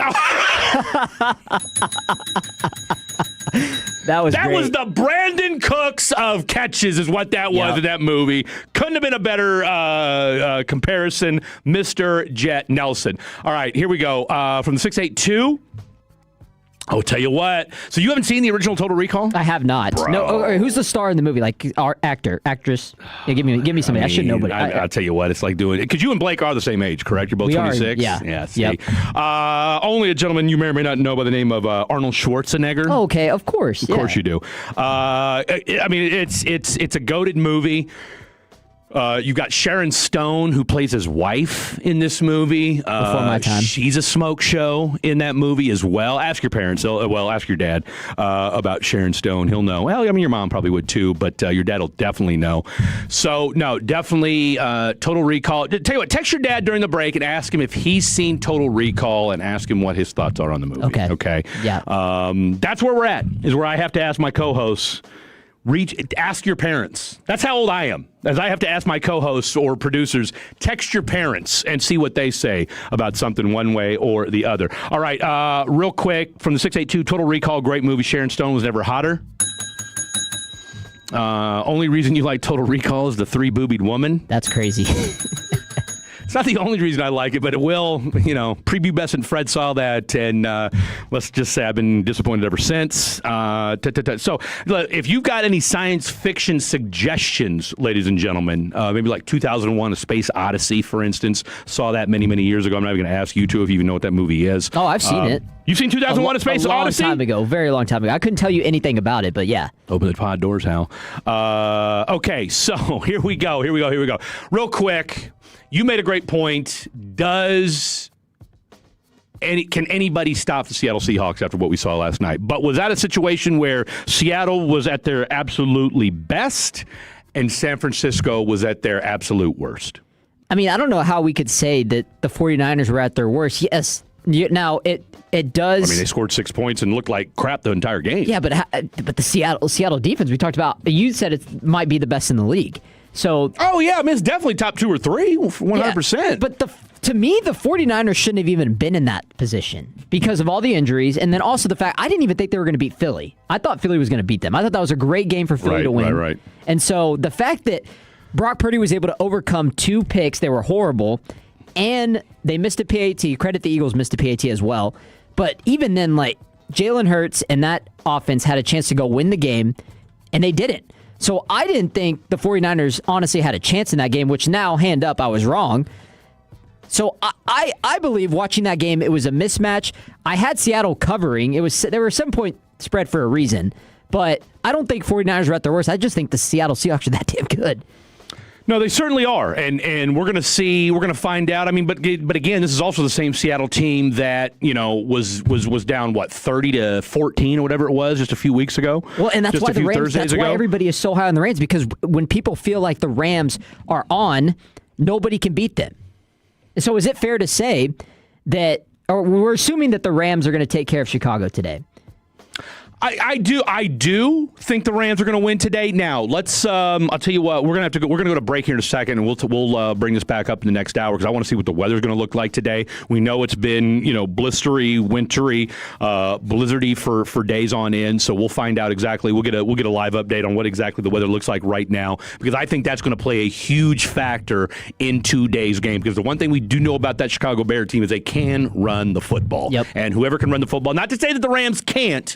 All right, but and I will give an edge to the Rams defense over the Bears defense because let's be real, that Bears defense is not great. No, they're great now. Are they opportunistic when it comes to turning the ball over? Absolutely, but when that's your whole shtick, is you have to turn the ball over, or if you're the Green Bay Packers and you just decide, hey, let's go ahead and just be conservative for a game or a half and see how that plays out. That's never a winning formula. So when we come back, we'll touch on that. But Fatty's on the phone, Tolo's on the telephone, whatever you want to call it. We're opening up the phone lines next. 877-881. Is this your first time on phone lines? Is this your first phone line segment? Yeah, first phone line, yep. 877-881-1053. We're popping cherries, people. We're popping cherries on a Sunday. 877-881-1053. Fatty's on the phone, open mic. Let us know what you're doing on this Sunday and who you got in today's games. Don't go anywhere. It is 105 through the Fan. Is your financial advisor offering you up to a 30% upfront bonus? Or are they promising you up to 10% growth per year, all for your retirement income? If not, then you need to come to Trajan Wealth. I'm Jeff Jr., founder of Trajan Wealth. If you have a plan to retire within the next 10 years, don't wait only to find out it's too late. I've seen hardworking folks like you retire only to be required to go back to work, all because their advisor told them guarantees like these were too good to be true. They're not. That's up to $30,000 upfront or up to $10,000 per year on $100,000, all guaranteed for retirement income. Don't keep working when you're supposed to be retired, and don't let any financial advisor tell you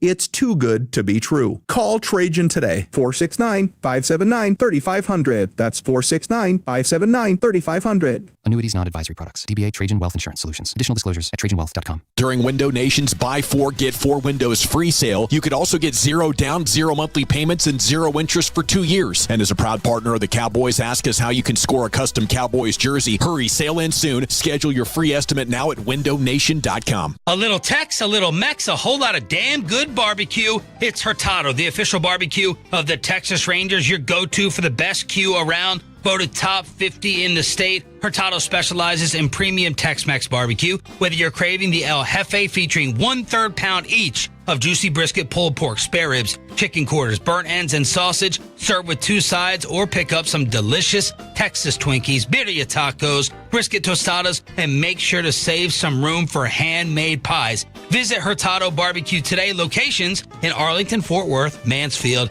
and Dallas. 2 locations inside the globe, and now the Fort Worth location is serving and catering breakfast daily from 7 to 10:30 a.m.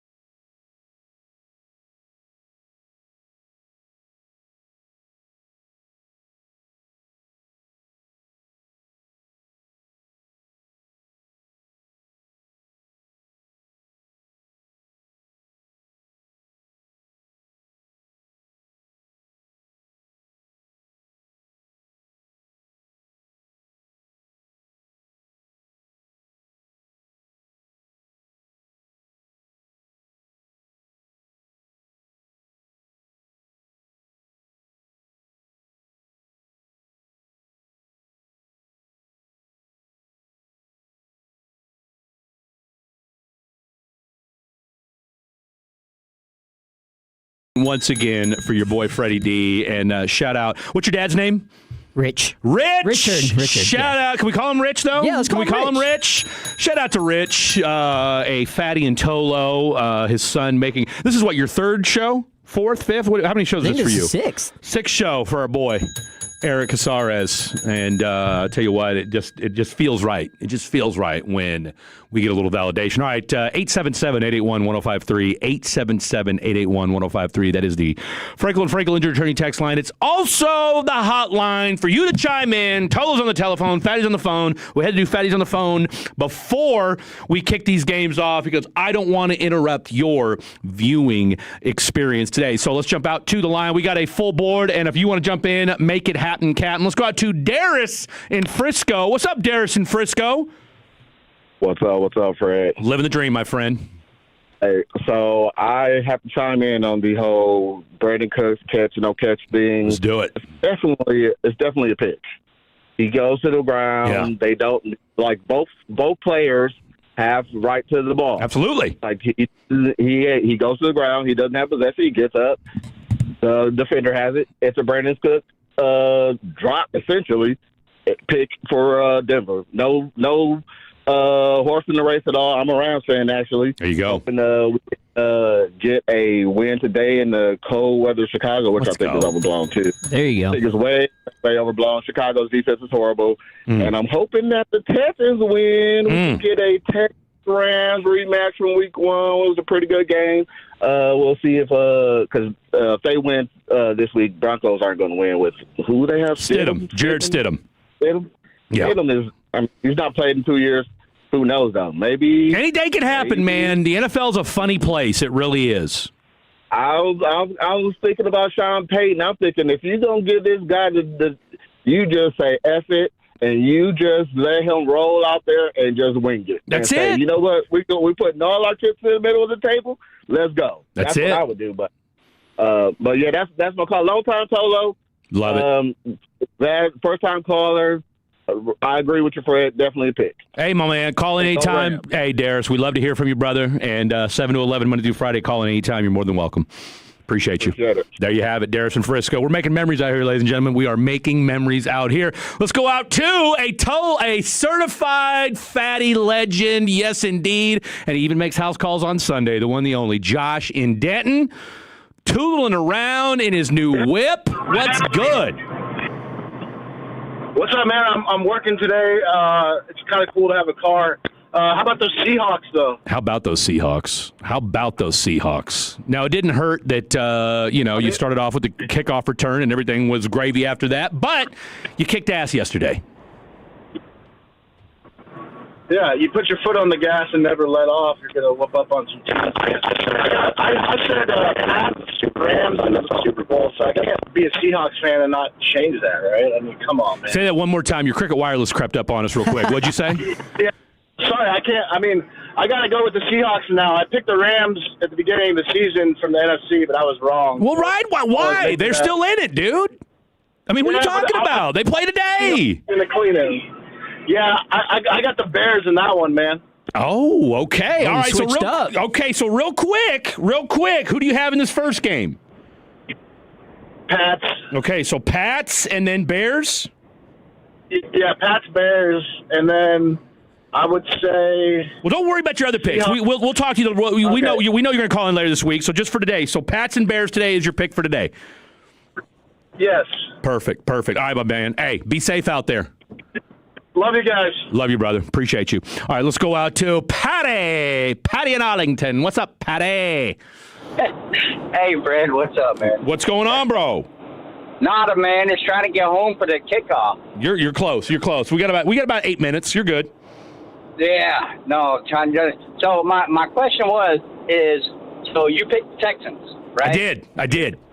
You don't think that the Patriots defense is better than the Steelers, and also you don't think that Drake May is able to be better than Aaron Rodgers to pick apart the very, very few flaws that the Texans defense has? I'm going with my heart, Patty. I'm going with my heart. Okay. Now, because now you're in Texas. I'm going with my heart.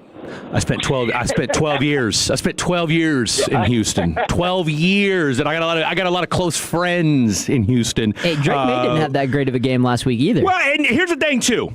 And to what Eric just said, look, think about it this way. Drake May can turn the ball over, all right? Drake May can and will turn the ball over. Now, I'm not saying that the Patriots are not a good football team. If you told me right now that the Patriots win this game 20-17 and C.J. Stroud crapped all over himself today, would I be shocked? Absolutely not, all right? But do I think that this Houston defense is playing with something special right now? And can C.J. Stroud get – hey, say what you want about C.J. Stroud. I'm not the biggest C.J. Stroud guy in the world, but my man's won 3 playoff games, has more playoff wins than our boy Dak Prescott does. And last but certainly not least, I want the Texans to win, because then you force Jerry Jones to have to make better decisions. Because now you're getting outshined by the Houston Texans as a Dallas Cowboy owner and GM? No. There's no way Jerry's going to stand for that. Don't let the Houston Texans become the team of Texas. No way Jerry would stand for that, because let's call it what it is. Houston, whether they're the Oilers or the Texans, have never sniffed a Super Bowl, much less been to or won one. Never even been to a Super Bowl. You know what I'm saying? So to me, it's twofold. Yeah, well, no. So another question for you. So if the Pats do win today, right, wouldn't they be the favorite next week because of Bo Nix's injury? I think so. They should be. If Chicago wins, it's 40-year anniversary whenever we got our ass kicked. I'm sorry. No, you're fine. You can say ass. You can say ass. Back in '85. Mm-hmm. You know. So that's look, it's a very compelling story either way. I mean, I think the NFL right now is in a good place because you've got enough storylines there that look, if the Bears win, it's going to be Bears mania, right? I mean, you got one of the biggest markets in the country in Chicago that's going to be in the championship, or excuse me, be in the NFC Championship. You got a Seattle team that, is 10 years removed from winning a Super Bowl, all right? So people and that's a good franchise fan base there. Then you got Denver, who's, again, it's been 10 years since they've been, and you got a team in Houston who has never been, right? But you're talking about the 5th, 6th biggest media market in the country. So you're feeling good from the standpoint of you've got major markets in Houston and Chicago, and you've got teams that have never been there before, right? So you can celebrate that. So, Patty, we're up against it. Plus, we got a full board. Appreciate you, my man. Yes, who do you got? Real quick, who do you have? The Patriots, man. Did you say? I told you this before. Okay. And then Bears or Rams? In that one, man, it would. Give me one. Give me one. I have to go Rams. Rams. Love it. Get home safe. Appreciate you, Patty. All right, let's go out to Tolo Nick. Tolo Nick, what's good? What's going on, gentlemen? How y'all doing? Living the dream. What you got? Great. All right. Hey, I'm just gonna say this: Super Bowl rematch of Super Bowl 49. What? Denver and Seattle? Seahawks versus Pats. Yeah, that was the one after. Yeah. Okay, gotcha. I like it. I'm saying Seahawks will redeem themselves with this one. They'll run it from the 2 instead of throwing it. They'll run it from the. They'll run it. Yes. Charbonnet. Love it. You're the best, Tolo Nick. Appreciate you as always, my friend. Sure, y'all have a good one. Same to you. All right, let's go out to Raphael and Keller. What's up, Raphael? Hey, how's it going, man? Man, we are living the dream over here, friend. Hell yeah. Hey, man, I think it probably was an interception. I just wish it had been a replay. Amen. Maybe that's all we wanted. Yep. That's all we wanted as fans. That's it. Yeah, that's it, man. And I think Bears will take it. I think the Texans will take it. And Sharon Stone, definitely a smoke show. Hey, you know what I'm talking about. OG Total Recall. Hey, Tell you what, she was damn good looking too, even though she was a crackhead in Casino. Damn good looking in Casino. And why did Sam Rothstein should have known better? But anyway, that's another story for another time. So, Raphael and Keller, great stuff as always, my friend. Appreciate you calling in. All right, brother. There you have it. All right, let's go out to Joe in Arlington. What's up, Joe in Arlington? Yo, how's it going, everybody? Living the dream, friend. What you got? First thing, Niners lost. Yeah. That means the next coach to be the next head coach for the Ravens will be Robert Saleh. You think so? You think so, huh? I'll tell you what. I like that call by you. I like that call, Robert. I'm writing it down as we speak. Robert Saleh to the Ravens. He's got the leadership skills. He's already lost before as a head coach. Yeah. He knows how to do all that. So I think he's good to go. I like that. Good organization. So. I like that. And you're right. I mean, the Ravens are a 10 times better run organization than the Jets are. So I like that. Robert Saleh of the Ravens. Okay, I'm going to write that down. All right, who you got today? I got the Pats. Okay. And I got the Bears. Pats and Bears. I like it. Good stuff by you. Joe in Arlington, calling anytime, my man. I appreciate you. Alrighty. There you go. All right, Bob in Grand Prairie, take us home. Yes, sir. Good afternoon, y'all. Good afternoon. What's up? We have a modest family pot between my spouse, son-in-laws, daughters, grandkids. So it's a $300 amount. Okay. So, and we bet to pick the Super Bowl matchup. Love it. So I had to go just off the rails and pick someone that no one picked. Mm-hmm. And surprisingly, I'm still alive. I have the Bears and Texans. Oh, well, we know who you're riding with today. Yes, sir. Yes, sir. So anyway, I'm still in it. So well, I'll tell you what, man. You know what, Bob? Because anytime there's money on the line and you put your money where your mouth is, I'm going Bears and Texans with you today, my friend. I'm going Bears and Texans with you today. I'll take all the support I can get. Okay, on so we're going to love you up, Bob in Grand Prairie. And then last but certainly not least, was it a catch or an interception yesterday? It was an interception. Boom. I'll tell you what, Bob in Grand Prairie, you just became my favorite all-time Tolo and Fatty right there. Bob in Grand Prairie, God bless you and your family. And we're pulling for the Bears and Texans today. And I expect to hear from you again next week. Have a wonderful rest of your Sunday, my friend. Yes, sir. Thank you, partner. There you go. Bob in Grand Prairie, doing the damn thing. Go loving win the up. pot. I'll tell you what, go win that pot. And you know what?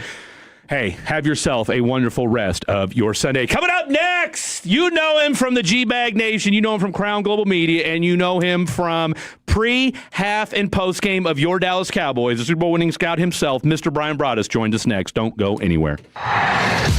Tolo means turn it on and leave it on. Thank you for making 105.3 The Fan and the Odyssey app part of your day every day. Imagine finding your dream home and moving in right away. No waiting to sell your old place first. Sounds perfect, right? That's exactly what Orchard's Move First, Sell Later program lets you do. Buy your new home now and sell the old one later on your timeline. No showings, no double moves. Plus, Orchard helps you sell for more with repairs that attract the right buyers. Buy before you sell and get top dollar with Orchard. Visit Orchard.com for your free home valuation. That's Orchard.com. Ready to slim, smooth, and tighten all at once? At Souza Clinic, discover our new all-in-one transformation package combining skin tightening, cellulite reduction, our all-natural weight loss program, and laser that targets stubborn visceral fat, that deep belly fat around your organs. No surgery, just real visible results. Normally valued at $1,900 a month. Now get the complete transformation for just $350 per month. Call Souza Clinic at 972-479-5187 for your free consultation today. Souza Clinic, weightlossfortexas.com. I'm worth more. I'm worth more. You bet I'm worth more. We completely agree. At GiveMeTheVIN.com, you are worth more, and your car's worth more. And we want to pay more for good cars that give me the VIN, because they are worth more, and so are you. And remember, if we don't beat a deal from Carvana or CarMax, we'll pay you $100. For top price, trust, and ease of transaction, GiveMeTheVIN.com, America's best car buyer. Sell us your car. GiveMeTheVIN.com. So easy you can do it in your underwear. When you think mortgage, think TexasLending.com. Your credit cards are stacking up. It's time to make home equity loans great again with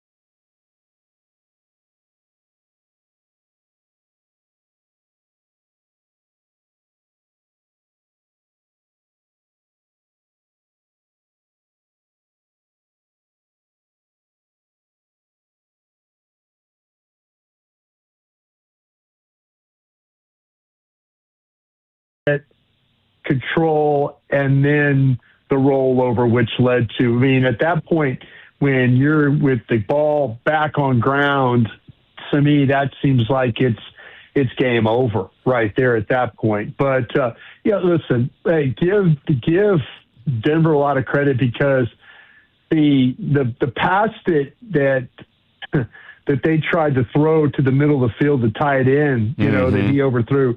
The pressure from the Broncos. I mean, don't tell me that pass rush doesn't matter. Yeah. Because you look at how they were able to affect the pocket, on that particular throw, and then he can't hit Kincaid across the middle like that because that's the ball game right there. That's ball game. That's the ball game, and it's he was. Allen's having to move, having to climb the pocket. It's the pressure. It's I got to get it over the top of these defenders. And as you're throwing that ball, I mean, like I say, that thing's on target. We're not talking about anything else. We're talking about Buffalo moving on. But hell of a game, just a hell of a game the way it was played. Now, Sean Payton's your guy. You've got, and of course, then an hour after, and of course, we're all kind of sitting in stunned silence after that game's over with because of the play call, or the pass interference or whatever. Hey, Denver wins the game, as you've said, and anybody who watches football, look, that that Cooks McMillan, that's not what cost you the game. There's a whole lot of football that cost you. That said, now you got Jarrett Stidham because we get the news that, oh, by the way, Bo Nix broke his ankle at the very end.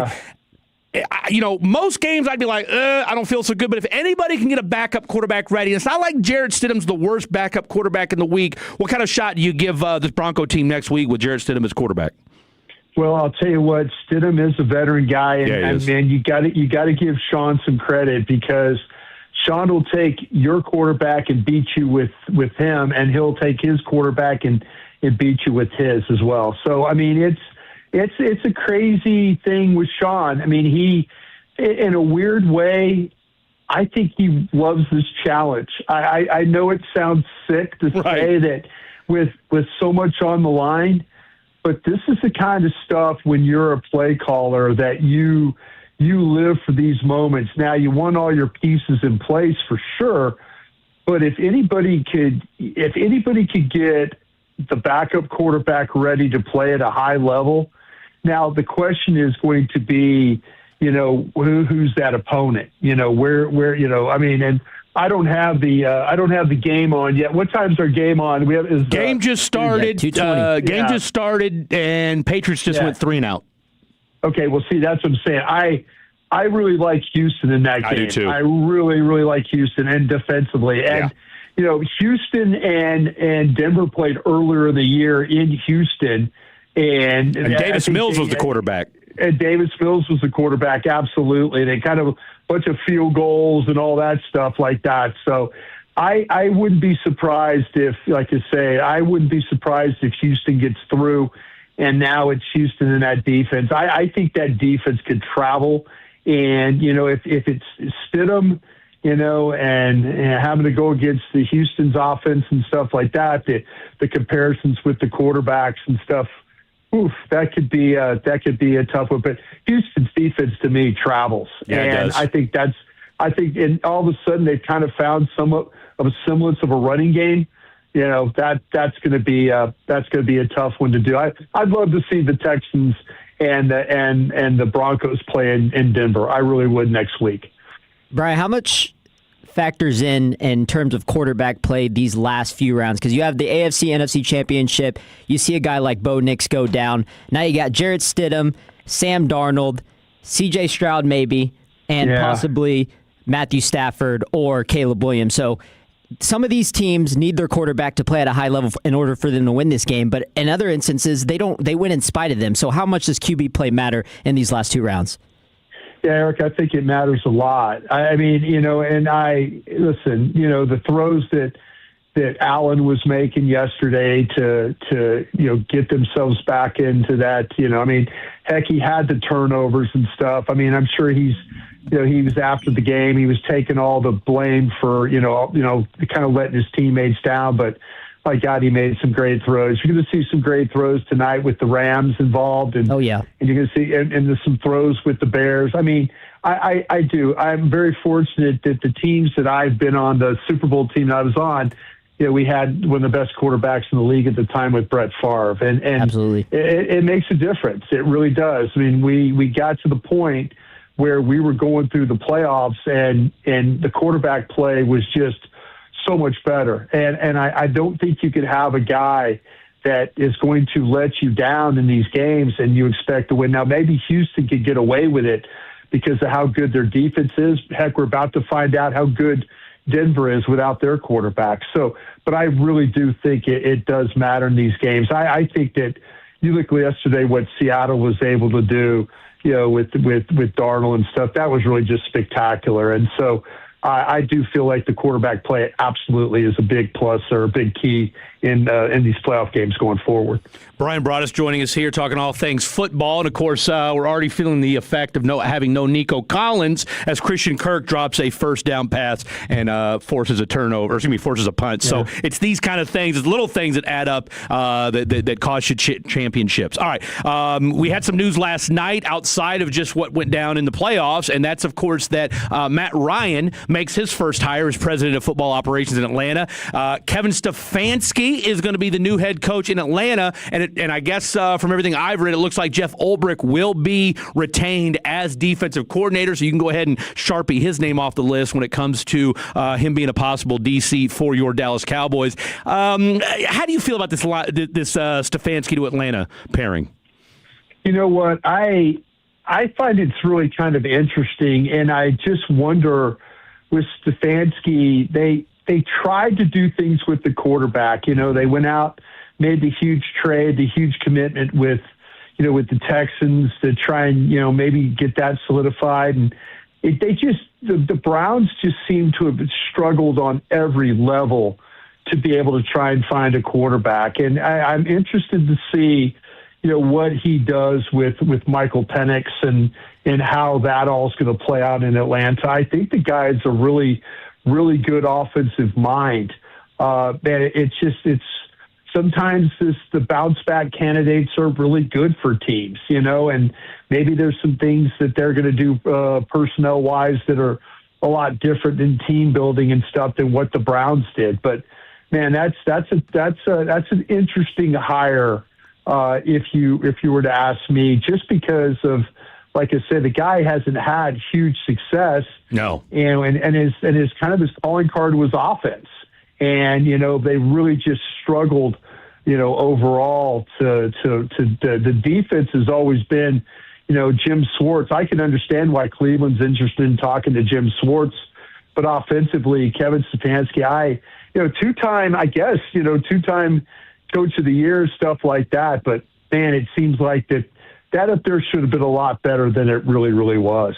Yeah, especially when you consider that was supposed to be his calling card. So now, I thought so. I've never been a Kevin Stefanski guy, but I guess at the very least, you'll have the two best beards in the NFL, and Jeff Ulbrich and Kevin Stefanski. So take that for what it's worth. You know what? I think the Cowboys really wanted Jeff Ulbrich. Yeah. I really do. I think that in talking to people in the organization, they were looking forward to seeing who Atlanta was going to hire. And my whole thing is, I think Kevin Stefanski agreed to take this job on the grounds that they got to keep Jeff Ulbrich. I do. Okay. I don't think this is one of those, if maybe somebody else takes that job, maybe Jeff Ulbrich's not the candidate there. Maybe he's not the guy. Okay. And I think that, that Matt Ryan said, listen, if I give you this job, I need you to hire this guy. I believe in him that much, and the organization believes in him. And, sometimes when you're out of work, you'll do whatever you have to do to look what happened with Schottenheimer. I was going to say, you want this job, you're going to take Eberflus. That's really where it came down to. And Jerry's going to stand up there and point the finger at Matt Eberflus. Boy, and say, he sure did. And Matt Eberflus is going to turn around and say, well, listen, if you're going to blame the Eberflus hire on me as well, well, I'm going to interview 10 candidates, and we're going to. I really do applaud what they've done, but yeah, I do feel like that Jeff Ulbrich. This is kind of running down the path of, guys that Schottenheimer, has some type of relationship with being with Dan Quinn.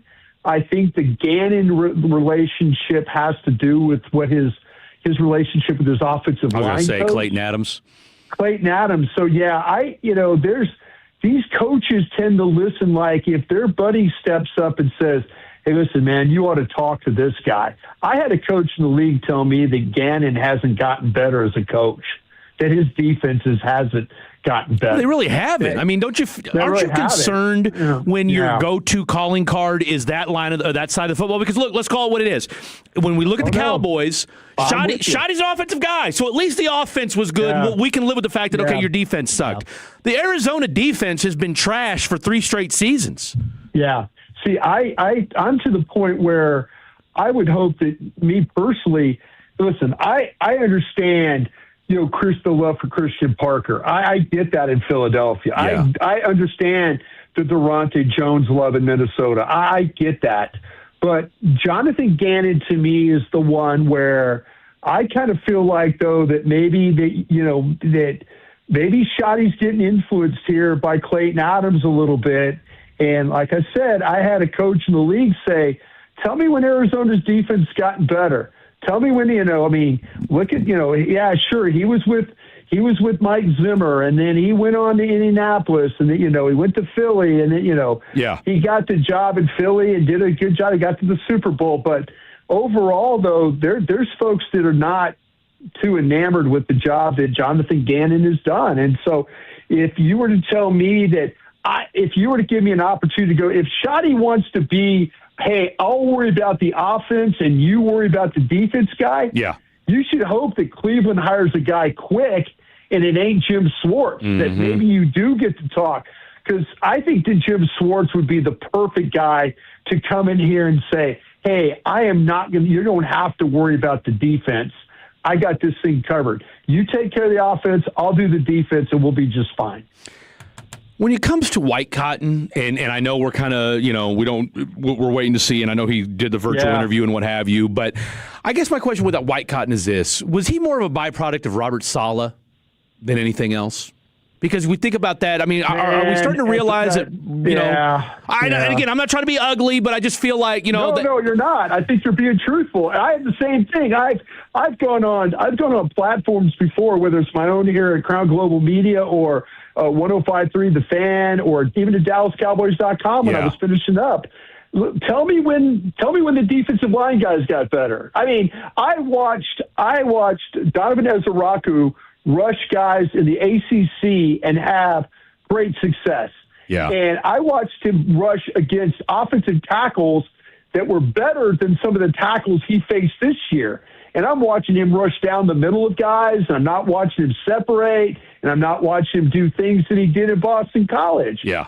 Sam Williams might not be a good player. You know what I'm saying? Dante Fowler might not be a good player. It took a guy, Clowney, kind of coming off the couch to become your best pass rusher.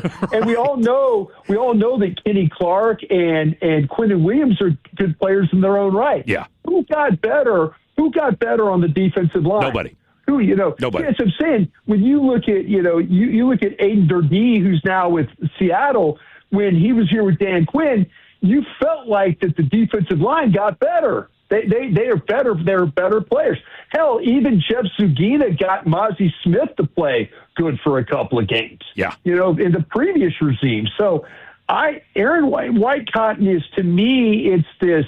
Okay, well, prove it to me kind of thing. I think in year one, I didn't see a whole hell of a lot of proof with those edge rushers for sure. Yeah, and some people are just equipped to be coordinators. I think of the Mike McDaniels, the Josh McDaniels of the world. On the defensive side, Dan Quinn, Spags, right? Sure. They work out when they're more in their coordinator position. So what are your thoughts on the possibility of somebody like Raheem Morris, we're talking about the Falcons, possibly being the Cowboys' next DC? Yeah, I don't know. Like I said, the thing with Raheem Morris, you're absolutely right, Eric, about that. There were guys. Dorf Turner was that way. Same kind of like, you had a guy that was, like terrible head coach, really good defensive coordinator. I have not heard anything to lead me to believe that Raheem Morris is a guy that they're actually going to look at. I mean, and I know, and Brian Flores, everybody's kind of wondering what Brian Flores' situation is. You know, Brian Flores is potential. Maybe the Cowboys know that Brian Flores is going to get one of these head coaching jobs. But this also could turn into Brian Flores becoming a defensive coordinator might be a $4 to $5 million a year proposition for you. Yeah. And so, you know, how much does Shotty make? And do you want your DC maybe a few $100,000 less than what your coordinator is? I don't know if Jerry's going to go for that route myself. I personally, but they also might look at Brian Flores might be a little bit of a rough guy. And I mean rough in the way of walking in saying, hey, listen, by the way, you need 7 guys to play defense here. Yeah. If you want, Brian Flores might walk in and look at him and say, well, hey, what do you think of our defense? Your defense sucks because this, and this. And sometimes as an owner, you might not want to hear that, or a general manager, you might not want to hear. I would applaud somebody, whoever the next defensive coordinator is, coming in here and saying, listen, we need 5 to 6 guys.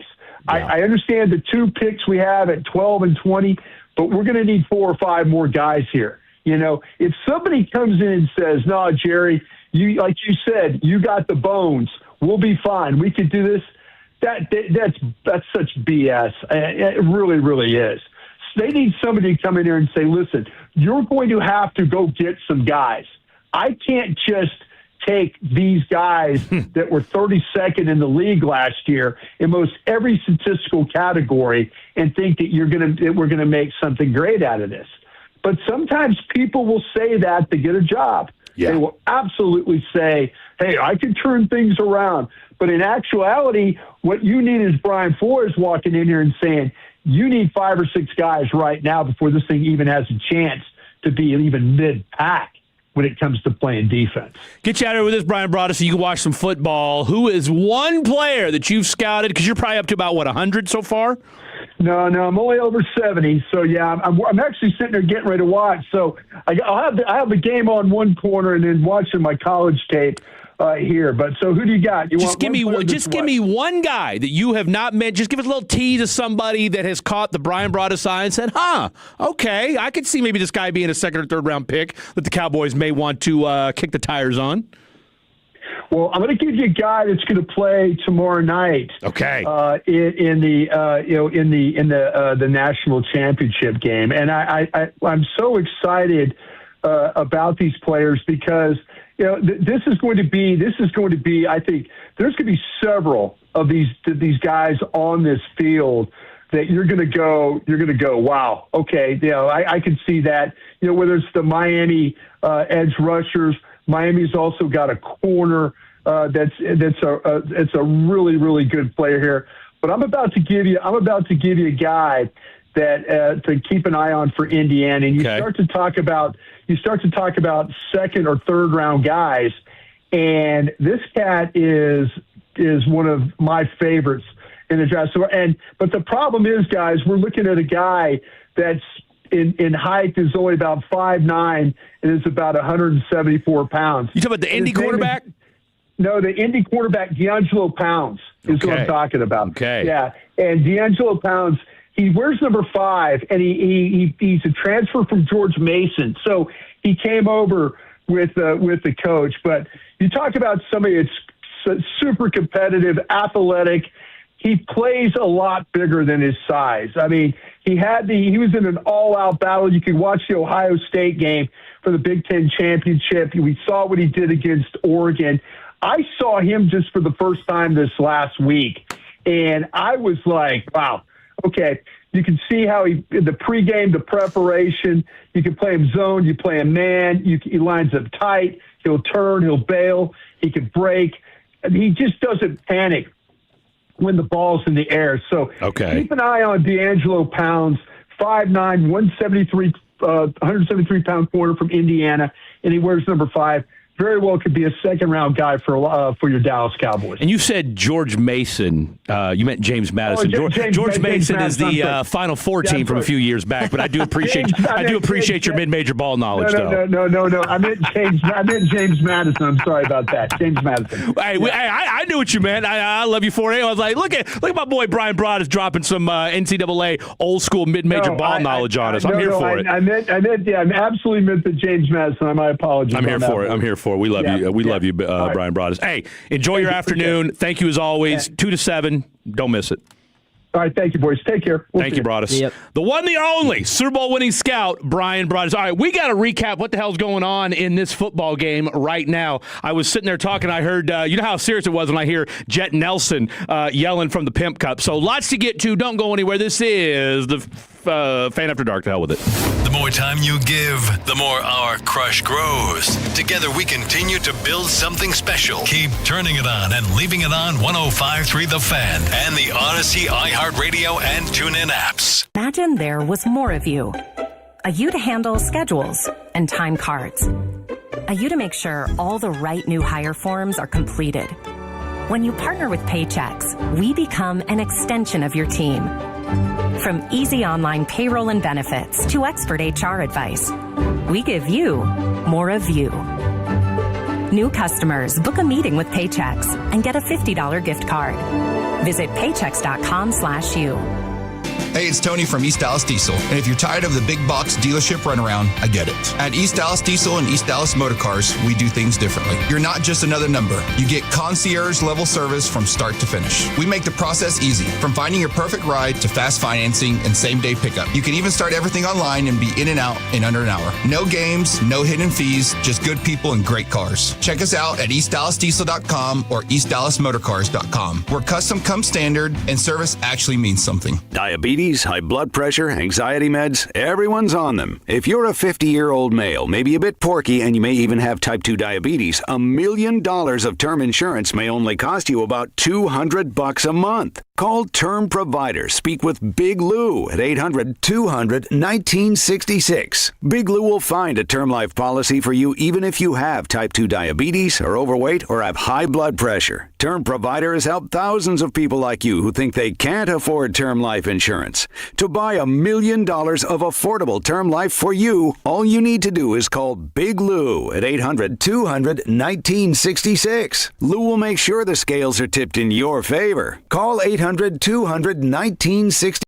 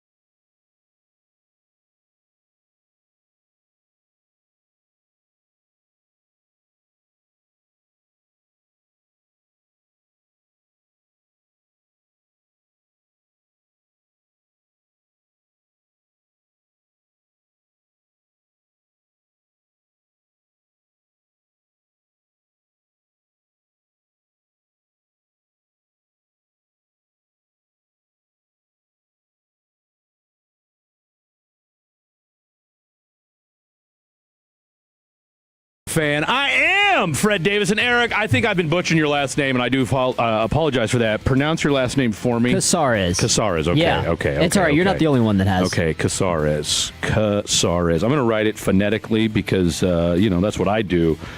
Casares.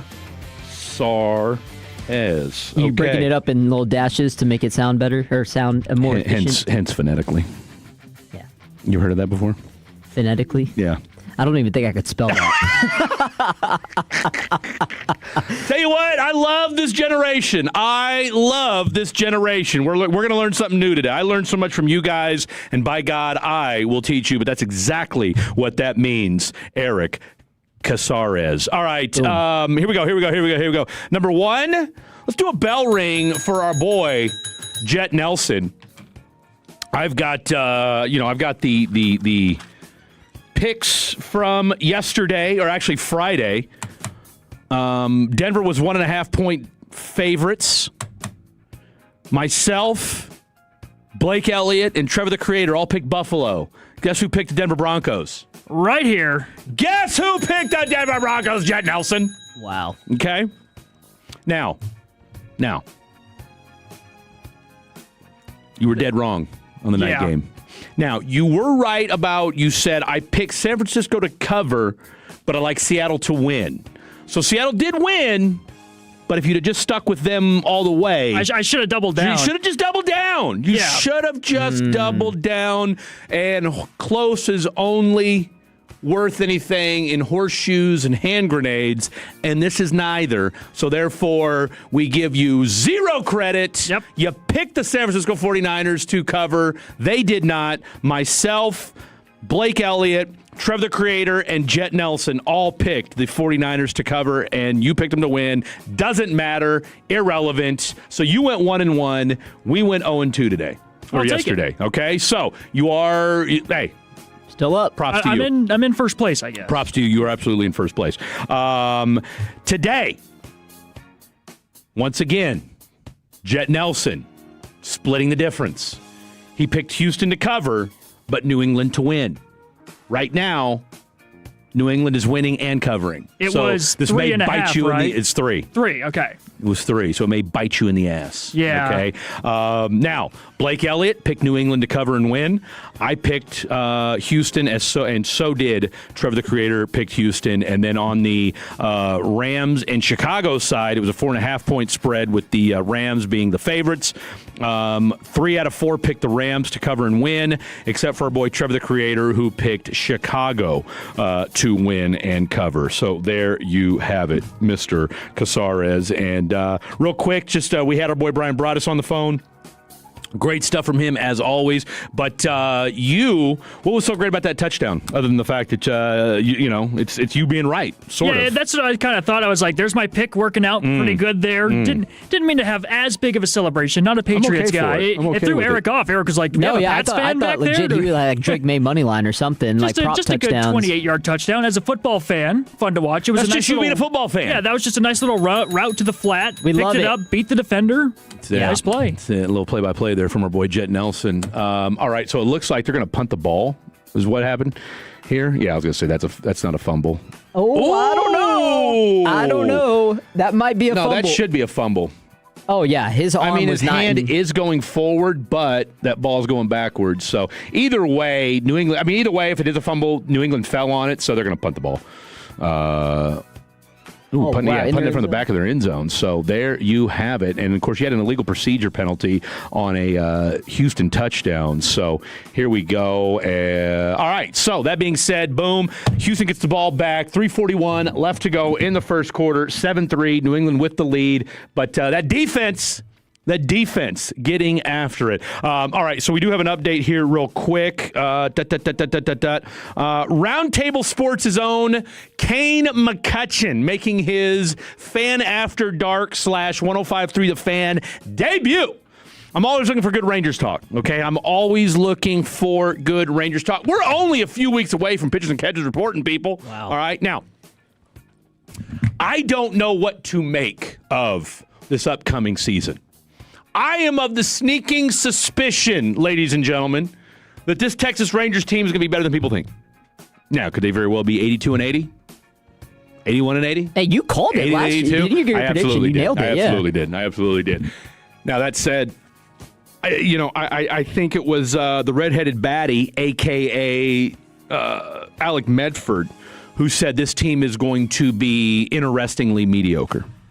Okay? Now, I think that's dead on. The thing about this team, though, that I think could shock some people. One, Skip Schumacher took a team that was supposed to be worse than this team a few years ago to the NL wild card. All right?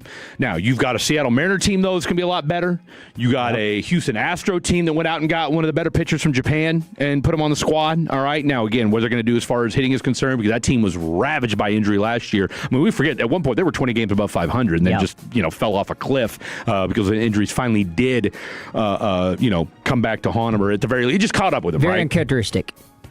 Well, no, absolutely he was. But I wouldn't say it's uncharacteristic in the sense of what they've been used to. But wouldn't you say, though, that we've been kind of waiting for the decline of this Astro dynasty? Yeah, I mean, I think we could say it's over. Yeah, when you're on top for that long, it's inevitable that it's going to come to an end. All good things come to an end. And you thought, though, at the beginning of last year, like, wow, this team's overperforming. They're playing out of their mind. I mean, it doesn't matter how many times they get hurt. Guys just keep stepping up. But the injuries just proved to be too much. Framber Valdez wasn't the same guy. Hell, he didn't even signed with anybody yet, so it'll be interesting to see if he comes back. But either way, you've got an A's team that, again, even though they're playing in the middle of nowhere, that's still a competitive baseball team. So you've got an AL West that is going to be competitive. All right, now it's going to take probably 88, 89 games somewhere probably to win that division, or at the very least get into a wild card spot. So while I'm not saying, hey, you're playing for nothing, you cut back on payroll, I still don't know what you're doing as far as your rotation, not necessarily your rotation, but what your bullpen's going to look like. Yeah, so that's a big deal. To me, that's a huge deal. Yeah. And hey, Chris, can we get a closer this year? Yeah. Can we get a closer this year? It's the least you could do is get us a closer. And I don't care what anybody says, but I'm on the Robert Garcia train. There you go. Okay, I might be the only one, me and Robert Garcia's family, but I'm on it. Okay, I'm on it. All right, so we'll talk to Kane at 3:20 and get his thoughts on this Ranger team for the 2026 season. And I'm curious. I'm excited to hear from him about that. All right, we got a lot to get to. Your text messages are more. 877-881-1053. 877-881-1053. Neither one of you have watched the rip yet. I want feedback from anybody that's watched the rip. All right, 877-881-1053. I've texted Eric Chiafalo. He and I talked about it on Friday. He was going to go watch it. Another movie he had never seen, and I can almost guarantee you've never seen it either, is a movie called Commando. No. With a gentleman that you may be familiar with named Arnold Schwarzenegger. All right. Again, 80s legendary action films. I mean, that was the peak of action movies, if we're being honest with ourselves here. So he had never seen Commando before. I let him in on just how great of a movie it is. If you're talking about one-liners that never stop, might be the best movie of all time. Okay? It's Arnold Schwarzenegger delivering one bar after another. I think I know it. Wait, is it the classic Say Hello to My Little Friend? Is it that? No, that's from Godfather. Never mind. Forget what I just said. I thought that was Terminator. Okay, you know what? Is it Godfather? Can somebody save me, please? Is it Godfather? No. What is it from? 877-881-1053. Before I pull my hair out and answer these two young guys, what is Say Hello to My Little Friend Scarface. from? That's exactly what it's Scarface. I get Scarface and Godfather mixed up. I'll tell you what. We got Al Pacino? I was off track. I got to apologize there. Am I going to have to talk to your dad and have a sit down? Hey, with your pops? I'm really good with movies most of the time, but when it starts getting like in the 90s, I start to fold. Well, that's actually the 80s and the 70s. Well, that's even worse because we're talking about iconic movies and iconic lines. Okay, I mean, so I'm going to let that. Because you and I's first time working together, and you and I are going to be on together the next few Sundays, so we're going to let this slide. Okay. I mean, again, I appreciate the fact. I will say this: Blake doesn't watch movies. Blake's not a movie guy, and that's what and it took he and I a few episodes to get used to the fact that he's always harping at me about shows. I'm harping at him about movies, and so we just refuse to meet in the middle about it. So that said, I'm going to let that slide. The fact that you even at least know what that movie is, I will at least give you credit enough for that. So 877-881-1053. Have you seen The Rip? and let me know your thoughts on it. We'll do fair or foul next. We'll reset the show at 3. Then we've got Kane McCutcheon at 3:20, Jet Fuel at 3:40, and then we'll do some NFL stack. We do have some new NFL news. Of course, we'll keep you up to date on what's going on. It looks like we might have a turnover in this football game. Lots to get to. Don't go anywhere. This is 105 through the Fan. Okay, I have to tell you, I was just looking on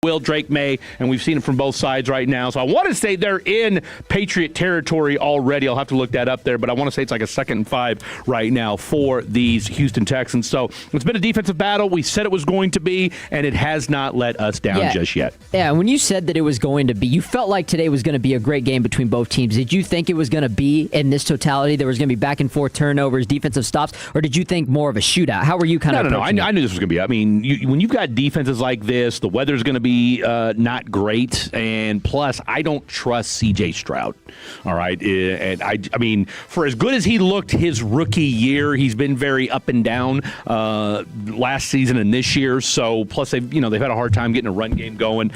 Shout out if you had Woody Marks. He had a nice little 3-game stretch during the fantasy year, but has not been the same guy. Although I want to say he had a decent game a couple weeks ago. But whatever. Point is, this time of year, you're going to see good defense if they've got it. New England plays good defense. The Texans play good defense, and we've seen it thus far. So it's going to come down to, all right, which quarterback can make a game-changing play and or drive. We haven't seen it just yet. We've seen a little back and forth. So 7-3. I want to say it just went to the second quarter, so we'll keep you posted on that. All right. Here's we've gotten a lot of good feedback from folks talking about movies. All right. You two we need to get learned up on. Which, look, I'm not mad at you for it. You guys are young. I'm not mad at you, so do what you got to do. From the 940, Fred, I'm 51. Dad took me to the theater to watch Commando. No, my dad, this is the greatest movie ever. Still stop and watch it. Let off some steam, Bennett. Maybe one of the greatest lines of all time. From the 972, I think Running Man has Commando beat on one-liners. That's another movie that you guys need to watch if you haven't seen it, which I already know that you two haven't. I mean, really, you just need to watch Arnold's entire 80s catalog. If we're being honest with ourselves, you're doing yourselves a disservice. Have either one of you seen Predator, the original Predator, not the 18 remakes they've remade? I'm talking about the original Predator in the jungle. Jesse Ventura, Bill Duke, Carl Weathers, iconic handshake at the beginning. Yes or no? I do like some Carl Weathers. Rest in peace. R.I.P. Yeah. Have you seen it? I don't think so. I think when I was 12, I remember bits and pieces, but I need to watch it again. Come on, guys. All right, I need you to watch. You're naming all the Arnold movies that I haven't seen. I mean, I don't know how, but I'm talking about these are iconic Arnold movies, though. Yeah, fair enough. I mean, I've seen Terminator 2. Great movies. Judgment Day is the greatest sequel of all time. I will die on that hill. Judgment Day, I'll put Judgment Day in the top 5 for sure. I'd have to think off the top of my head. Actually, second. I'll put Dark Knight, the greatest sequel of all time. You know, the thing with the Batman movies is there's just... I mean, I don't mind Christian Bale's Batman, but again, I'm going to date myself here. I'm a Michael Keaton Batman guy. All right. Jack Nicholson is the Joker. Don't get me wrong. Heath Ledger, rest in peace. That's a classic. That's good a good Joker. One. But the one, again, I'm a one-liner guy, if you guys haven't been able to tell. So I can respect both sides of it, but give me Michael Keaton's Batman all day, every day. The Rip, people are getting, we're getting 50-50 on both. All right. Again, if I had to rate it 1 through 10, I'm giving it a 4. I'm giving it a D+, C-, and the only reason I'm low. giving it that is because of Matt Damon and Ben Affleck, and they were just average at best in these movies. It's weird because I feel like they've been best friends for their whole career. Look, I'll tell you what I did because I've been on a rampage on social media because everybody's like, oh my God, this movie's so gritty and intense. Yeah, gritty and intense if you compare it to Willy Wonka. All right? I mean, seriously. The movie was not good. If you want gritty and intense, this is not the... You know what this movie reminds me of? It's like you took a B-level script with B-level production and took 2 all-star actors and dropped them in it and said, here, I'm going to give you $20 million a piece. Go make this crap movie. It's like putting exactly AD on the Mavs and just expecting it to not the best comparison. I'm going to disagree with you on that. I like where your head's at. All right. And Eric Chiafalo said it was badass. So now I have to totally question. And by the way, it looks like we've got a touchdown, Texans. Christian Kirk making up for the drop that he had to start the game with a 10-yard reception. So 9-7, Texans with the lead, pending the extra point. Looks like about 12 minutes left to go in the second quarter, a.k.a. the first half. So I got to question Eric Chiafalo's entire movie selection slash what am I thinking of here? Reviews, his whole just movie life. If you're going to tell me The Rip is badass, yeah, he and I are going to talk tomorrow. He and I are going to talk maybe tomorrow. It's one of those like recency bias things where like you get out of a movie, you're like, oh, that was really good, and then it ages poorly, and you're like, nah, it wasn't that good. Maybe he'll watch it again in a couple years and not like it. Aren't you one of those? But don't you know if you know, you know, like when you get out of a movie, you're like, okay, I liked it. Well, there's a difference between being entertained and understanding if it's a good movie. It wasn't even entertaining, though. So you just weren't on it at all. I went into it geeked. I went into it and here's the thing. That's your problem. Is it? Yeah, because I wanted to like it? Well, no, it's not that you wanted to like it. No, but I did. You have to go in with minimum expectations, and then you can't be disappointed. With Ben Affleck and Matt Damon? Yeah, no, that bar's up here. Thank you. It's got to meet it. Thank you. That bar's already set. If Ben Affleck, you know what I said this movie was, and I can already tell. You seen Good Will Hunting? Oh, yeah. Oh, you have? That is one that I have seen. Okay. Yeah, that's a good one. But You've seen it? Yes. But Ben Affleck's been in some bad movies, too. No, Ben Affleck's been in some terrible movies, but he's also been in some really good grimy movies, too, though. The Accountant. The Town. The Town is great. That's what I'm saying. So knowing that that's in his repertoire, I thought, this should be a good movie. But it's also on Netflix, too. I don't disagree with you there. You're not wrong about that because I've yet to see a good movie that Netflix has made. What was that movie with Chris Hemsworth, Extraction? They made two of them. Yeah. And he was like a Vietnam, World War II. I don't know. He's an armed forces guy. Right. It was a Aren't they all? Yeah. Aren't they all? It was solid. Special Forces. Solid movie, but you could tell when you finished it, it was a Netflix movie. That's it, dude. And maybe that's it. Maybe that's the whole thing. Shout out to my boy Raphael. Shout out to Raphael. He goes to my gym over at Absolute Recomp, over at the Hangout, over in Irving. They've got Dwarfs Wrestling, okay?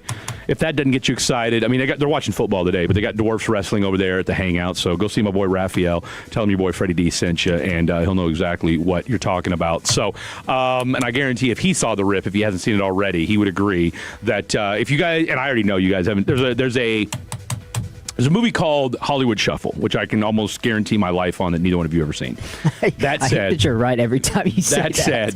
That said, there's a it's kind of a they do skits in the movie, and there's one called Sneaking in the Movies. Okay, and their rating system is either 2 thumbs up or the finger. Okay, The Rip gets the finger from me. Okay. The Rip gets the finger from me. So it's a strong feeling. It's not even a subtle. It's a full-on. That movie irritated me when I was done with it. Okay, that movie irritated me when I was done with it. Do we have time? I'll tell you what. We'll just read a few text messages and then we'll call this thing a day. Let's see. From the 682, Fred, can you stop banging on the desk? I think I can answer no for you. I mean, come on. We already know the drill. Okay, here we go. 682, another 682, different 682. The Rip was just okay. Nothing new or genre defining. Affleck and Damon work so well together, so I really thought they would deliver more. Kyle Chandler's talent was totally wasted on such a little used part. I don't even know who Kyle Chandler is. Oh, wait. Is Kyle Chandler... Wait a minute. Wasn't he in Friday Night Lights? You two. Okay, I'll tell you what. Let's do this. Oh, I've seen this guy before. I'll tell you what I want to do. Because Wolf of Wall Street. Look, the three of us, I think he was the FBI agent in Wolf of Wall Street. Okay, here's what I'm going to do. Because I need to understand you two better. And I've told Blake I'm not a TV show guy. All right, because I'm not. I'm over TV shows. I don't have the time or the bandwidth to watch a bunch of shows over and over again. So, give me a movie that you two like so I can better help to understand who the hell you two are. So, give me a movie. Any movie? I think you just mentioned a good one. Wolf on Wall Street. I've already seen that one, though. That's it. Okay, so I already said The Dark Knight, so I'll stick away from the superhero movies. I've seen those, yeah. I'll say Ridley Scott's The Gladiator, one of the best movies ever. I've already seen that. So it has to be a movie you I haven't need to see seen. that one. I mean, ideally a movie I haven't seen, yes. Okay. Because clearly I've rattled off a dozen that neither one of you have seen. Apparently you're on a different level of ball knowledge when it comes to movies. Well, but I'm also old enough to be your dad, too, Yeah, so there is that. I'm trying to think. What's a must-see movie of our generation? Okay, There you go. How do you feel Exactly. about thrillers? I mean, I'm all for thrillers. Okay, so this is I'm all for good movies, yes. Has Trevor unfairly pigeonholed me into 90s gangster movies? Yes, he has. Okay. Do I expect... You saw When the Devil Knows You're Dead? Yep. Not a gangster movie, is it? No, not really. Kind of, but still. Yeah. But still, an interesting movie nonetheless. And you haven't even gotten to the good part yet. Yeah. You haven't even gotten to the good part It started off good. If you know that opening scene. Thank you. The most underrated, not horror, but thriller movie that I've Yeah. ever seen was Hush. Have you ever heard of that one? No. It beats Hereditary? Hereditary is not I mean, I don't want to say it's underrated. Oh, okay. I just meant like in the horror genre. No. I think in terms of just it's not well known. You didn't even know what it was. I've never even heard. I think I would need to see that one. I think it came out in 2016. Without What's it spoiling, called? Hush? Hush. Basically, just a home. Who's in it? It's a home invasion movie. I don't know any actors in it. Okay, Hush, but it's a good movie. Home invasion movie, and the girl is she's deaf, and a guy's trying to break into her house. And What'd you say? She's deaf. I'm kidding. Never mind.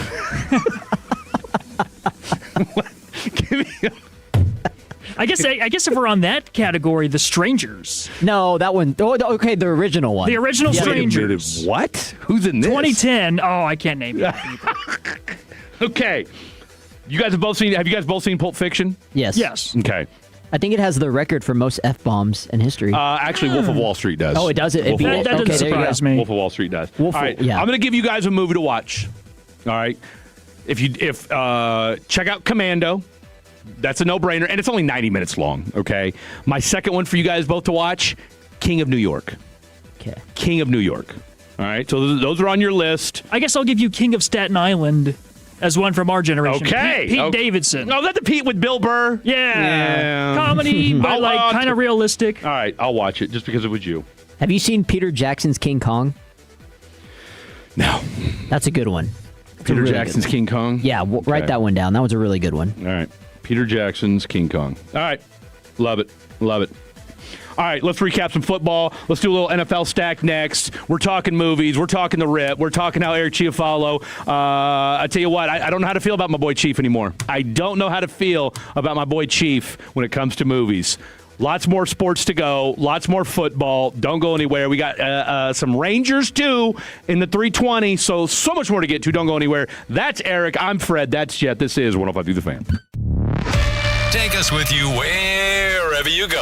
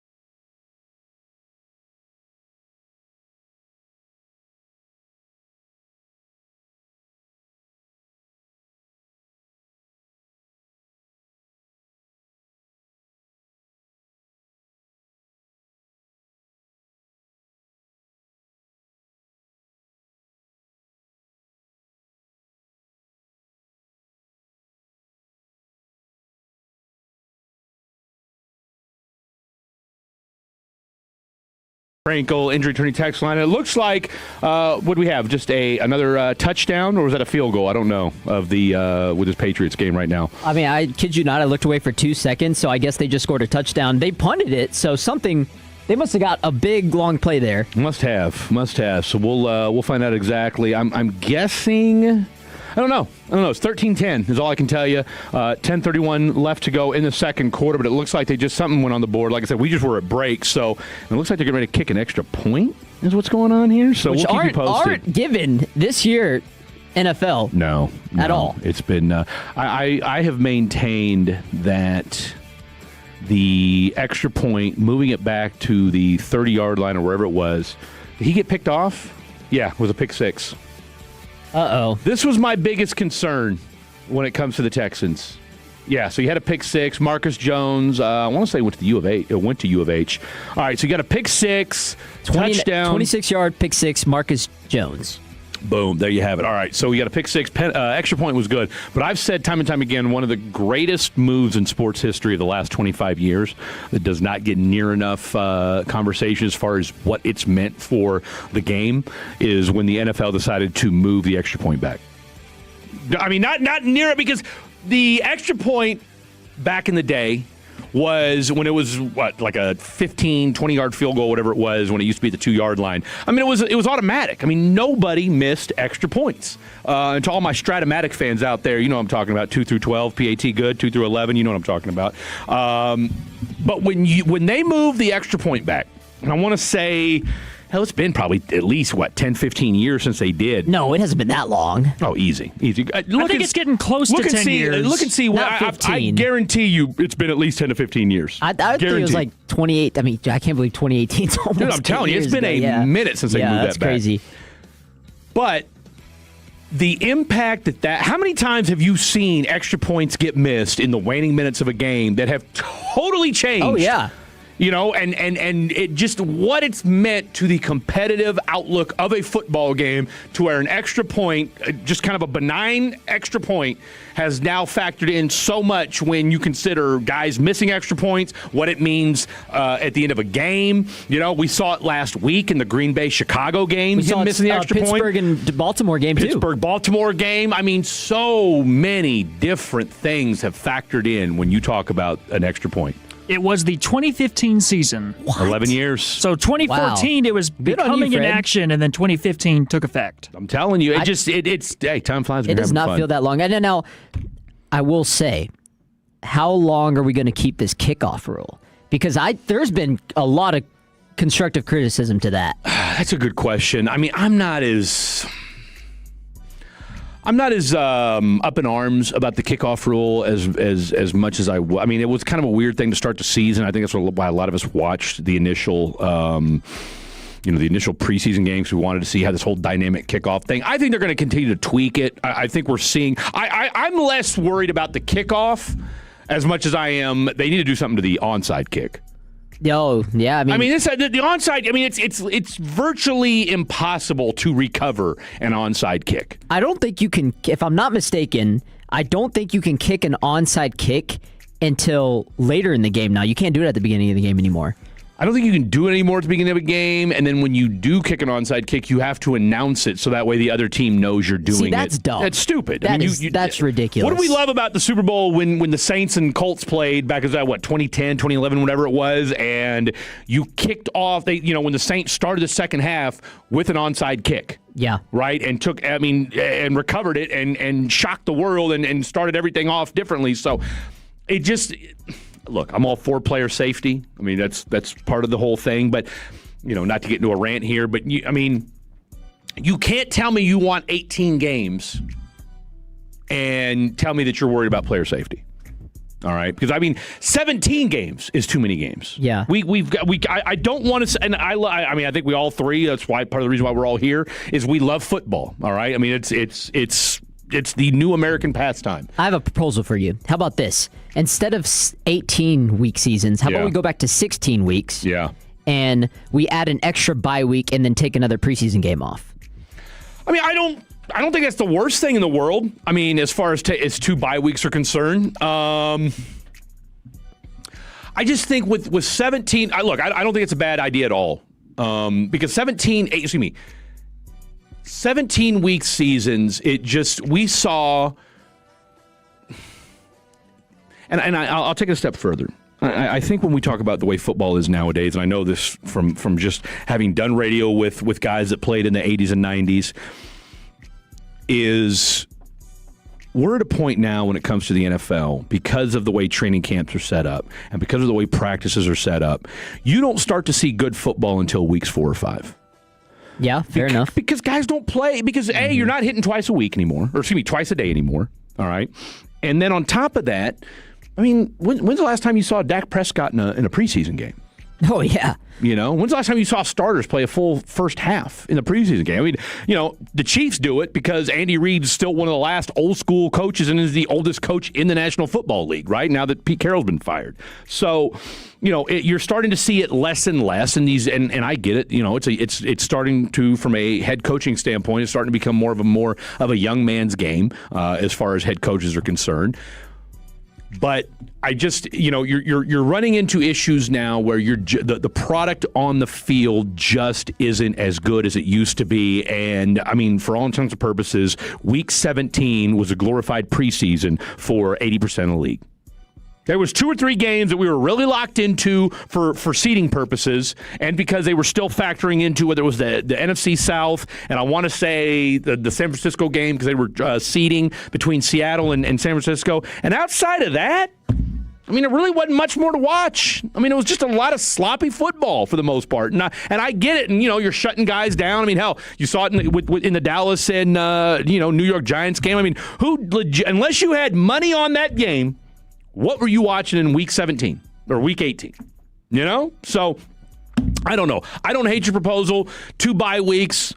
I mean, it sucks from a fantasy football standpoint because now that means that's 2 weeks. I got to figure out what I'm just doing threw another with. pick. Sorry to cut you off there, but yeah, it's getting rough there for Houston. And that went off. I'll tell you what, they're missing Nico Collins. They are missing Nico Collins. Now that ball looked a little bit high. That did bounce off his hands. Texans got they've got a big decision. There's no way you're giving him a contract. No, and I think this game is very. It was a big one in terms of what they were going to do with C.J. Stroud. But I said last week, I think C.J. Stroud is in his own head. I really think it's mental at this point. I don't disagree. I don't disagree. To me, coming out of Ohio State, Fred, he reminded me so much of Dak in terms of being an elite pocket passer. And we saw that his first year in the league. Oh, he was great. And credit to him at OSU. To be fair, he did have an elite offensive line and wide receiving core. But then, and we saw in the first year. But a lot of Ohio State guys have had that and not been squat in the NFL. So. But, man, when he came in, he was spectacular because he trusted himself to be an elite pocket passer. Now he's regressed. The offensive line has regressed, and he has lost so much confidence. Here's a question. Here's a question for you, because it seemed like it was a no-brainer at the end of year one. Who would you rather have going into next season, Bryce Young or C.J. Stroud?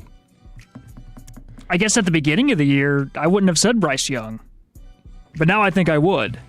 I mean, I'll tell you what, you didn't. The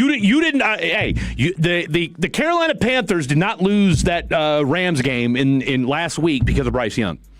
Bryce Young. Well, to me, Bryce Young is also inconsistent, though, too. Well, Bryce Young's inconsistent, but considering where he was at in year one versus where he's at right now, I mean, I feel much. If I'm a Carolina Panther fan, and I'll tell you what, if you're a Panther fan and you watch a lot more Bryce Young than I have, let us know, 877-881-1053. All I'm saying is this. From where he was at before Dave Canales got there, and now that he's had 2 years of... Let's not forget, he was benched last year to start the season.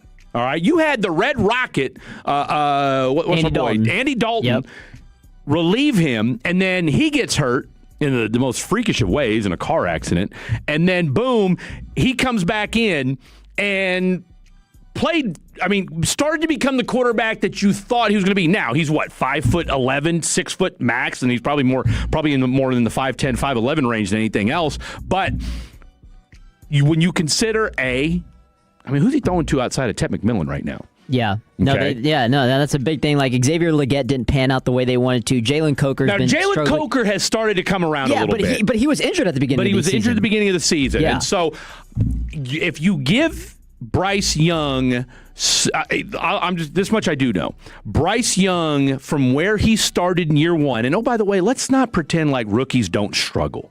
All right? Now, I mean, we have kind of forgotten that it's okay for your rookie quarterback to not play well. Now, obviously, we would love for our rookie quarterbacks to come in and look like, Jaden Daniels. Jaden Daniels. How'd that turn out? All right. I mean, this guy, I got questions about Jaden Daniels. Oh, yeah. Okay. Bryce Young comes in year one, doesn't look good, gets benched in year two, comes back, kind of solidified his spot, like, okay, this guy's going to be a starting quarterback in the NFL, comes back this year, throws for 3,800 yards, whatever it was, gets you to the playoffs. All right, look, I thought made some pretty damn good throws against St. Louis against the Rams last week. Yeah. Okay. You didn't lose that game last week because of Bryce Young. Yeah. All right. You can feel good about saying that. Yes, there are many reasons why. You're 8-9. You don't have a lot of offensive weapons. Your defense decided to play prevent on the last drive. But nonetheless, he left you with the lead. Yeah. And the Texans won the game last week in spite of C.J. Stroud. So that's also another counter. In spite of C.J. Stroud. And he has not looked good. Although, once again, that defense, kicking ass and taking names, he is back on the field once again. But you're right. And I'll tell you what, he looked like he's about to throw another interception right there. You got me wanting to look this up real quick before we go to break. We're going to talk a little. We are going to talk a little. Let's see. I got to see this real quick. Just while you're doing that, for my own. So he didn't have the great. Okay, look, he threw for 60. He was 64%. Is this Bryce Young? Bryce Young. Oh, okay. Completed 64% of his passes, 3,000 yards, 23 touchdowns, 11 picks. So these numbers aren't look, no one's going to confuse him for being Pat Mahomes anytime soon, all right? But he's trending in the right direction as far as I'm concerned. So we shall see, 2,800 yards his rookie year, 2,400 his second year, 3,000 his past season, but he had 23 touchdowns, 11 interceptions, and an 88 quarterback rating, and he completed 64% of his passes. It's a league of what have you done for me lately, and as of right now, based on the trajectory of how things are going, you would probably rather have Bryce Young right now. 361 said, Eric, you were right on the money. C.J. Stroud is no better than Dak Prescott. Matter of fact, I'd take over C.J., Like you take Dak over CJ? Is that what he's saying? Look, I just think they're very similar in how they played the game of football and coming out of college. Now, Dak is obviously a step ahead of where CJ is right now, but CJ can still get there, but he's going to have to adapt.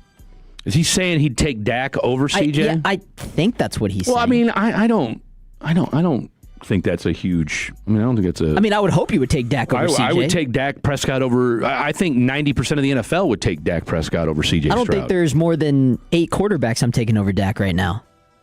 It's a good question. We'll get into that later. All right, coming up next, let's talk a little baseball. Our boy Kane McCutcheon of Roundtable Sports making his Fan After Dark debut, talking all things Texas Rangers. We're just a few weeks away from pitchers and catchers reporting. Where are we right now with this Texas Ranger team? They're kind of flying under the radar. What say Kane? What say you? 877-881-1053. 877-881-1053. If you have any questions for Kane and this Texas Rangers team, send them to us next. Don't go anywhere. Our goal is to have you winning every sports debate with your buds. We'll do the homework. You just listen and enjoy.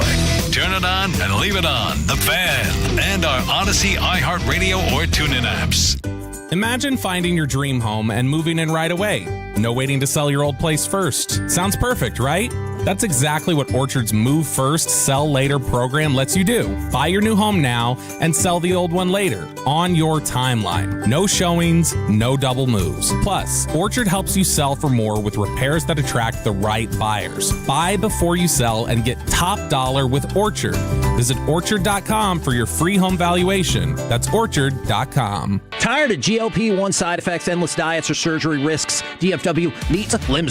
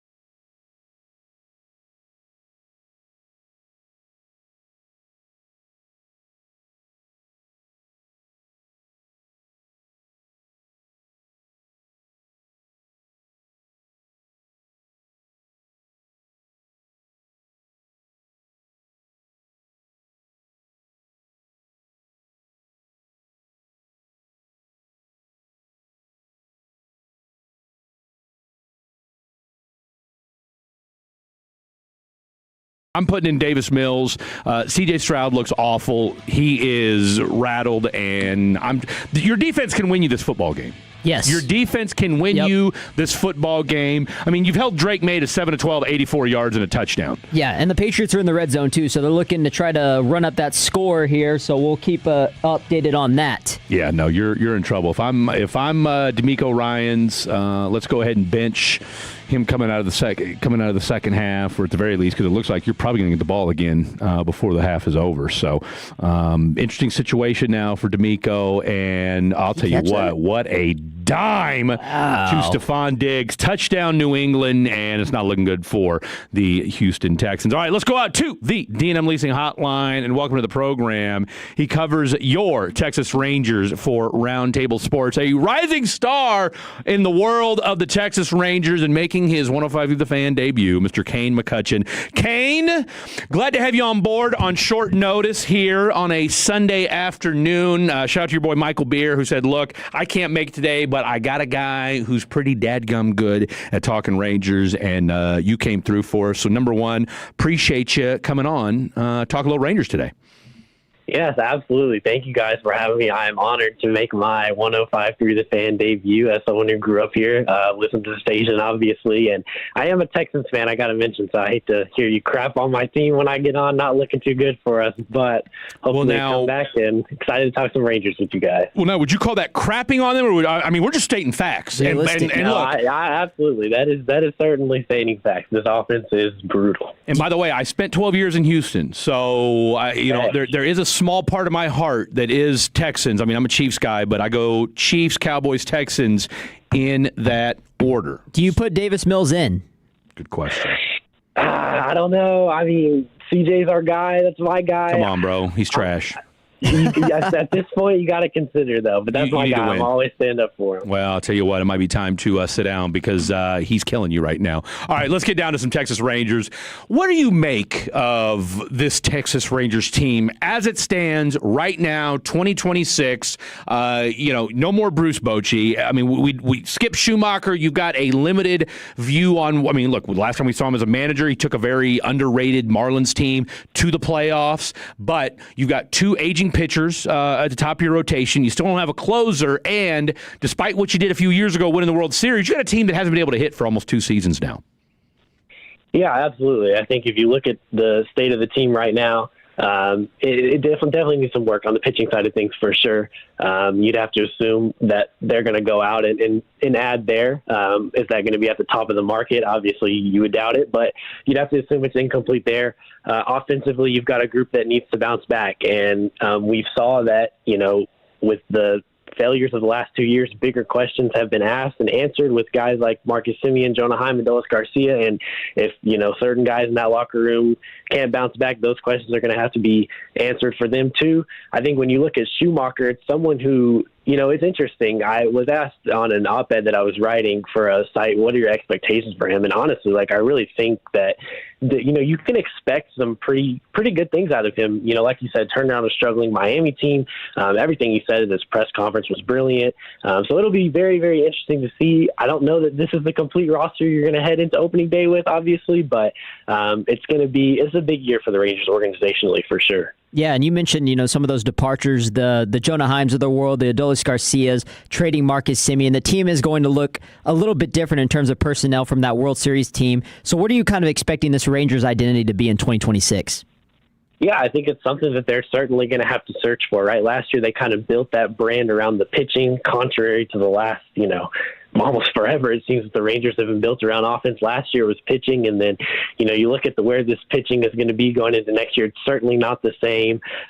You're going to have to find an identity. It's a team that needs to find something quick. I think they would like it to be a little more contact-centered as far as offense goes, and they're going to have to see if they can get there with certain guys. But it's going to be very interesting the first, couple months of the season. But what does this Rangers team look like? What are they going to hang their hat on? And obviously, anytime you have a new manager coming in, you're asking those questions. But I think even more so with the roster turnover, it's certainly going to be something to watch for. Kane McCutcheon, Roundtable Sports, joining us here talking all things Texas Rangers. No Maddox as pitching coach, and of course, again, no huge surprise with a new manager comes a new regime. You were hoping to keep Maddox, but you don't. We still don't know what to make of, rotation-wise, you still got Jacob deGrom, you still got Evaldi, you got Jack Leiter, but Kumar Rocker, Jacob Latz, like what are we thinking as far as 4 and 5? And, because you do have older arms at the top of this lineup, top of this rotation, do you see this team going to a 6-man rotation?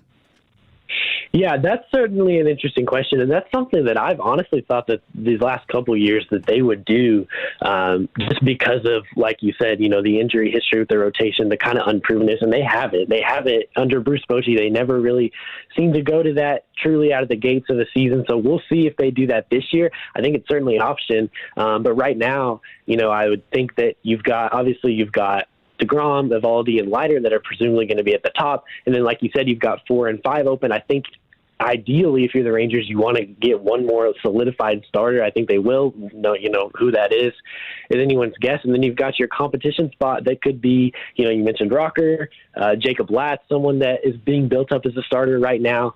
It's going to be very interesting to see what happens 4 and 5. After last year was so good, and someone like Patrick Corbin comes in, you weren't expecting to get much from him, and you get good production from him, and so now you're kind of left similarly with the bullpen, trying to find out where you're going to get that production from. So it'll definitely be interesting to see. I still think you've got a good rotation there, though, however, I will say. Let me ask you this real quick. Who's going to close? Because, again, I have hammered Chris Young for this, especially a guy who won a World Series for a baseball team that had a solidified 7, 8, and 9. And you go in last year with Luke Jackson, and we know how that all turned out. And to me, I'm a big believer in that if you'd had a bona fide closer, as putrid as your offense was, June and July, what cost you was having no closer. Right? Your bullpen is what cost you in June and July.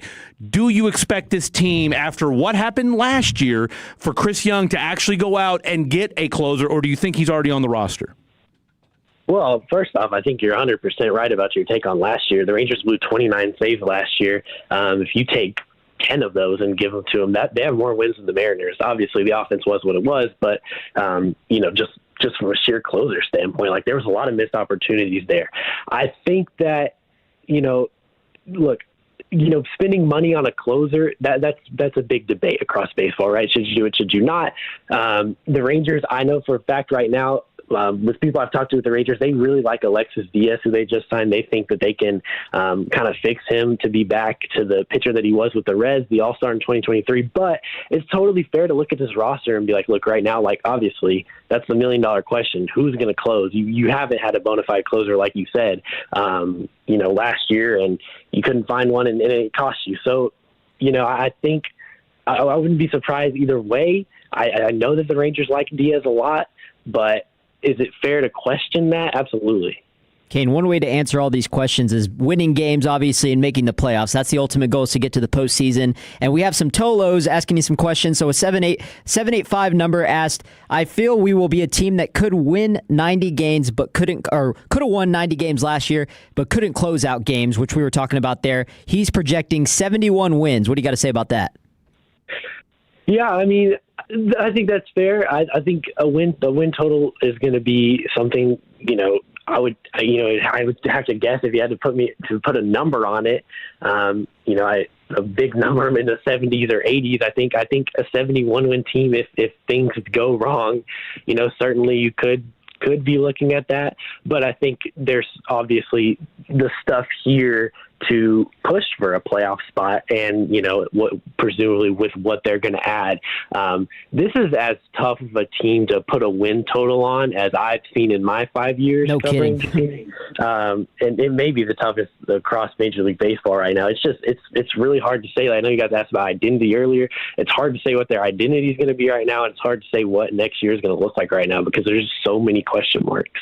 And that is kind of what it feels like. By the way, for folks listening for the first time, Kane McCutcheon from Roundtable Roundtable Sports, talking all things Texas Rangers today.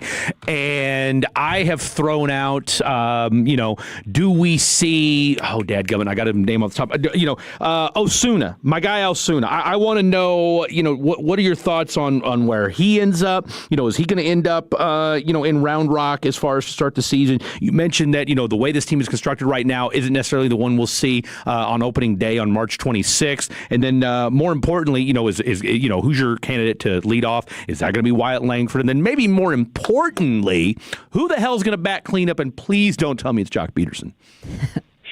Yeah, that's the big question as well. Look, I mean, you've got guys that you need something, right? Like you need the 2023 All-Star version of Josh By the way, Young. your boy just threw a fourth interception. I didn't want to break into what you just said. But 4 picks for your boy C.J. Stroud in the first half. It's time to go see the neck in the second half. Continue.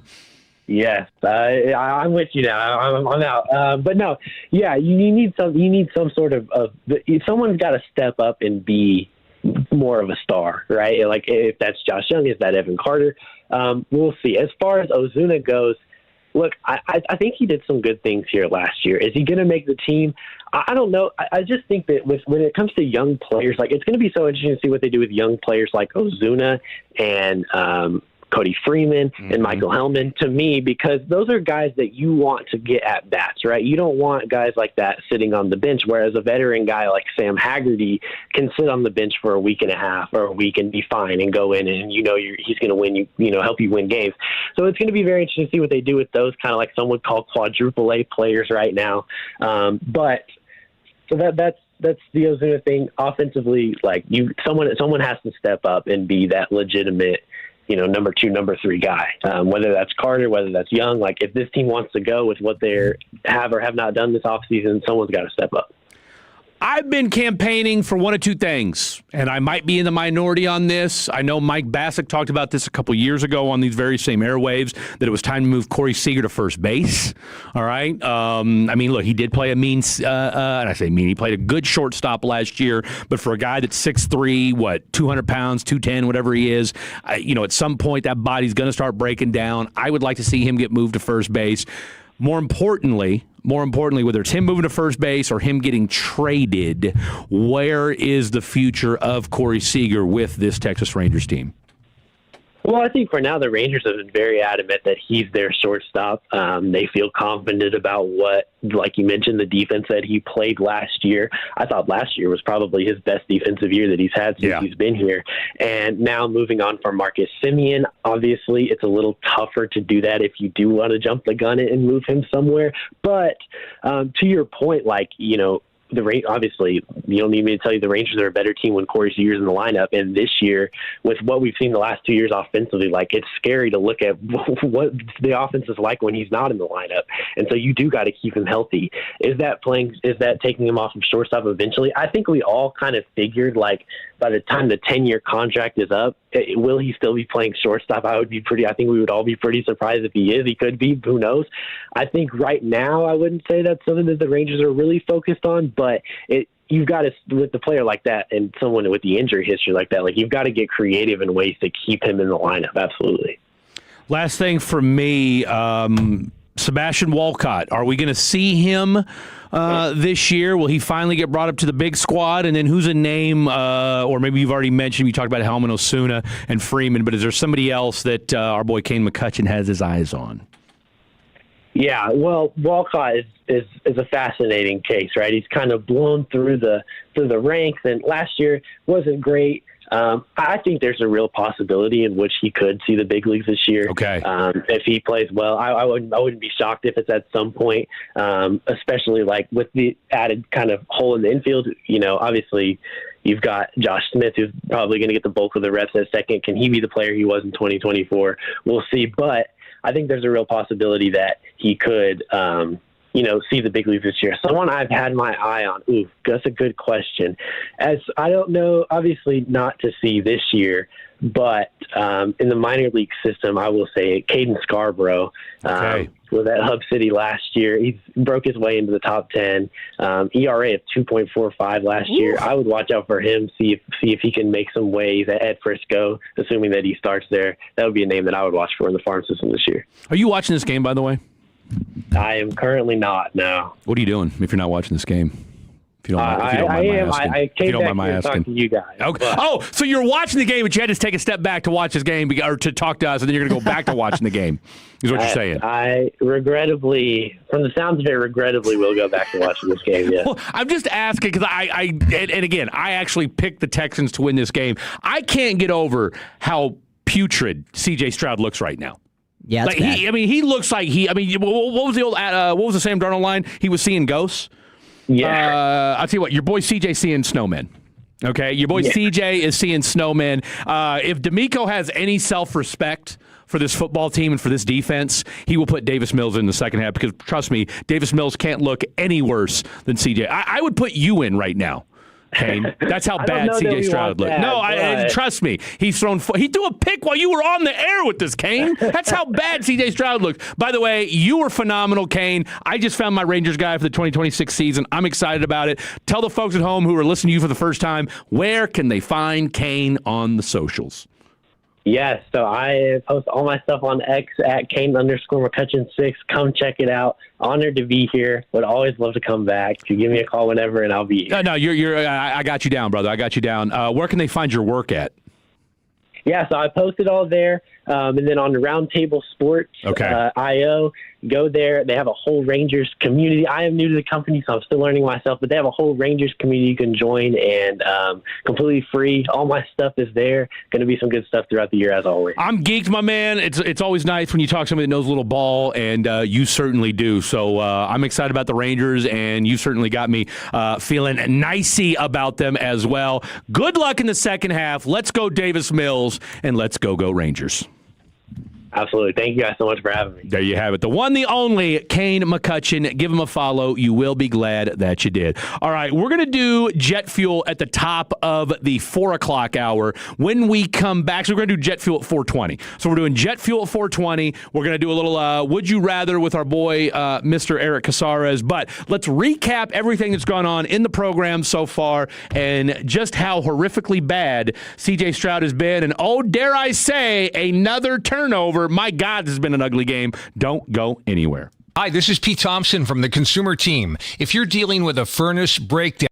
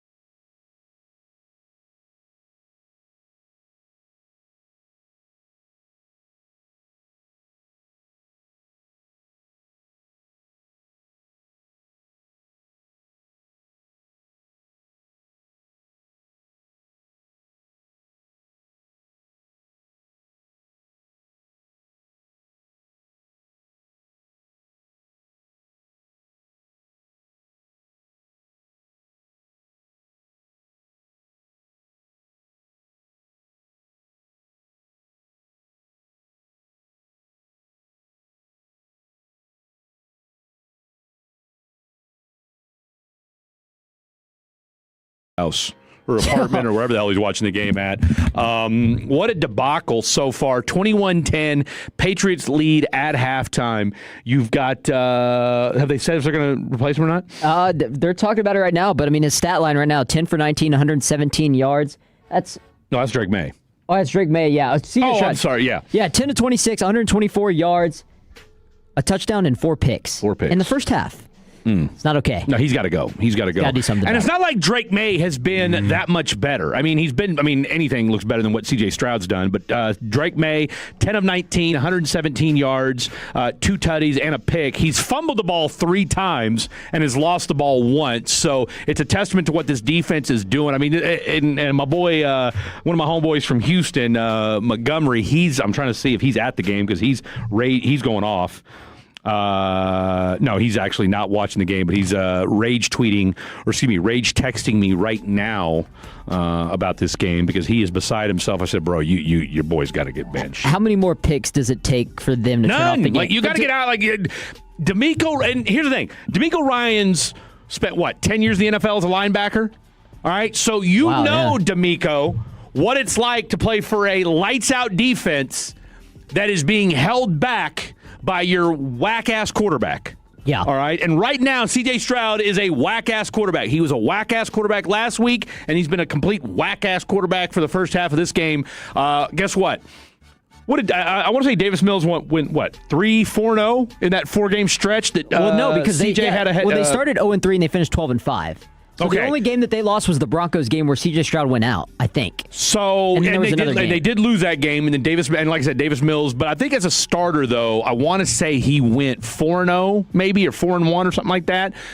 Very least, he won you games in the middle of the year that you wouldn't be in this position you're in right now if it wasn't for Davis Mills. So much like what Denver's going to have to do next week with Jarrett Stidham, your season's on the line. You've got 2 quarters left to save your season. I'm sorry, but in the same way that, yes, I understand C.J. Stroud got you here, well, so did Davis Mills. I put Davis Mills in the second half. It can't hurt because I'll tell you what, he can't look anywhere. C.J. Stroud is rattled. Okay, C.J. Stroud does not look himself. All right, and I don't know if it was the 5 turnovers last week, but he has not looked good. Christian Kirk didn't help him to start things off with a drop, but it has been an absolute dumpster fire since. So we'll see what happens in the last 2 quarters. You got about 8-10 minutes before the second half starts. So what a first half for the Houston Texans. And then, of course, we had our boy Caden McCutcheon. Great stuff from him, though. And shout out to some of the texters that were texting in. They appreciate him. Let's see. Here we go. Well, and of course his O-line. And look, C.J. Stroud's O-line has not looked great. Let's not pretend that hasn't helped either. But there's been plenty of times where all he's got to do is step up, climb the pocket, move a little bit. I mean, one thing, and look, I used to do radio with Ted Johnson, 10-year NFL linebacker, won 3 Super Bowls with the New England Patriots. And he was a big quarterback guy. Of course, he started his career. I mean, hell, Tom Brady won him 3 Super Bowls. But the average quarterback, you go off script around 60 to 70% of the time.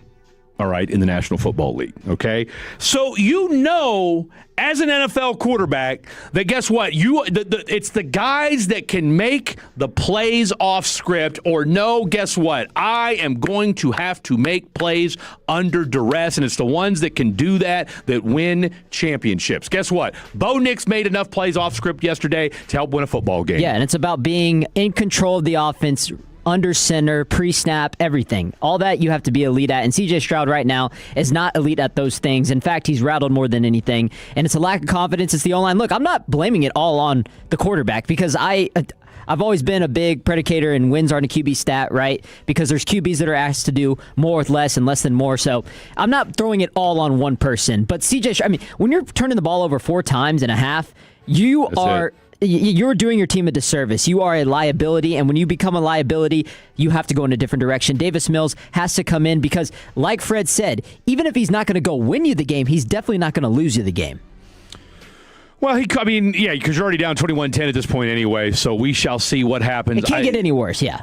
Yeah, no. Well, you hope not. Theoretically, it could. Look, it always could be worse. They get the ball to start the second half. All right, they get the ball to start the second half. We're going to see who comes out to start this second half, whether it's going to be C.J. Stroud or Davis Mills. I got to say, if he comes out, if C.J. Stroud comes out to start this second half, go ahead and cancel Christmas because this game is over. And then, of course, we've got the let's see. Do we know what the weather is? Weather in Chicago right now. Right now. Chicago on Sunday. Okay, weather in Chicago for Rams game. Here we go. You ready? You got it? I'm going to say 5. Okay, latest.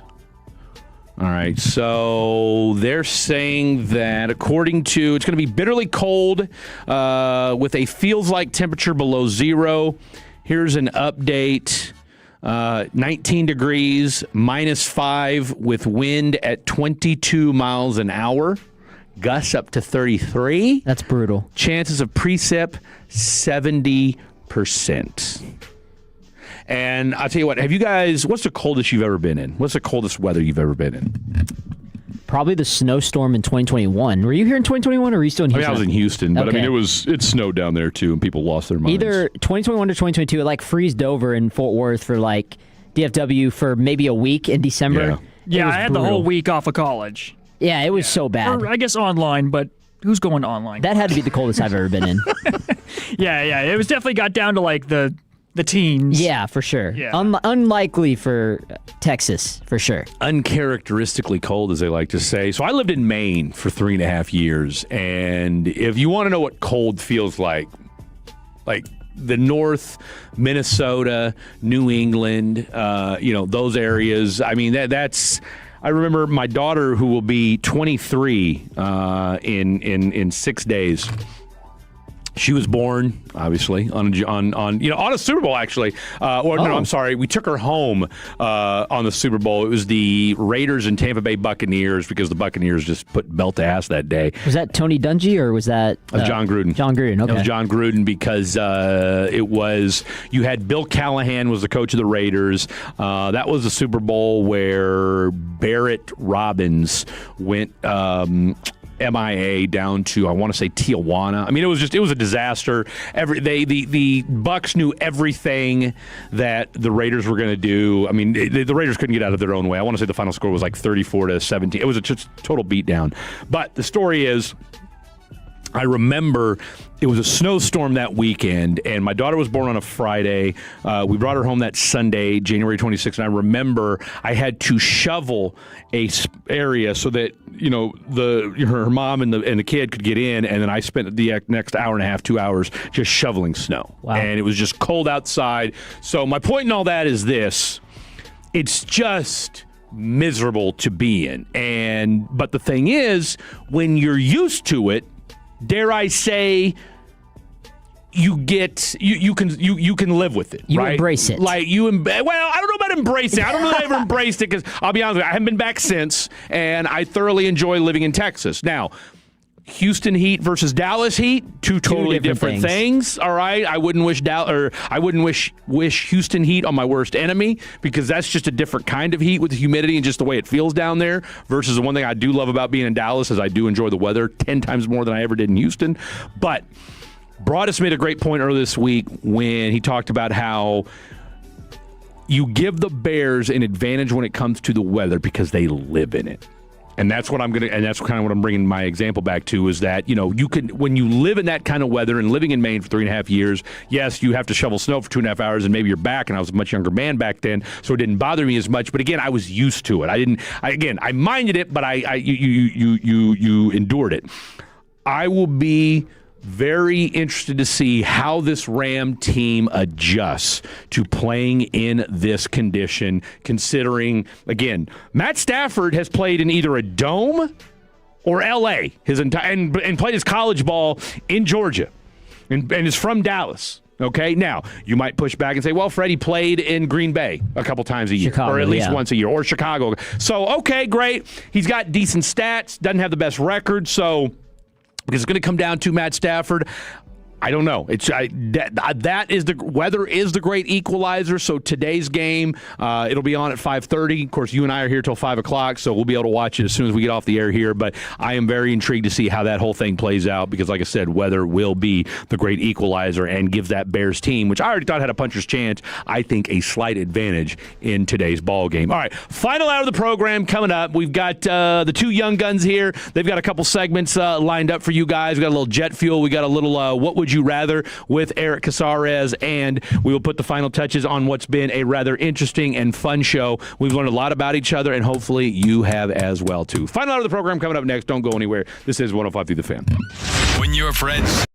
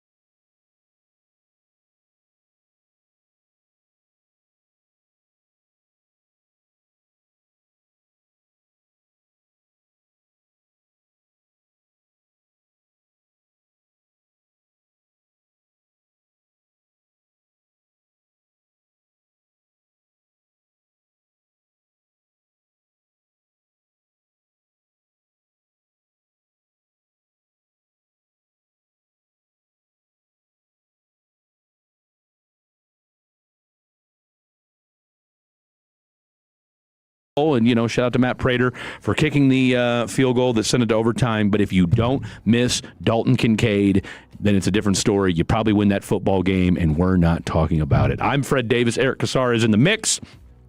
Jet Nelson, who we're a few minutes away from debuting a brand new segment, Jet Fuel.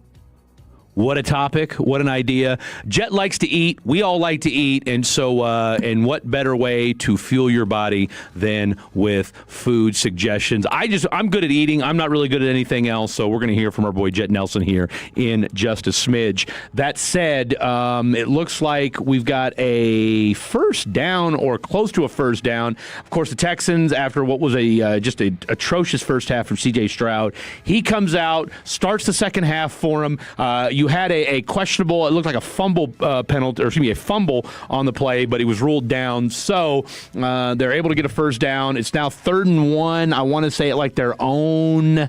What are they at? Oh, no, I'm sorry. They're in the Patriots side of the football field. Yeah, they've been driving pretty good on this drive, yeah. So you got the snow coming down. Okay, they're at their, they need to get to the 18-yard line, and boom, first down. Inside the 15. Okay, so the Houston Texans, 1st and 10 at the Patriot 15-yard line. And, of course, this would be a completely different game if it wasn't for 4 interceptions from C.J. Stroud and from this Texans defense, which has been stout all day long. Yeah, no, and we said they won last week in spite of C.J. Stroud. It wasn't because of him. Now, they were able to run the ball effectively down, I guess you could say, Pittsburgh's throat last week. And they were doing it. They were pounding the rock, and Woody Marks was getting his touches. They ended up pounding it in the end zone, getting the touchdown, and that was before all the interceptions and fumble recoveries that they got at the end of that game that made it a blowout. But we just saw a stat that they just showed in this game, and 164 rushing yards in that wildcard matchup against Steelers tonight.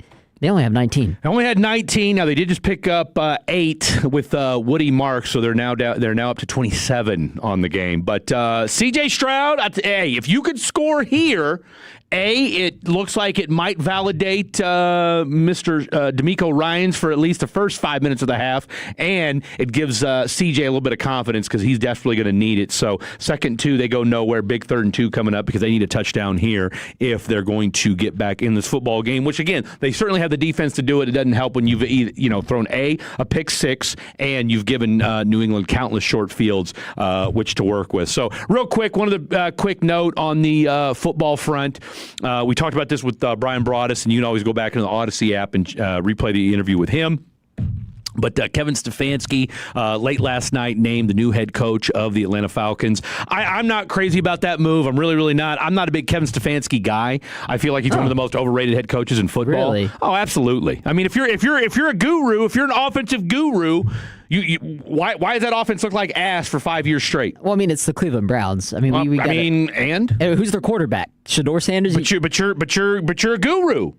I mean, you Deshaun Watson looked like ass with you. I mean, he's the only head coach that's gotten him 2 playoff wins in this century. I mean, and then what happened? Then you got rid of the quarterback. Yeah, well, I always thought their biggest problem outside of trading for Deshaun Watson, they traded the only guy that won them a playoff game was Baker Mayfield. Which I don't disagree with. But again, if you're supposed to be a quarterback guru, if you're supposed to be a quarterback whisperer, which again, he's a 2-time coach of the year, right? Yeah. So make chicken salad out of chicken you know what.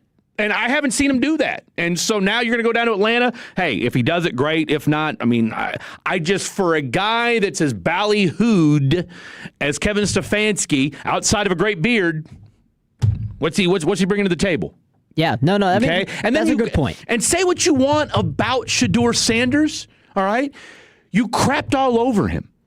And look, I'm not saying that Shedeur Sanders is the end-all, be-all. Well, that's why the coach is gone, probably. That's another reason why the coach is gone. I mean... He didn't really like Shedeur. Look, but that's my problem, is if you... I mean, that's who you have to win. If you tell me that you can win with a 5th-round draft pick, all right, then who can't you win with? But you couldn't win with Deshaun Watson. You couldn't win with Joe Flacco. You couldn't win with Dylan Gabriel. You couldn't win with Shedeur Sanders. And you're supposed to be a quarterback guru.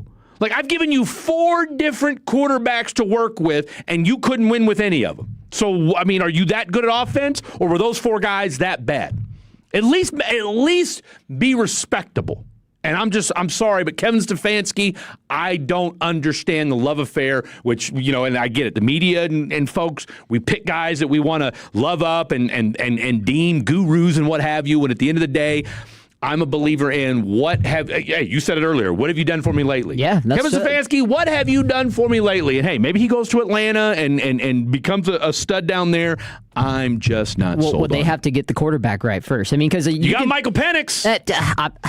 I'm out on So Penix. we're making an excuse for him already? No. I'm not making an excuse for it. I'm saying in order for this to work out, you're going to have to get the quarterback right because I don't believe that Michael Penix is that guy. I'm not crazy about Michael Penix either. I'm with you on that. I think he gets hurt entirely too much. I wouldn't have taken him number 8 overall. But if you're Kevin Stefanski, it's like, all right, hey, you better make something out of this dude. Yeah. Like you here's the thing. I should at least see your offense looked serviceable. And we have not seen. I mean, hell, your offense has been predicated on the run game. I mean, I don't need a quarterback guru to do that. If that's the whole shtick, is that, as long as, hell, prime Nick Chubb? I mean, how hard's that to, what I'm saying, run an offense around that? All right, so anyway, Kevin Stefanski, again, great beard, crappy OC. We'll see what happens. All right! So what we've all been waiting for, ladies and gentlemen, Jet Nelson, who has had one of the, dare I say, one of the greatest comebacks in 105 Through the Fan history. One of the more inauspicious starts as a producer. And I know this because I was on the show that night. It was the night Cooper Flagg was drafted number 1 overall and stumbled out of the gate. Jet Nelson did. But I'll tell you what, my man, like a phoenix, has risen and now pound for pound. He was the 2025 Haiku Champion of the Year.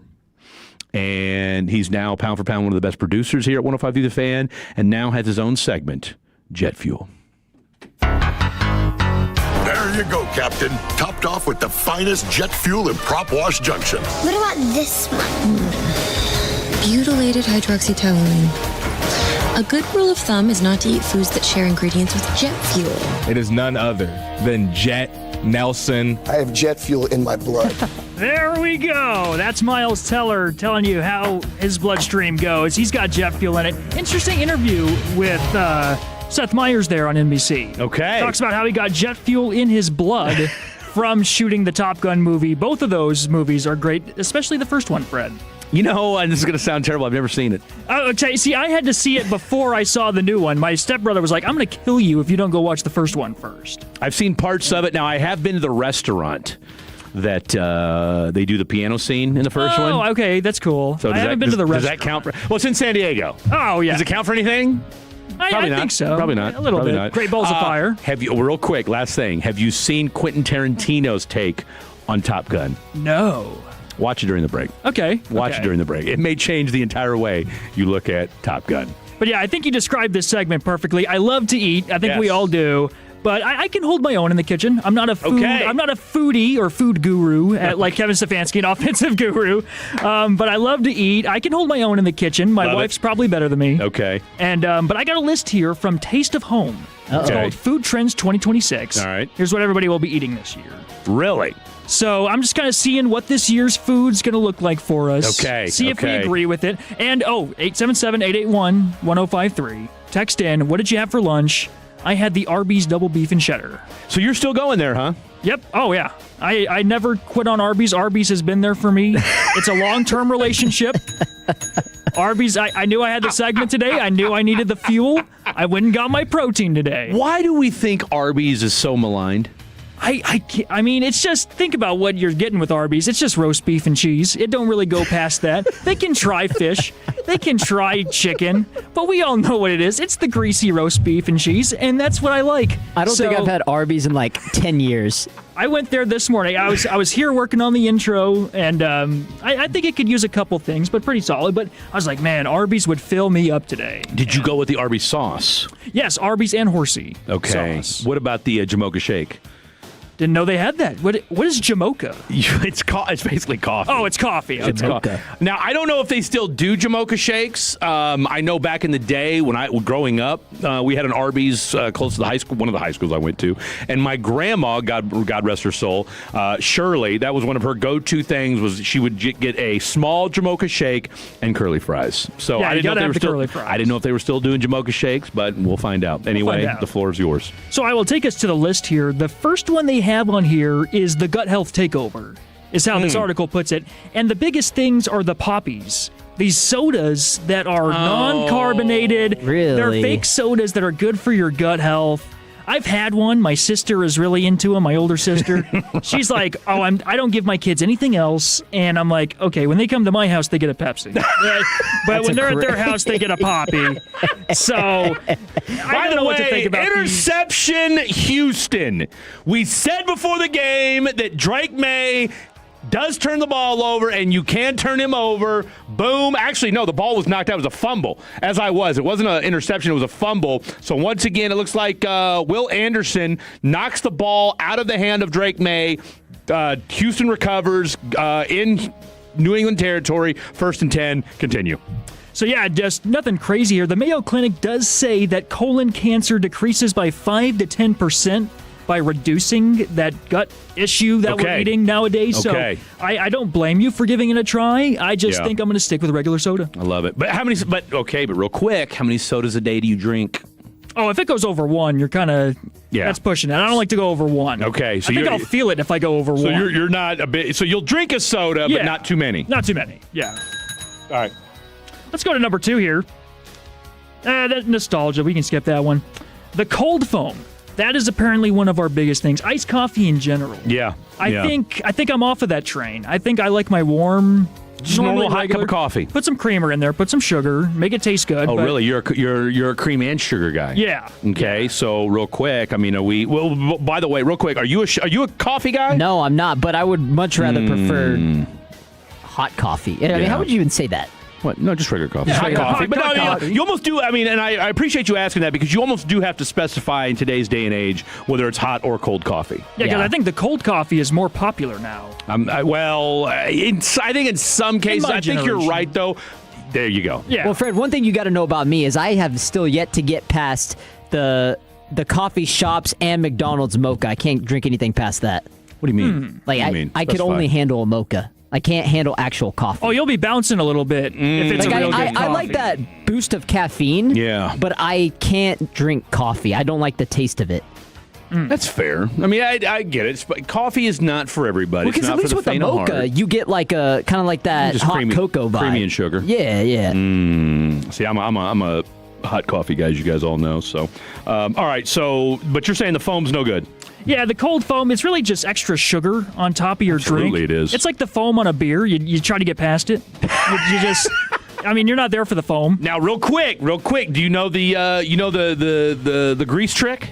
For a little forehead. My mama taught me right. Bartender for 18 years. Damn right. I know. I've heard you can do one of two things.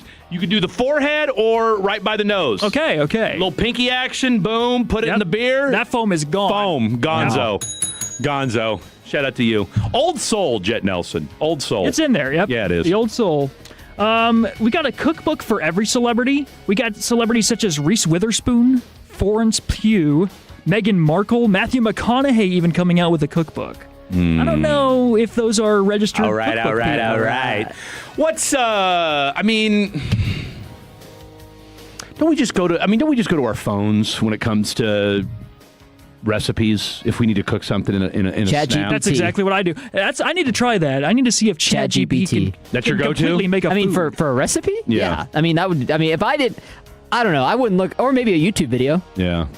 See, I just want to read it real quick and then boom, beyond. All right, now, do you cook most of your own food, or now you're a runner, so you run a lot. So what's your diet consist of? Yeah. I mean, I love protein. So a lot of protein, but go ahead and mark that real quick. But also carbs. Fred, you wouldn't believe how many carbs I eat. Well, you have to eat a lot because you run a. By the way, just so for the folks at home. I'm just thinking of you saying I love protein. Tell the folks at home how many miles a week you run. I run 80 to 85 miles a week. Yeah, but I get one mandatory day off, and it's always on Thursday. I just need a reset day, and Thursday's perfect. So did you run already today?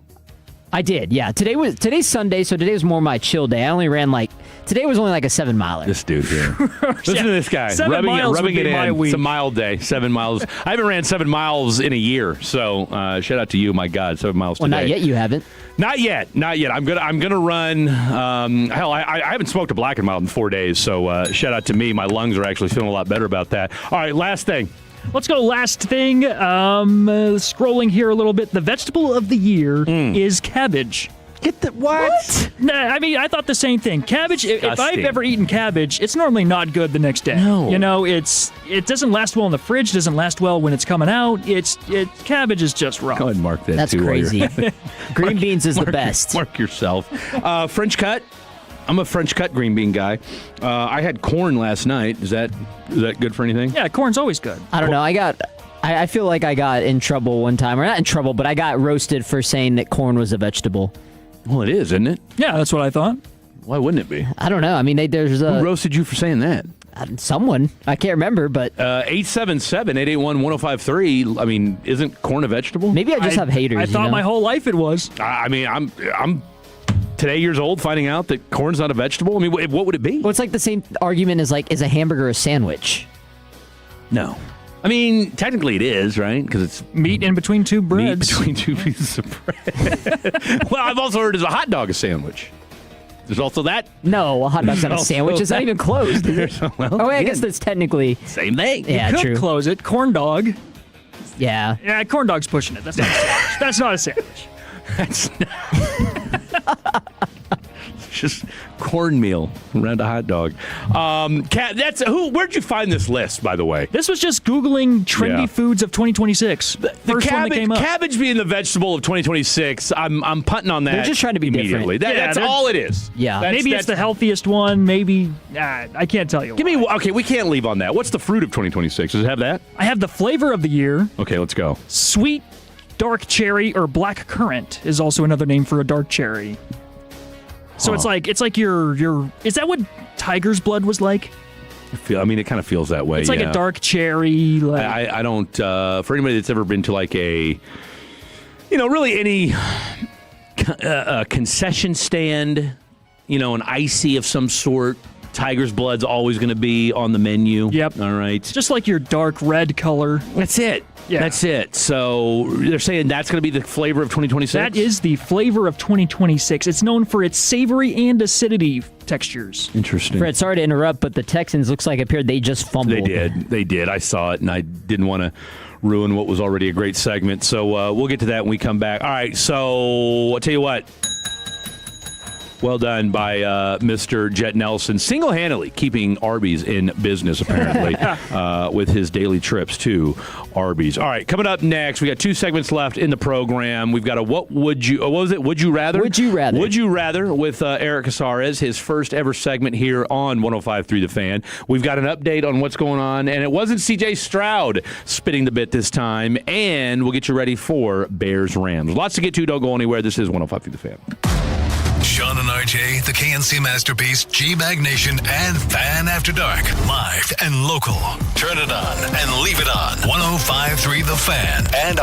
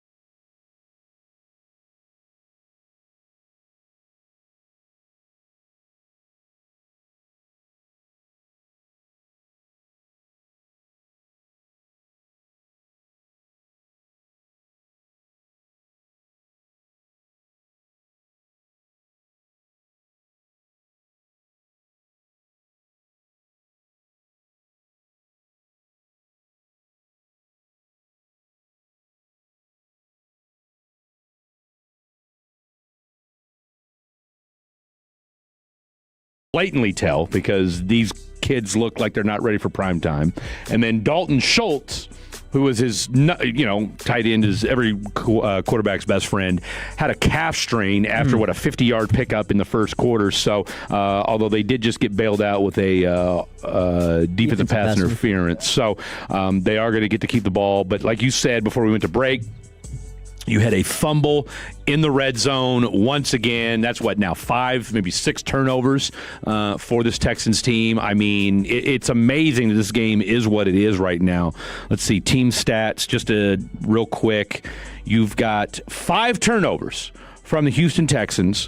They're actually outgaining the Patriots 209 to 141. And it's a clean game. There's only 3 penalties on each team. This is very similar to Bills and Broncos last night. Yes, it's been a very clean game. Now, the quarterback play, and he's going to drop that. Now, the quarterback play has been better, but also from a defensive standpoint. And turnovers, too. They had 5 turnovers just like the Bills did, so technically the Texans are still in this game. Now, you just hope that this game doesn't go to OT, and if you're a Texans fan, it doesn't come down to, and what people are going to say, one call. But if the Texans somehow find themselves in this game at the end of it and it comes down to a call, you can't argue it because C.J. Stroud's been unacceptable. At this point, he has less completions than incompletions. At this point. Yeah, he's 15 of 18 for a tutty, 4 picks. Drake May hasn't been much better. 12 of 21, 2 touchdowns, although he's only got the 1 interception. And, here's the other part of it. The Texans' offensive line sucks. And, he just has not been good all the way around. 8 turnovers by both teams so far in this contest. So, real quick, we'll get to some text messages here, and then we'll hand it off to Mr. Eric Casares. The question is corn a vegetable? And who better to ask than AI? Yes, corn is considered a vegetable in cooking when harvested young and fresh, like corn on the cob. But it's botanically a fruit, and when mature and dry, it's classified as a grain used for things like cornmeal or popcorn. So its category depends on how it's harvested and used, but it's commonly treated as a starchy vegetable in meals. So, really, I wasn't wrong. You weren't wrong. Yeah. You weren't wrong. And whoever corrected you, well, technically they're not wrong either. Yeah. So you could say it's a grain, it's a fruit, it's a vegetable. 3 different answers. Man, that's going to make me lose sleep not remembering who actually judged me on that. It'll come to you, I'm sure. Yeah, it'll come back. All right, real quick, let's just read a couple text messages and then, from the 803, running 80 to 85 miles a week, is he on yayo? Man, bleep that guy. Let the folks at home that are new to the Eric Casares experience exactly why you run so many damn miles a week. Yeah, I don't just do it for fun. I actually am training to become a professional runner. I ran in college. I ran 6 years in college. So I was an UNC. Yeah, super senior. Now, where'd you run at? I started at OU, transferred. Boomer!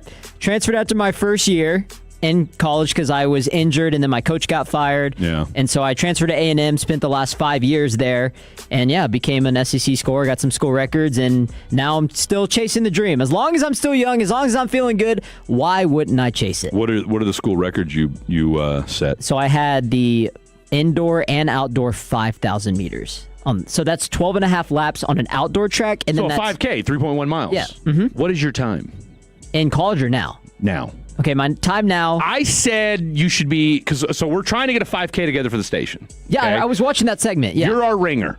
Okay, you're our ringer. We're not going to tell anybody who you are, okay? Now, you'll just show up, and they'll be like, oh, wow, this guy runs for 105 through the fan, and then you're going to beat the bleep out of everybody. I said my man should be under a 15-minute. Yeah. Oh, absolutely. Okay. Yeah. I mean, I was under 15 minutes. You mostly have to be under 15 minutes to get highly recruited in D1. Okay. Yeah. Okay. Yeah. So you're under 14? I am now. I'm 1332 now. Holy Toledo. We can't do this 5K fast enough. We cannot do this 5K fast enough. You know what you should do? Pun intended. Since I'm the ringer, right? Yeah. I should wear one of those, like, all black or all green, like where it covers your entire body, but you can't tell who's in it. Yeah. It's like a mystery man. Yeah. So what are they called? There's leotard? a name for them. Am I crazy? Is that like it's like? Did you say leotard? I'm trying to think of it like I don't. It's just like the word that came to my mind. Can't explain it. No, you're. I call it the mannequin suit. The running outfit. Okay, mannequin suit. Yeah. That makes more sense. You're not. No. Sometimes I can't tell if Jet's 22 or if Jet's 44. I'm telling you right now, because leotard, that's my generation, the leotard. So, no, either way, whatever we dress you up as, and I don't care what we dress you up as long as you win. Okay, so, I'm hoping to win for I'm going to win for my age group. And really what it comes down to is whether or not Blake can beat Carter Freeman. Okay. All right. That's kind of what we're all kind of gearing towards. But either way, you're smoking, not figuratively, folks, not literally. All right. So let's make sure we get that clear. So, okay, great. So do you still hold the record for the 5K over at? I do. It was 1340. Damn. Look at this dude. It's a morph suit. It's a morph suit. That's what it is. Yeah. Okay. Maybe we need to wear one of those. Well, you can. If I can see through it, obviously. Well, that's all we need. We'll cut a little hole for your eyes. All right. So a morph. So we're gonna have Eric wear a morph suit. We might have Eric Chiafalo wear a morph suit as well. So just kind of throw people off a little bit. So okay. So you're really fast at the 5K. What are you training for though to be professional? Yeah. So I'm trying to qualify for the Olympic trials in 2028. So I have a 3-year window. Yeah. And so I'm working with my coach who actually recruited me out of high school. Okay. And so it came full circle. We're still really, really close. I love it. He trains me. And so we got my indoor season coming up here in February. Super excited about that. I'm training for my long-term goal is to try to qualify for USA's this summer, which would be in the 10K or the 5K on the track. So that's what I'm currently training for. Yeah. Okay. All right. So you hope to go to the Olympics in 2028 in either the 5K or the 10K? Yes. And then after that, I can hang it up. And guess what? I'll be 30.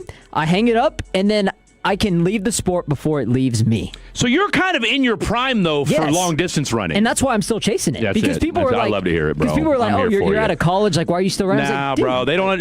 Look, I ran. I know I don't look like I ran but back in the day, hell, Michael Stember was kind of my that, and obviously Steve Prefontaine, because I used to run a little bit back in the day. So I know enough to be dangerous when it comes to long distance running. So no, you're right in. And I mean, I'm gonna tell you thing you don't already know, but for the folks at home that are wondering why, like, yes, you are in your prime.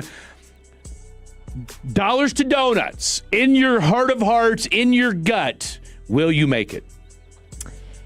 Will I make the Olympics or I'll make the trials? Make the Olympics. I can't promise I'll make the Olympics, but I full-heartedly believe in my ability that I will be at the Olympic trials in July 2028. June 2028. I fully trust myself that I'll be there. Okay. Believe in myself. I love it. I believe in you too. All right. So Eric Casares, real quick, what are your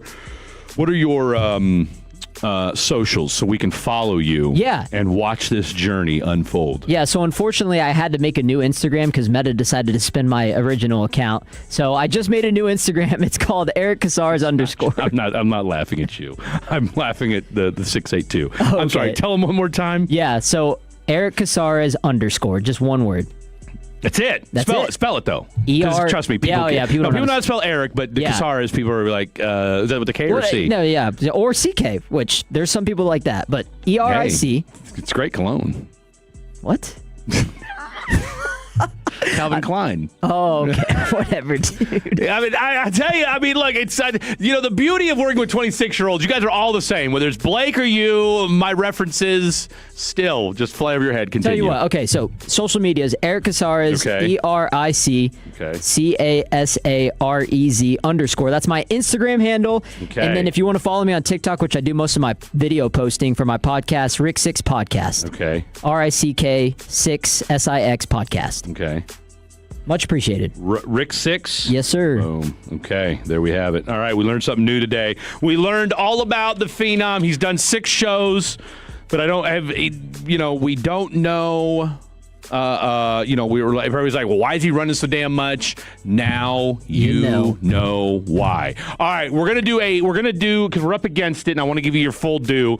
All right, it is 16-21, much like it's the end of the third quarter. It's the end of the next to last segment right here on 105 through the Fan. We'll give you a little taste of Would You Rather. with our boy Eric Casares. He's going to run around the studio while he does this segment. First time ever in the history of 105 The Fan, he will be running while doing this segment. I've never seen it before in my life. I can't wait, and neither should you. You'd love new windows, but you don't want to pay a fortune for them. Well, January's a great time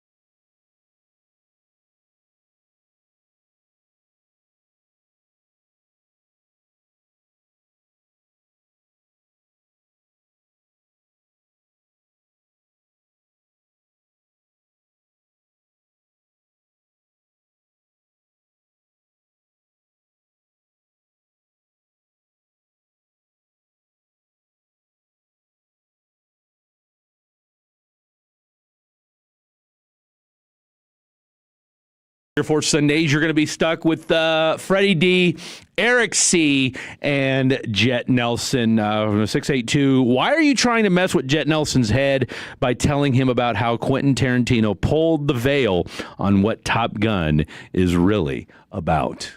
I really got to read into this. It's him doing a. I mean, Quentin Tarantino's an interesting character to say the least, but it's quite the listen. I did like. It's slipping me at the moment.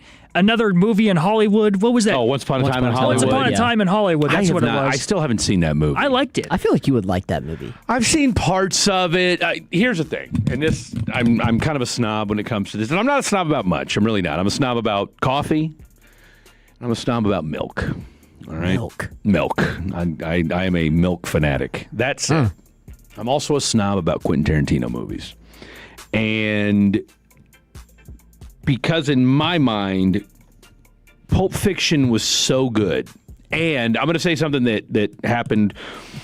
50 Cent said something that I think resonates, and I don't care if it's food, movies, music, sports, whatever, is that when you see certain things, especially in your teenage years, you're formulating your thoughts, your life and what have you, your behaviors, your personality, and what have you. I saw Pulp Fiction when I was 14 years old. Okay, and of course, if you've seen it, you guys know it's kind of a graphic, very interesting movie, what have you. And so I saw it at 14, which, nowadays that's kind of pales in comparison to what people are watching now. But that said, it set a very high bar for me for what I thought the quality of what a Quentin Tarantino movie is. So I don't know. I feel like his movies.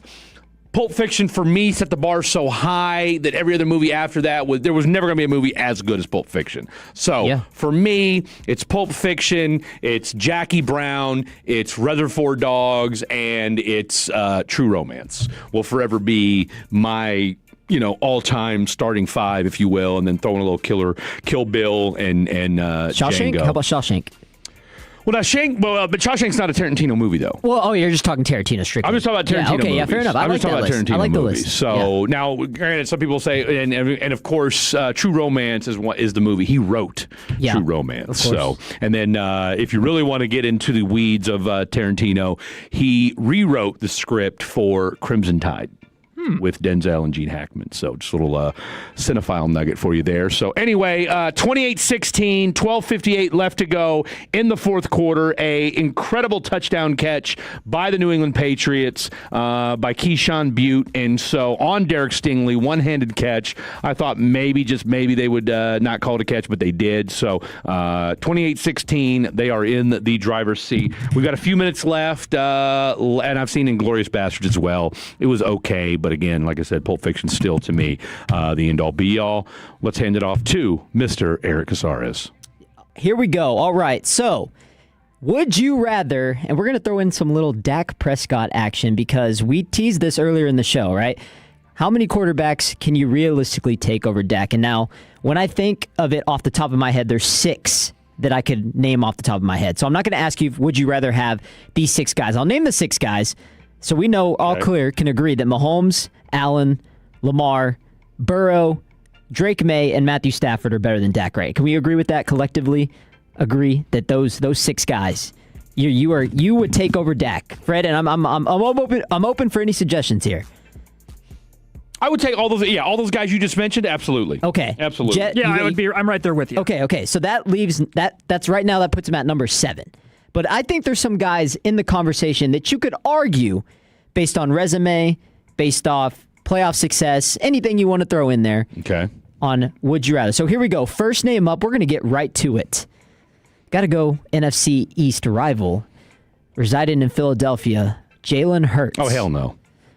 Yeah, I think I'm taking Dak over Jalen Hurts. Just all day, the way every he day. manages a team, Jalen Hurts does, just kind of throws me off. I like that. Well, Dallas bias, I guess, is in there too, but I like the way Dak controls an offense, and I think that's better than what Jalen Hurts does. And what do you have to say about people that say, well, Jalen Hurts can elevate his team in the biggest moments and Dak can't? See 2025.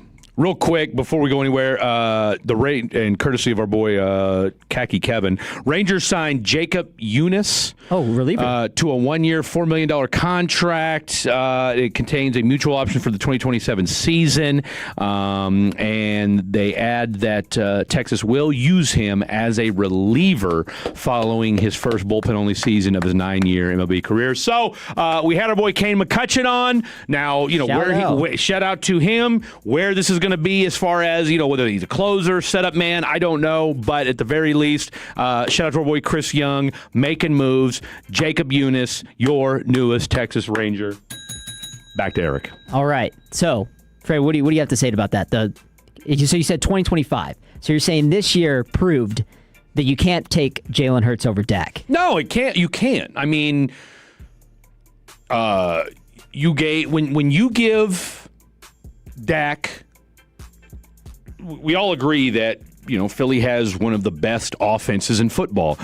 A.J. Brown, Devontae Smith, Dallas Goedert, and Saquon Barkley. Well, guess what? This year you gave Dak CeeDee Lamb, you gave him George Pickens, you gave him a healthy Jake Ferguson, and you gave him a healthy Javonte Williams, and he had one of the best years of his career. Yeah. All right. And I don't think anybody's going to put, going into this year. And oh, by the way, this offense, you had to put up 30 points a game to win games, which is unfair in the NFL. All right. I mean, you shouldn't. The NFL is too good, and it's too hard to win games in this league that your offense has to go out week in and week out. I don't care how many players or how good that offense is, to think that you had to score 30 points. And I'll say this and I'll shut up. When we talked with Babe Laufenberg, color commentator for your Dallas Cowboys, a couple weeks ago, and we said, what the hell happened in that 5-game stretch to close the year when you went 1-4? And he said, well, look at how many points your offense scored those 5 games. Well, they never scored fewer than 23 points. Okay? Your defense was, as we alluded to already, abysmal. So, that said, give me Dak Prescott. Yeah, the Cowboys maybe win 3 or 4 games without Dak this season. And just looking at every game that he kept us in. And that's being nice. So, Jalen Hurts, absolutely no. I cannot take him over Dak. And that's not just being biased. That's just going off of what Dak provides for his offense compared to what Jalen Hurts provides to his own. Okay, this name is a little bit more realistic, I think, because you don't have to argue the playoff resumes. Because when you look at both playoff resumes for these next two, they're virtually the same. Except Dak actually has better playoff resume. What do you guys think? Would you rather Dak Prescott or Justin Herbert? Man. They're the same guy. You think they're the same guy? They're the same guy. Now, has Dak played much better in the postseason? Yes. Are we taking him postseason or regular season? Well, I mean, even in the postseason, I would take Dak. Regular season, they're both. Here's the reality, though. Do we think that if you put here's the question: if I took Dak out and put Justin Herbert on this offense right now, I think they would be just as good, if not better. With Justin Herbert? Yeah, for sure. Because Justin Herbert is more talented than Dak. I'll admit that. I think he's got more he's got better physical tools, right? I don't even know if I'd say intangibles, because I mean, look, not intangibles, but tangibles. He crapped the bed against Jacksonville. He crapped the bed against Houston last year. And then New England. Now, New England, he just got his ass beat. All right. And, here's where I'll reserve judgment on Justin Herbert as it pertains to this past season is this is the same guy who we knew going into it. You were missing both your tackles. What happened when the Cowboys tackles went out? Like, you literally your tackle play was so bad from Nate Thomas, and Terrence Steele was a turnstile at right tackle. Now, he's a much better run blocker than he is pass blocker, but he struggled mightily at times. But when your left tackle position was so rough after Tyler Guyton went out and Nate Thomas was a turnstile that you had to take your all-pro left guard and move him out to tackle. I don't care what team you have. The Chiefs have been trying to find a left tackle since Orlando Brown left 2 years ago. Really, since Eric Fisher left 4 or 5 years ago. And Mahomes had no chance this year. Had no chance. All right. Well, I shouldn't say that. Josh Simmons, I think, is going to be a good left tackle, but he's got to get his mind right, because when he went away for those 4 or 5 weeks, it was a disaster. So my point in all that is this. And, oh, by the way, ask C.J. Stroud, even though he's been a turnover machine, ask him how that offensive line's looking, because he's got no real left tackle. So I will give, if in the old adage of if I have one game to win, give me Dak Prescott, and I'm saying that begrudgingly. Yeah, and shout out to the text line. They're going crazy right now. Tolos 972 said Lamar and Dak are in the same boat. Lamar hasn't done anything. Well, hey, Lamar has 2 MVPs, and he had a unanimous one by that matter. So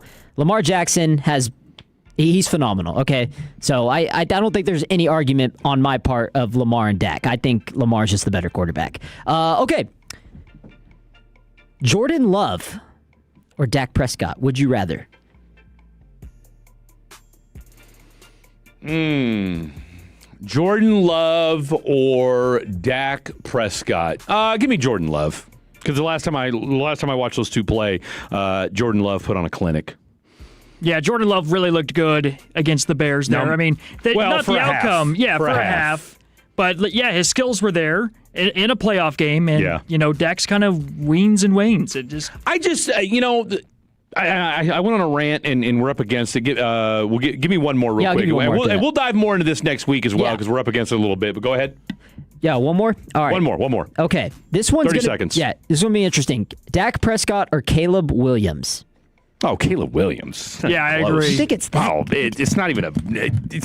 Hey, that 4th and 8 throw last Saturday night. Yeah, but then you see him miss an easy one too. Hey, I don't care. I think I can live. Future Caleb, but right now. Give me Caleb. Give me Caleb. Because look, Caleb Williams in year 2 at home with a much worse defense came back and beat the Green Bay Packers. What did Dak do? And like I said, 4th and 8, Dak ain't making that throw in his life. Well, yeah, not from a talent perspective, not even Caleb close. Williams, that 4th and 8 throw, like I said, I was never a big Caleb Williams guy. When he made that throw on 4th and 8, I said, you know what? Give me that all day, every day. All right. Shout out, as always, to Brian Broaddus. Shout out to Kane McCutcheon, our latest and greatest when it comes to covering all things Texas Rangers. Give him a follow. You will be glad that you did. Jet Fuel, what a great segment. What a way to kick things off. Shout out to you, Jet Nelson. And, of course, Mr. Eric Casares. What a way to knock out some Would You Rather here on a Sunday afternoon. For Jet, for Eric, I'm Fred. Good night. God bless. We'll see you tomorrow. Tolo.